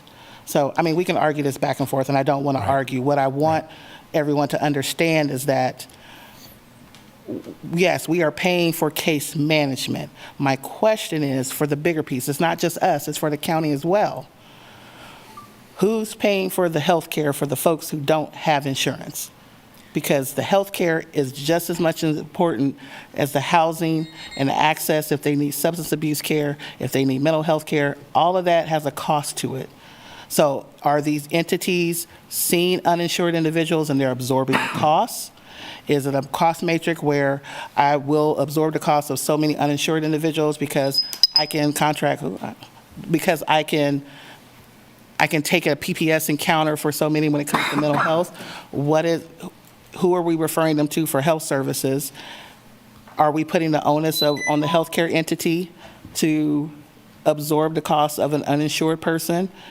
Is the agency that's making the referral paying for that? Those are questions I have because that's integral to our success. Mm-hmm. Okay? That's the link. That's the weak link in this. Is one of them. Yeah. One of them. And I would say I know that there is a group of medical providers that for at least the last year have been meeting regularly, including Heartland Health, LMH Health, Douglas County, I think Misty as well. I'm sure I'm missing some folks, so sorry about that. But trying to figure all of that out, working together. LDCFM is also, I think, a part of that as well, health department. And so things like Wellness Wednesdays, which are a new field, taking a maybe not a full clinic to the field, but elements of medical services. And we're trying to build that part of the plane as we're flying it as well. So. No, I just want us to be mindful of that. Each one of these entities have the responsibility to that individual to provide them with the resources they need to be successful. And I don't want to sell them short, but I do want to know, since we're collecting this data, I don't want to collect data because HMIS says to collect data. I want to collect data and know that we're doing something with it so I can tell the story. So if the story is that we're getting to we're running the race and we're getting to the last 5 yards of the race and we're stopping because we don't know how folks are being successful in an important aspect of their life in order to transition them, that's concerning to me. So I'd say we probably share that same concern. Right. Yeah. So I'm just pointing that out, that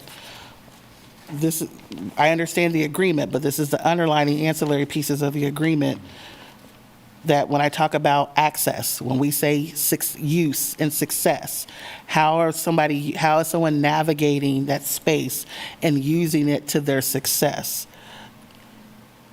So it scares me a little bit that we're creating access to use something that they may not be successful in, because I don't know on the back end how this person is going to get the care that they need, because I haven't heard Heartland say, yes, we're going to absorb the costs. I haven't heard Mirror say they're going to absorb the costs. I haven't heard LMH say we're going to absorb the costs for uninsured folks. Yeah. So I think you've described very well the challenges of being a case manager and doing social work. And we haven't heard that either, and that's why we added the SOAR benefit specialists in hopes that we can get people connected to Medicaid, and then they don't have that problem anymore. Matthew and Jill are both on, and I know Matthew's had his hand up. Matthew, did you want to speak? Yeah, I can speak to that. There are definitely a lot of instances where these agencies do just absorb that cost, where someone comes to us without insurance and we absorb the cost. However, the county does also provide funding to help cover the cost of the under or uninsured, and the state does also provide funding to cover the cost of the under or uninsured. Because as a non-Medicaid expansion state, as you know, there are a lot of people who don't have insurance and don't have a way to pay for that cost. So we're looking for ways to cover those costs. The county is a very, very generous helper in doing that. But there are still folks for whom there are no funds to cover those costs, and we do just end up absorbing that. One thing that I really appreciate about the city in the last several years of this contract is that, prior to this, there were ways in which we were absorbing that cost significantly for the staff that this program supports, and now the city is providing robust support, so we're no longer having to absorb that cost in that category. So thank you very much for the changes you've made over the last several years in supporting this program. Jill, did you want to add anything to that? Yeah, thank you. I just wanted to offer, Jill Jolliker, Assistant County Administrator for Douglas County. I wanted to thank Brandon for mentioning that the city and the county have facilitated and convened a medical care for unhoused individuals work group since, I want to say, August of this past year. Those conversations were all focused around responding to some of the feedback that we got from our individuals currently experiencing homelessness in our community when we went through the listening sessions for the development of a place for everyone, because we knew that this was a huge gap. So we convened all the relevant stakeholders, and we've slowly added new stakeholders to that work group, including folks that maybe we didn't think of in the first place. And that includes the Humane Society, which I know Misty has on here, but it's just such a logical partner based on what we've learned. So we're growing we're growing that group, but we're also challenging one another in that space about who can do what, who is doing what. And I just wanted to address the issue of, are we tracking data just to track data? And what's the point of tracking this data specifically as it relates to the medical services?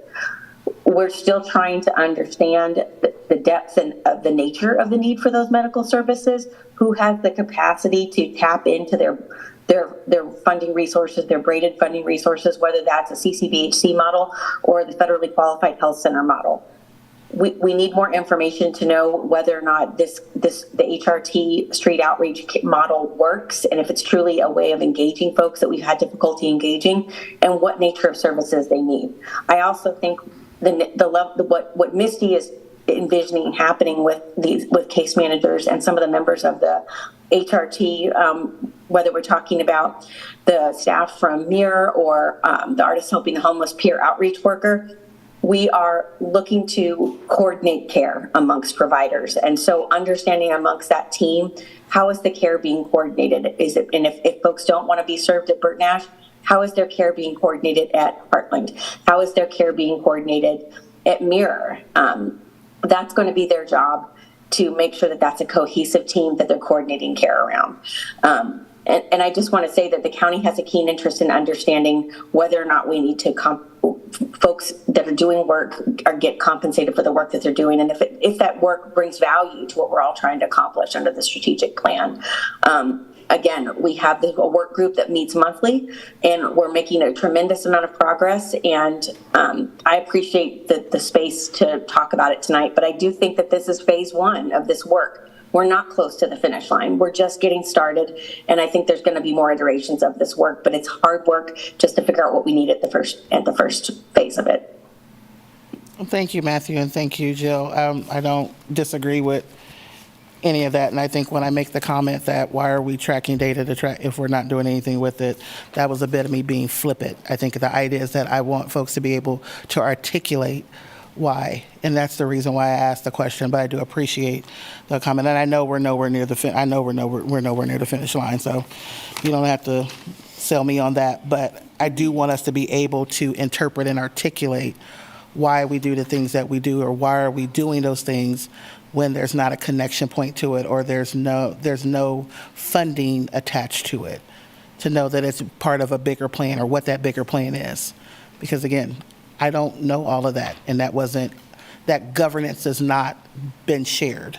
So that might be a recommendation that we create some type of governance document so that everyone understands as it relates to the county commission and the city commission, who are the different boards or access points, touch points that are part of this governance structure for a place for everyone, and how that information gets in, whether it's this medical think tank that we have, it's AHAB, it's whoever. Map that out. That's a great resource for us as elected officials. That's a great resource for this community. So. Any additional comments? I really appreciate the work that Misty and Cicely and everybody's doing. I think we've got a great team, and we're making a lot of progress. We just need to make sure we are ensuring that we are getting what we're paying for, as well as just the conversation tonight, how complicated this issue is. And I just appreciate your work on it. Thank you. I would second that. I appreciate your work on this, and especially reading through it, outlining expectations. I think that's helpful to all parties. So, yeah, I really appreciate it.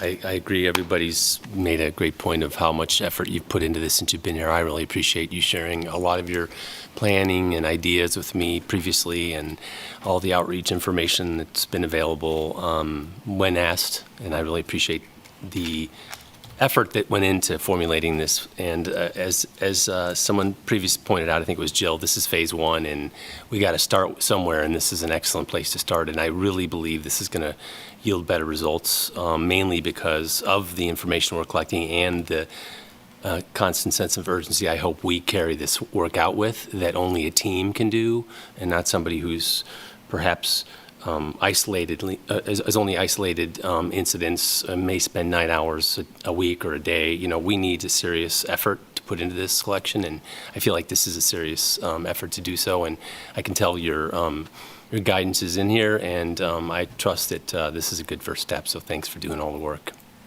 Missy, can you share when we'll have the DARE agreement in front of us? I'm sorry? Can you share when we'll have the DARE agreement in front of us? I think we plan on presenting a spending plan for opioid settlement funds. Right. Next week, I believe. Is that next week, Chief? It's not on the agenda yet. Okay. As soon as we can, here in the next meeting or two, and then I think we'll have the DARE agreement ready to go, pending any discussion about that shortly after. So there's going to be a discussion next week on it. We can certainly push it back. We're trying to manage all the things that we have. We're going to be at 11 o'clock again tonight. So it was really almost ready to go. We can certainly hold it, until June. No, let's not do it. Let's keep the train going. Okay, looks like I would entertain a motion. I move to authorize the city manager to execute agreements with Burton Nash and Mir Incorporated. I second that motion. I have a first and a second. All those in favor, please say aye. Aye. Aye. Any opposed? Abstain. Okay. State for reason for I think any abstention. procedures require that if you're going to abstain, that you need to provide your reason. I just have concerns in regards to the reporting. I'm sorry. I have concerns about the reporting and execution of the scope. Okay. So Section 5C says members of the governing body have a duty to vote unless such member choosing to abstain has a conflict of interest So or then I other vote nay. conflict that appears to make voting. So then you can put me down as nay. Okay. 3 in an affirmative, 1 nay, and 1 abstention. Commissioner Finkeldye was the abstention. Sorry. Okay, moving us on to item G, work session. Thanks. The work session provides an opportunity for the city commission to discuss items in greater detail. Oh, I'm sorry. Well, I'm going to read it anyway. I'm going to keep this train going. Keep going. The commission will take no binding action on items presented during this time. Work session topics are eligible for public comment. Members of the public will be limited to 3 minutes for comments. First, the item in here is receive a safe and secure strategic plan update on the implementation of the alternative response to 9/11 calls for service project with Government Performance Lab. Chief? Please get the presentation on the screen. Thank you, Chief, for having mercy. Thank you. Somebody else do it. Good evening, Mayor, Vice Mayor, and Commissioners. I'm Fire Chief Rich Llewellyn with Lawrence Douglas County Fire Medical. I'm one half of the team of champions for the safe and secure outcome, along with Police Chief Rich Lockhart. We're here tonight to introduce a presentation from our partners at the Government Performance Lab at the Harvard Kennedy School to discuss our alternative 911 project and give an update as to the progress of where we're at currently. We've been associated with this program for almost a year now. I think we're getting pretty close to a year. Pretty happy about the work that's been done so far. Really happy to have a direction to take it, and excited to present what we've done so far to you tonight. So I'll introduce Ian Mai and Aloka Narayanan from the GPL to take it from here. Thank you so much, Chief. Good evening, everybody. Thank you so much for having us. Like Chief Llewellyn said, my name is Ian Mai. I am a Government Innovation Fellow with the Harvard Kennedy School's Government Performance Lab. I manage our engagements with 3 governments that are launching, expanding, and iterating unarmed alternative 911 emergency response programs. Those jurisdictions are y'all over in Lawrence, and then also Baltimore, Maryland, and Sacramento, California. And I will toss it over to Aloka to give a brief introduction. Thanks, Ian. Hi, everyone. I know it's late, so hopefully our presentation will be engaging enough for everyone to still remain interested after all of the awesome work that has been presented tonight. My name is Aloka Narayanan, and I'm a project leader at the Harvard Kennedy School Government Performance Lab. I manage engagements with 10 governments at the GPL that are launching, expanding, or iterating their unarmed alternative response programs. And I also work closely with Ian on our engagement with Lawrence, Kansas. And I will stop there so we can continue on with the good content. Thank you so much. And if we could pull to the next slide, please. Thank you, Chief. So just as a reminder for anybody who wasn't here in our last presentation, giving a little background about the GPL. Over the last about 3.5 years, our Government Performance Lab team has developed an alternative 911 emergency response initiative. And the focus of that is to provide support to jurisdictions that are testing and demonstrating ways to launch or expand the use of unarmed emergency response teams that can be directly dispatched to 911 calls. Our technical assistance for this work is completely philanthropically funded and provided on a pro bono basis. If you could go to the next slide, Chief. So I just wanted to state that the reason why we were drawn to work with Lawrence out of all of the governments that applied to join our 2023-2024 cohort was because of your jurisdiction success and really quickly developing a really comprehensive alternative crisis response system, much of which we've heard in the city commissioner meeting today. And then also there was this really incredible commitment to intergovernmental collaboration to serve the residents of Lawrence and Douglas County that I'll get into a little bit more in a second. So in the early stages of our technical assistance here in Lawrence, we worked with crisis system leaders to identify the highest impact ways that we could support the alternative system, the alternative response system. And our initial focus was on supporting the Emergency Communications Center with improving call diversion strategies, given the really fast-paced growth of the crisis system and the continued evolution of all of these teams that were trying to work together. Our early work culminated in some material to really help the communications officers, specifically at the 911 center, at the Emergency Communications Center.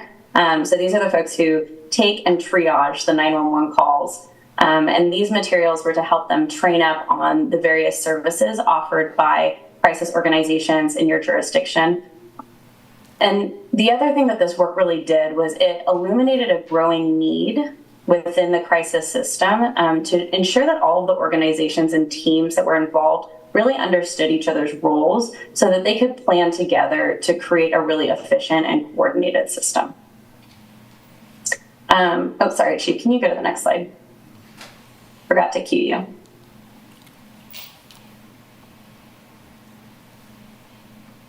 So as you can see here, we've got the list here of the organizations that we've been working with during this process. So the Douglas County Emergency Communications Center, Douglas County, the Behavioral Health Project, specifically Bob Tryansky, the Lawrence Police Department, LDCFM, Bert Nash, and HQ Kansas.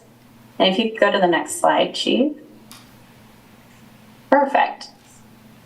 So this slide is about the work that we've done since we last spoke with y'all.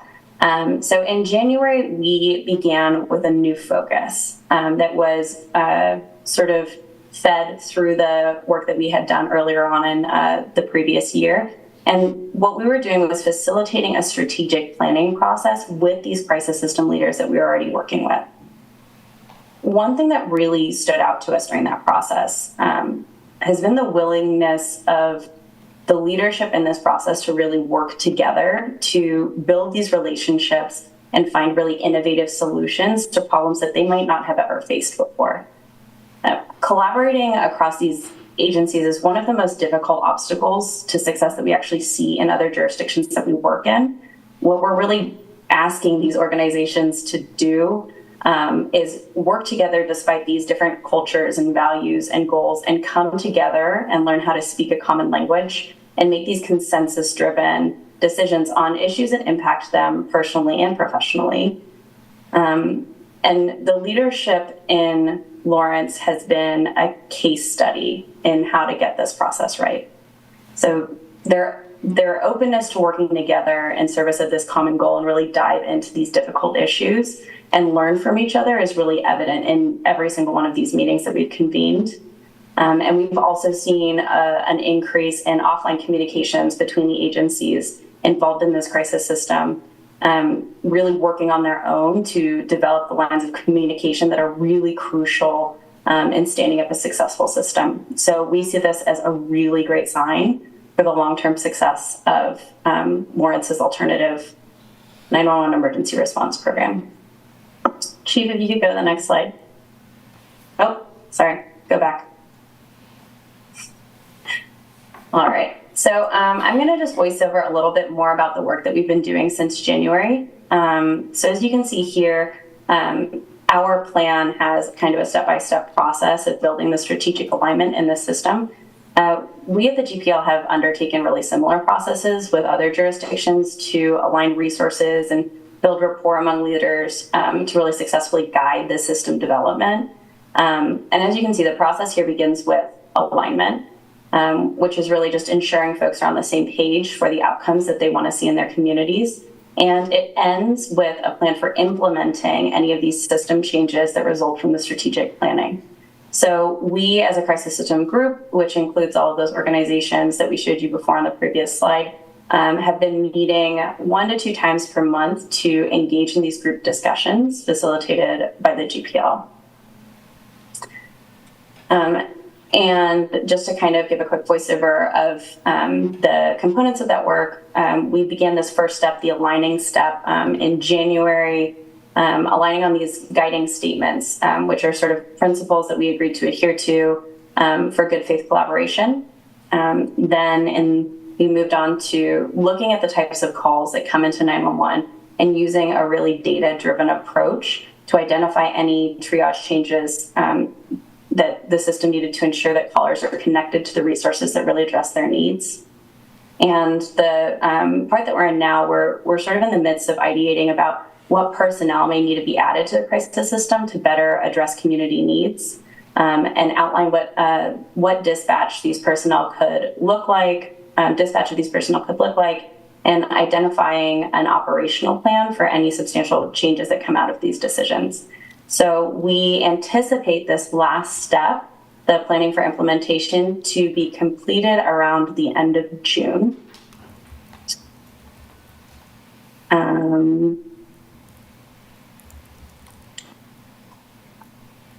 All right, and that I think sums up what we've been doing thus far, and hopefully answers any questions that y'all have about the work that we've been doing together over the past few months. And thank you again so much for having us. All right. Any questions? I do see 3 slides at the end, so I didn't know what was going on with that, if those were important or just because you just... They're just appendix slides. It's just additional sort of standalone slides that you can use to learn a little bit more about the GPL. Gotcha. I appreciate it. All righty. Any additional questions?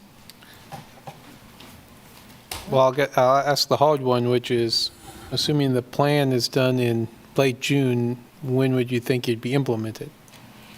How much farther after that?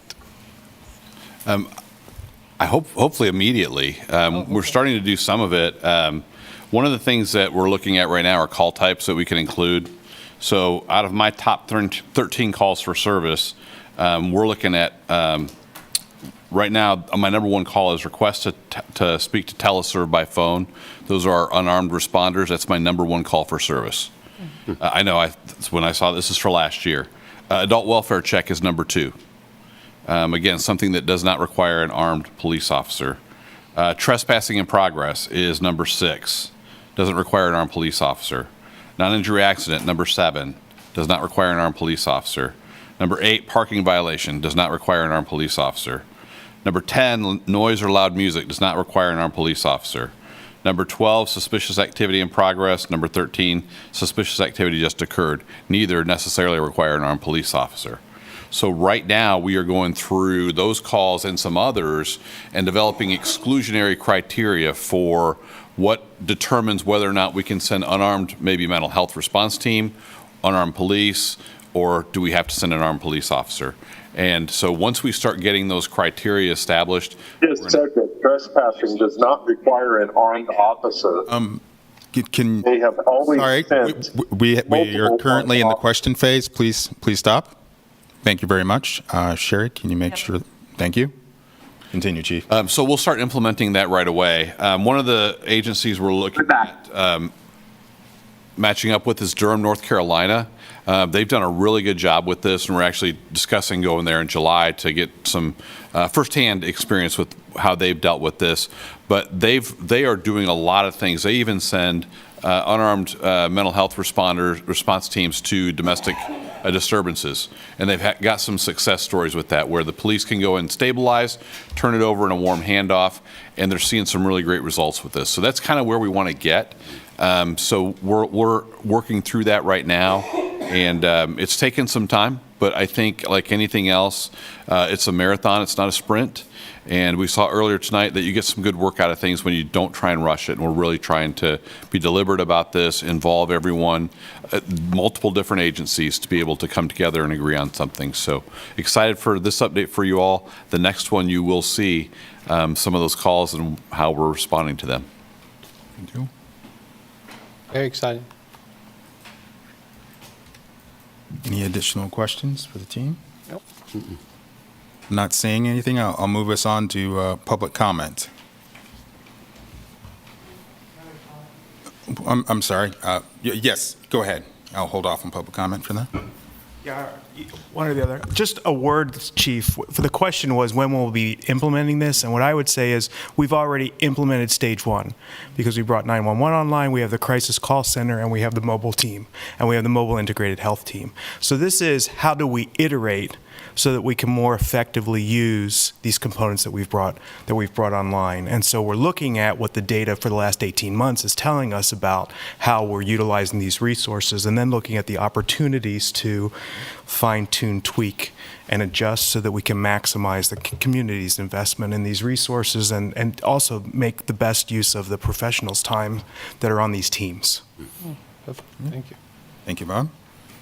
All right. Open-ended public comment. Here in the room. Is this concerning this work agenda item? Oh, no, sir. Okay. Okay. Not seeing any additional public comment here in the room regarding this item. Sherry, on Zoom? Stephen Watts.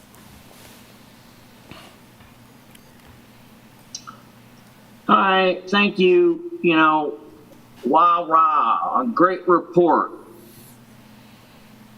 Let's get to the nuts and bolts, please. How many meetings actually occurred between September and now? What was achieved with this November 2023 completion of initial deliverable, blah, blah, blah? How many meetings took place? How many phone calls took place? And then the next thing, where are the 911 people from the county here to talk? Then surely our good friends at Donald Trump's Harvard University understand that here in Douglas County, Kansas, there's a peculiar relationship between the county and the city and the 911 services. What is the number now? 55% paid for by the town, 45% paid for by the county. I don't remember the exact numbers. You guys know them. I don't understand where the county is coming in to talk about this. Those are the people that are answering the telephones and doing the job. I see the statement from our good friends at Harvard.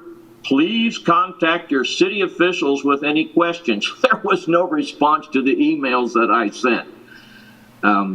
Wow. So I will say, I don't know if it's a relation to the work has been going on, but there has been improvement in the 911, or at least calling the non-administrative number and asking for assistance.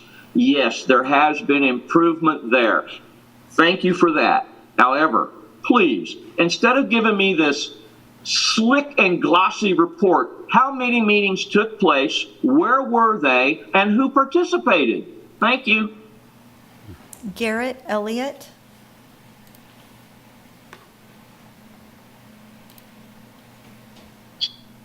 Hi there. I just I'm outside right now, but I just wanted to, again, speak for the Native community and make sure that there is representation when it comes to the different cultural practices and traditional ways, and just making sure that there is representation of Native people within this, whatever you guys were calling it, the group. I know it's not the group, but yeah. So I just wanted to make sure that that is kept in mind for all BIPOC people. Thank you. That's all the comments. Okay, bring it back to us for discussion, final points. I'll start off. Thank you all for this endeavor and all of your work in this, and all the folks in Harvard as well. I think, as the chief said, I'm looking forward to, and Bob said, the iteration of it and seeing exactly where we can take this. So we've already started the process, and I'm looking forward to, where it goes. And if I may, Mr. Mayor, the dispatch has been a central piece of this. They're not here tonight, but Tony Foster and Sonia are at every meeting, and their leadership is really helping us get to where we're going to be.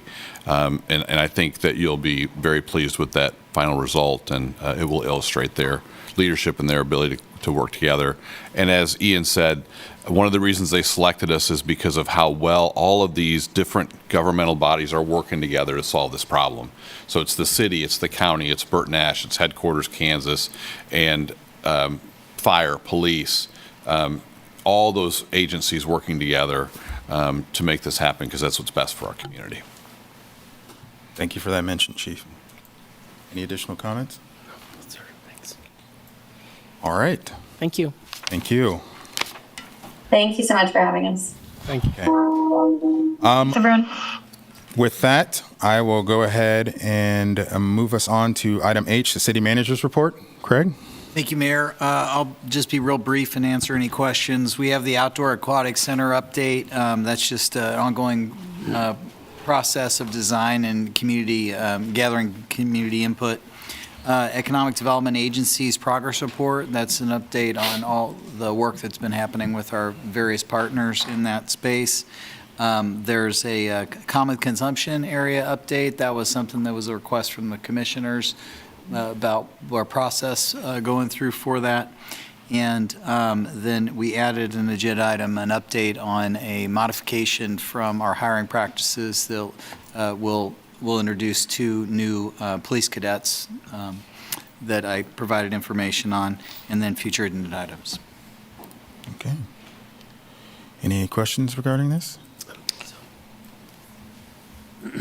Craig, did you need additional items for 3? I noticed in the report that there's going to be a convening of a task force, so do we need to provide scope and guidance on that?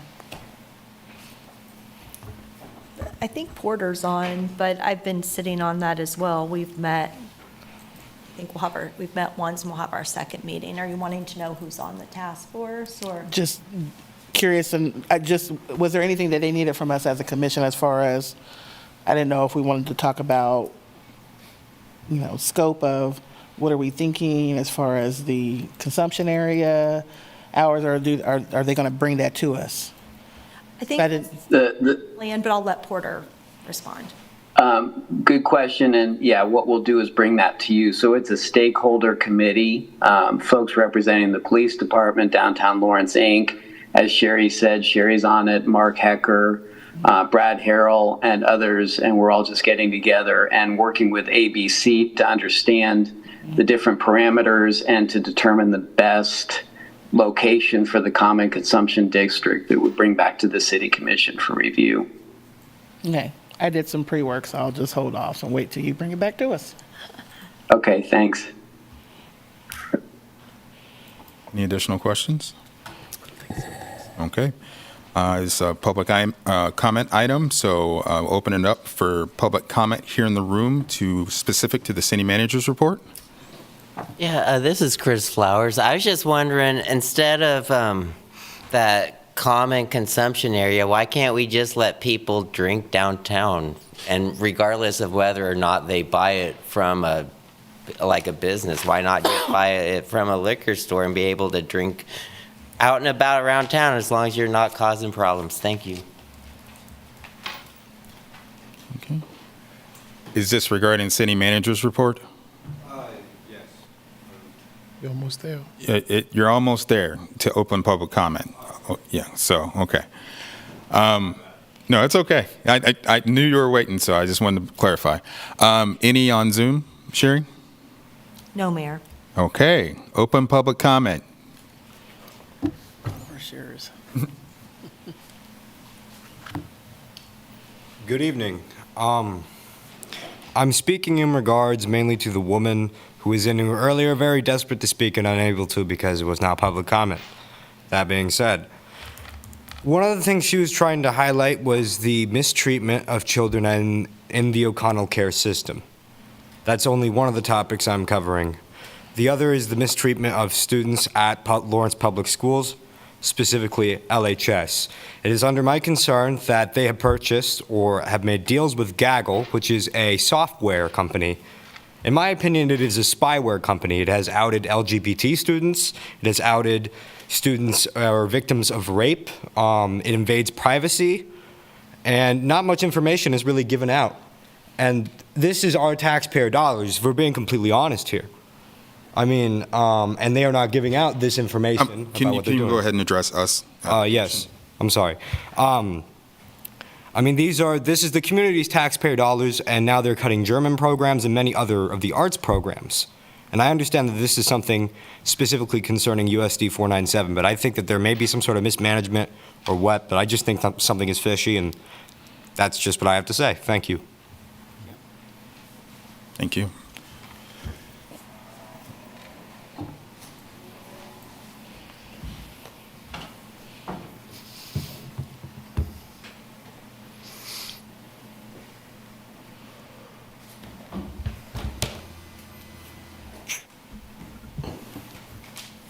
Kwekwe Omatru, Ijatsi Garrett, Wyandotte. Hello, friends. My name is Garrett Elliott from the Wyandotte Nation, which actually helped found Kansas City, Kansas. Used to be called Wyandotte City. I'm a Haskell graduate and student. I'll be continuing on to my bachelor's in Indigenous and American Indian Studies and continue on to my master's at KU in social work, so I may become a social worker for the local Lawrence Indigenous and Native community. Members of the City Commission and fellow residents of Lawrence, today I stand before you to address a grave concern that impacts the core of our community's integrity and moral compass, the crisis of missing and murdered Indigenous people. With the recent heartbreaking loss of Cole Brings Plenty, our community faces a stark reminder of the vulnerabilities that Indigenous people endure daily. It is in his honor and in the spirit of justice for all Indigenous lives affected, that I propose the establishment of a dedicated task force in Lawrence. This task force will have a critical dual mission. Firstly, it will aim to educate every resident on the dire issue of Indigenous disappearances and murders. Knowledge fuels action, and through comprehensive community education, we can dismantle the ignorance that often leads to discrimination and violence. Educating non-natives not only spreads awareness, but actively promotes anti-discrimination practices, fostering a more inclusive and just society.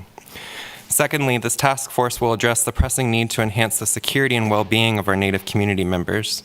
Their safety is paramount, and the Lawrence community must rally to ensure that protections are not only promised, but are palpably felt, preventing further tragedies.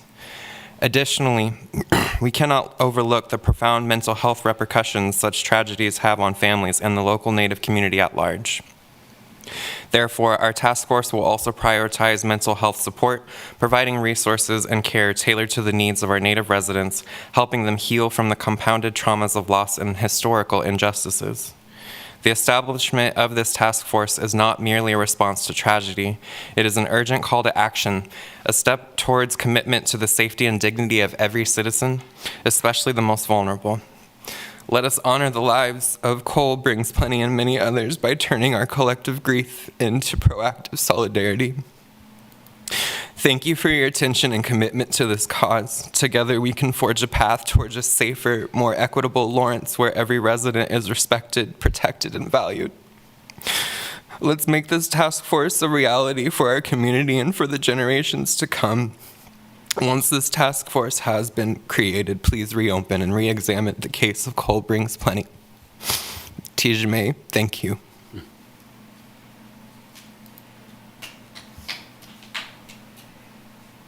Any additional public comment? Hi, this is Chris Flowers, and I'm just curious how these new changes are going to work. So I guess right now we're not being broadcast. So I was just wondering if I say the word fuck or cum or jizz or cunt or snatch or asshole or shit, shithead or motherfucker, is any of that going to be included in the edited version?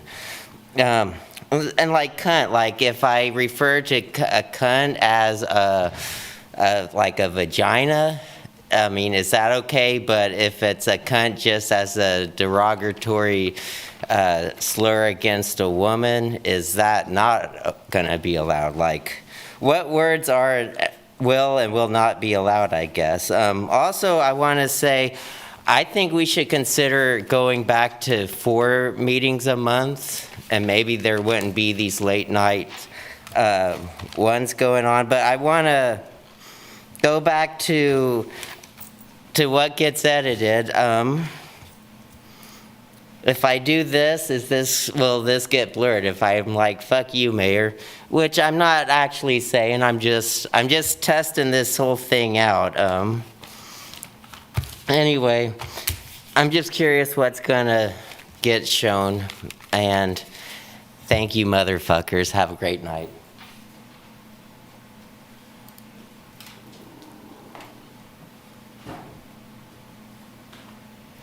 Hello, Patrick Ross. I'm always put to shame by Chris Flowers, but I try my best. I'd echo a lot of the things he brought up, maybe in a bit different manner, but yeah, I noticed that there's quite a few less people here speaking tonight. It's nearly 11 o'clock. We saw a situation play out earlier where someone really had a strong community-based issue to bring up, and someone else had to speak on their behalf. So I think that's a good thing to point out. There's more I could say on this matter. I'm sure others will say it. But I wanted to use my time to talk a little bit about bicycling in Lawrence, Kansas. I do it every day. I try to do it in every opportunity I have in transportation across the city. When we're talking about climate plans, whether city or county, I think any reductive contributions to CO2 emissions should be considered. In some of the research that I came across this week, the more bike lane miles that you construct in a city, it actually increases the amount of individuals who will choose cycling as a form of transportation, and also lower the risk of injury in doing so. A few other things I thought I would point out. That if you look at the Congressional Budget Office's statistics of CO2 emissions for the United States, there's a total of 4.6 billion metric tons that are produced, 38% of those being transportation, which comes to about 1.8 billion metric tons.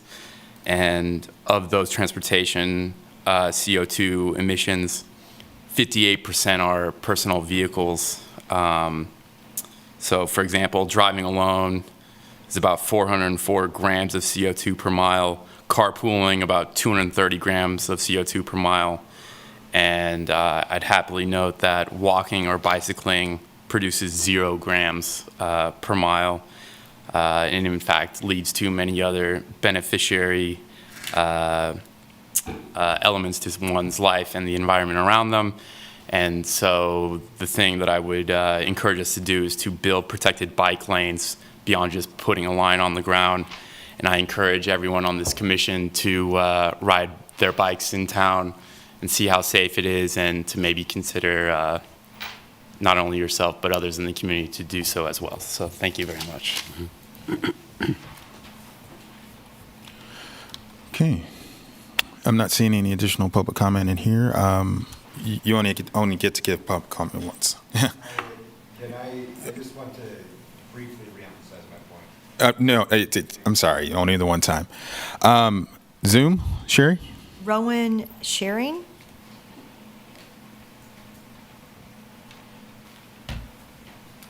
Hi. My name is Rowan Sharing. I'm a Lawrence resident. And I was just coming in mostly to echo Garrett's request for a task force for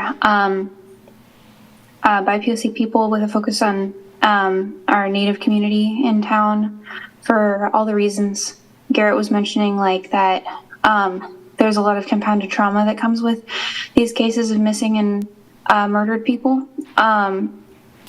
And also, yeah, as a follow-on to that, asking again, like I did last week, that you all urge Cold Brings Plenty's case to be reopened, and so that he has more of an opportunity to see justice, for us to see justice for him.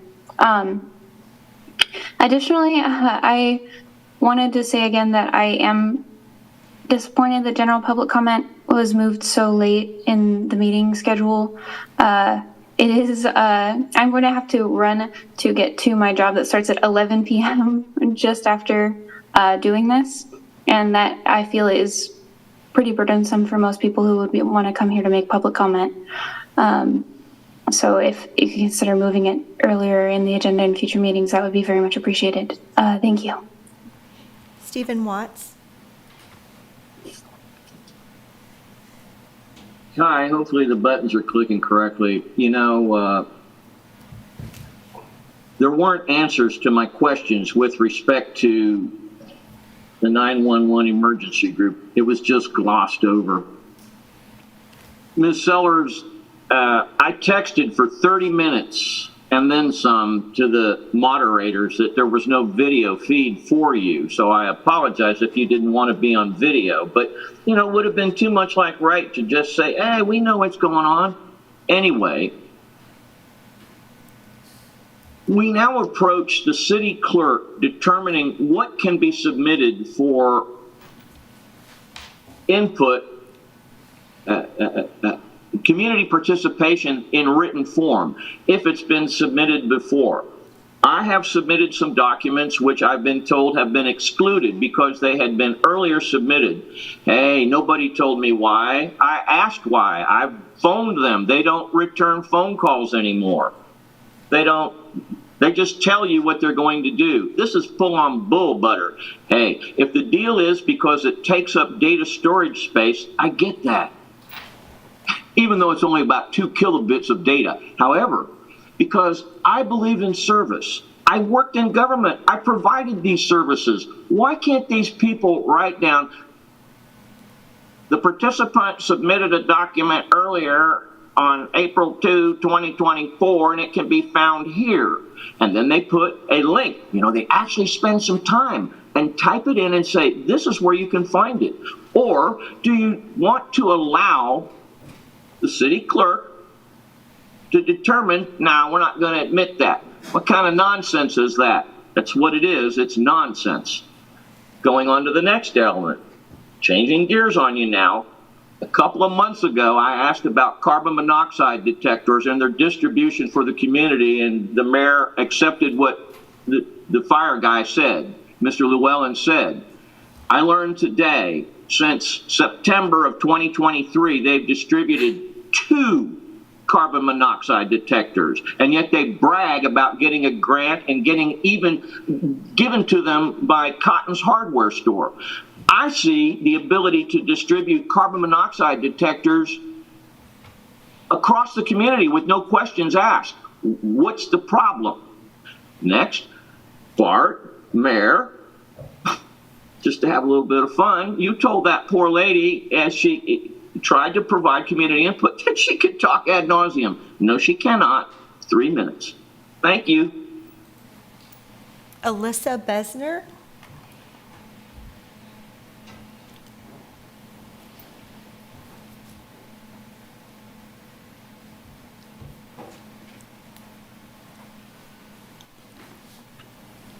Thank you.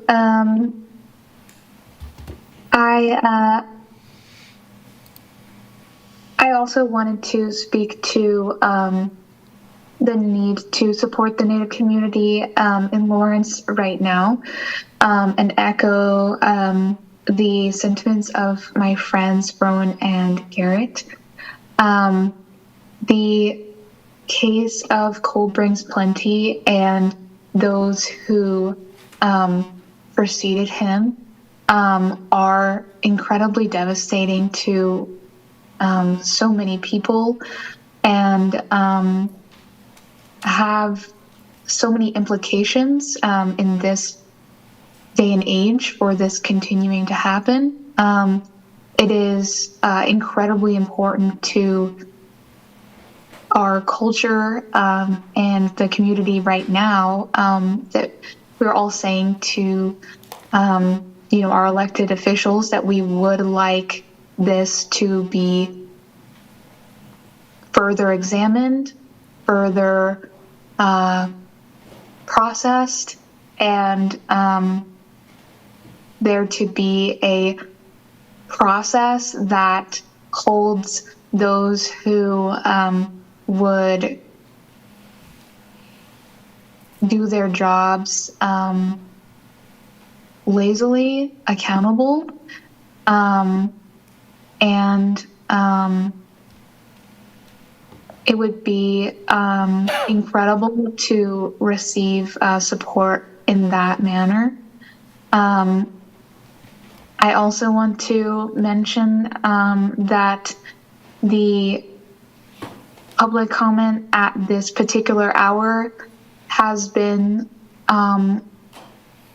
incredibly frustrating for me today, as this is I think the first time this has happened since the decision was made, and I've been to commission meetings several times in the past, and I knew that it would be different, but I was not expecting to be this impacted, and I am disabled and struggling, and I sit here and I am very disappointed at the lack of accessibility that this meeting has. Although I know that this meeting takes a very long time and that you probably wish that it didn't. I ask that be reconsidered. Thank you. That's all the comments. Okay. Moving us on to item J, commission items. Any commission items? Do not, sir. I have a question. This would be for our safe and secure outcome team. I know, I was just thinking in regards to Mr. Elliott's comments.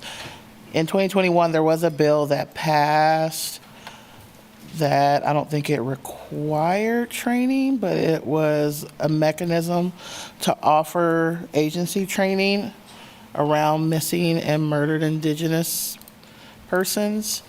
So I'd be curious to know if we've had any of our law enforcement staff that's participated in that. Since it is a community, it is a population, a community within our community that would heighten awareness and familiarity around it. So I would be curious to know that. I know this past year or this past session, there was a bill that was introduced. I helped Representative Haswood, helped her in the development and pushing it through, that would have established a state level task force to look at murdered and missing BIPOC women and girls. But I'd be curious to know if we've had any public servant staff that has participated in that training. I do believe it's self-guided. So that would be interesting to know. And I guess my question is, I'm hearing what Mr. Elliott is saying and trying to figure out where that pathway will lead. My first thought is CJCC, but I think the first step is, one, identifying, at least getting some ground level information on if there's any of our law enforcement staff that's participated in that particular training. We have had some of our members of the police department participate in that training, and we are now encouraging more of our department members to participate in it.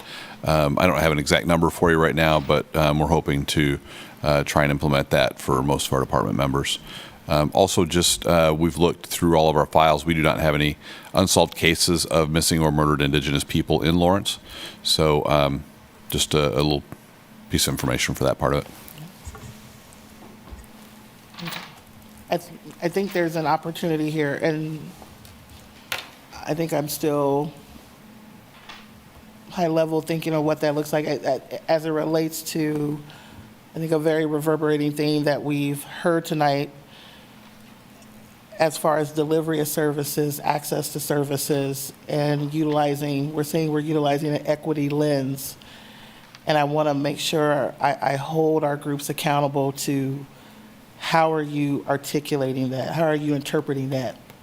And what does that look like in action? Because I do believe we do have some value gaps as it relates to cultural competent care. You know, the first outline is trauma-informed care, but that intersects with cultural competent care, whether that is cultural competency of race, ethnicity, gender identity, sexual orientation, that we say we're centering, and I don't hear it. I don't hear how we're operationalizing it. And that's, you know, that's a granular piece that's not necessarily part of the bigger, but I don't really see that. So I think there's a conversation to be had about how do we build, what are we doing to create that safe and welcoming component for many of our cultures that are represented here, and how are we doing it with some authenticity, but also accountability and what that looks like. Because I think we have multiple interpretations going on, and I'm not going to sit here and argue which one is right or wrong, but clearly there's a disconnect.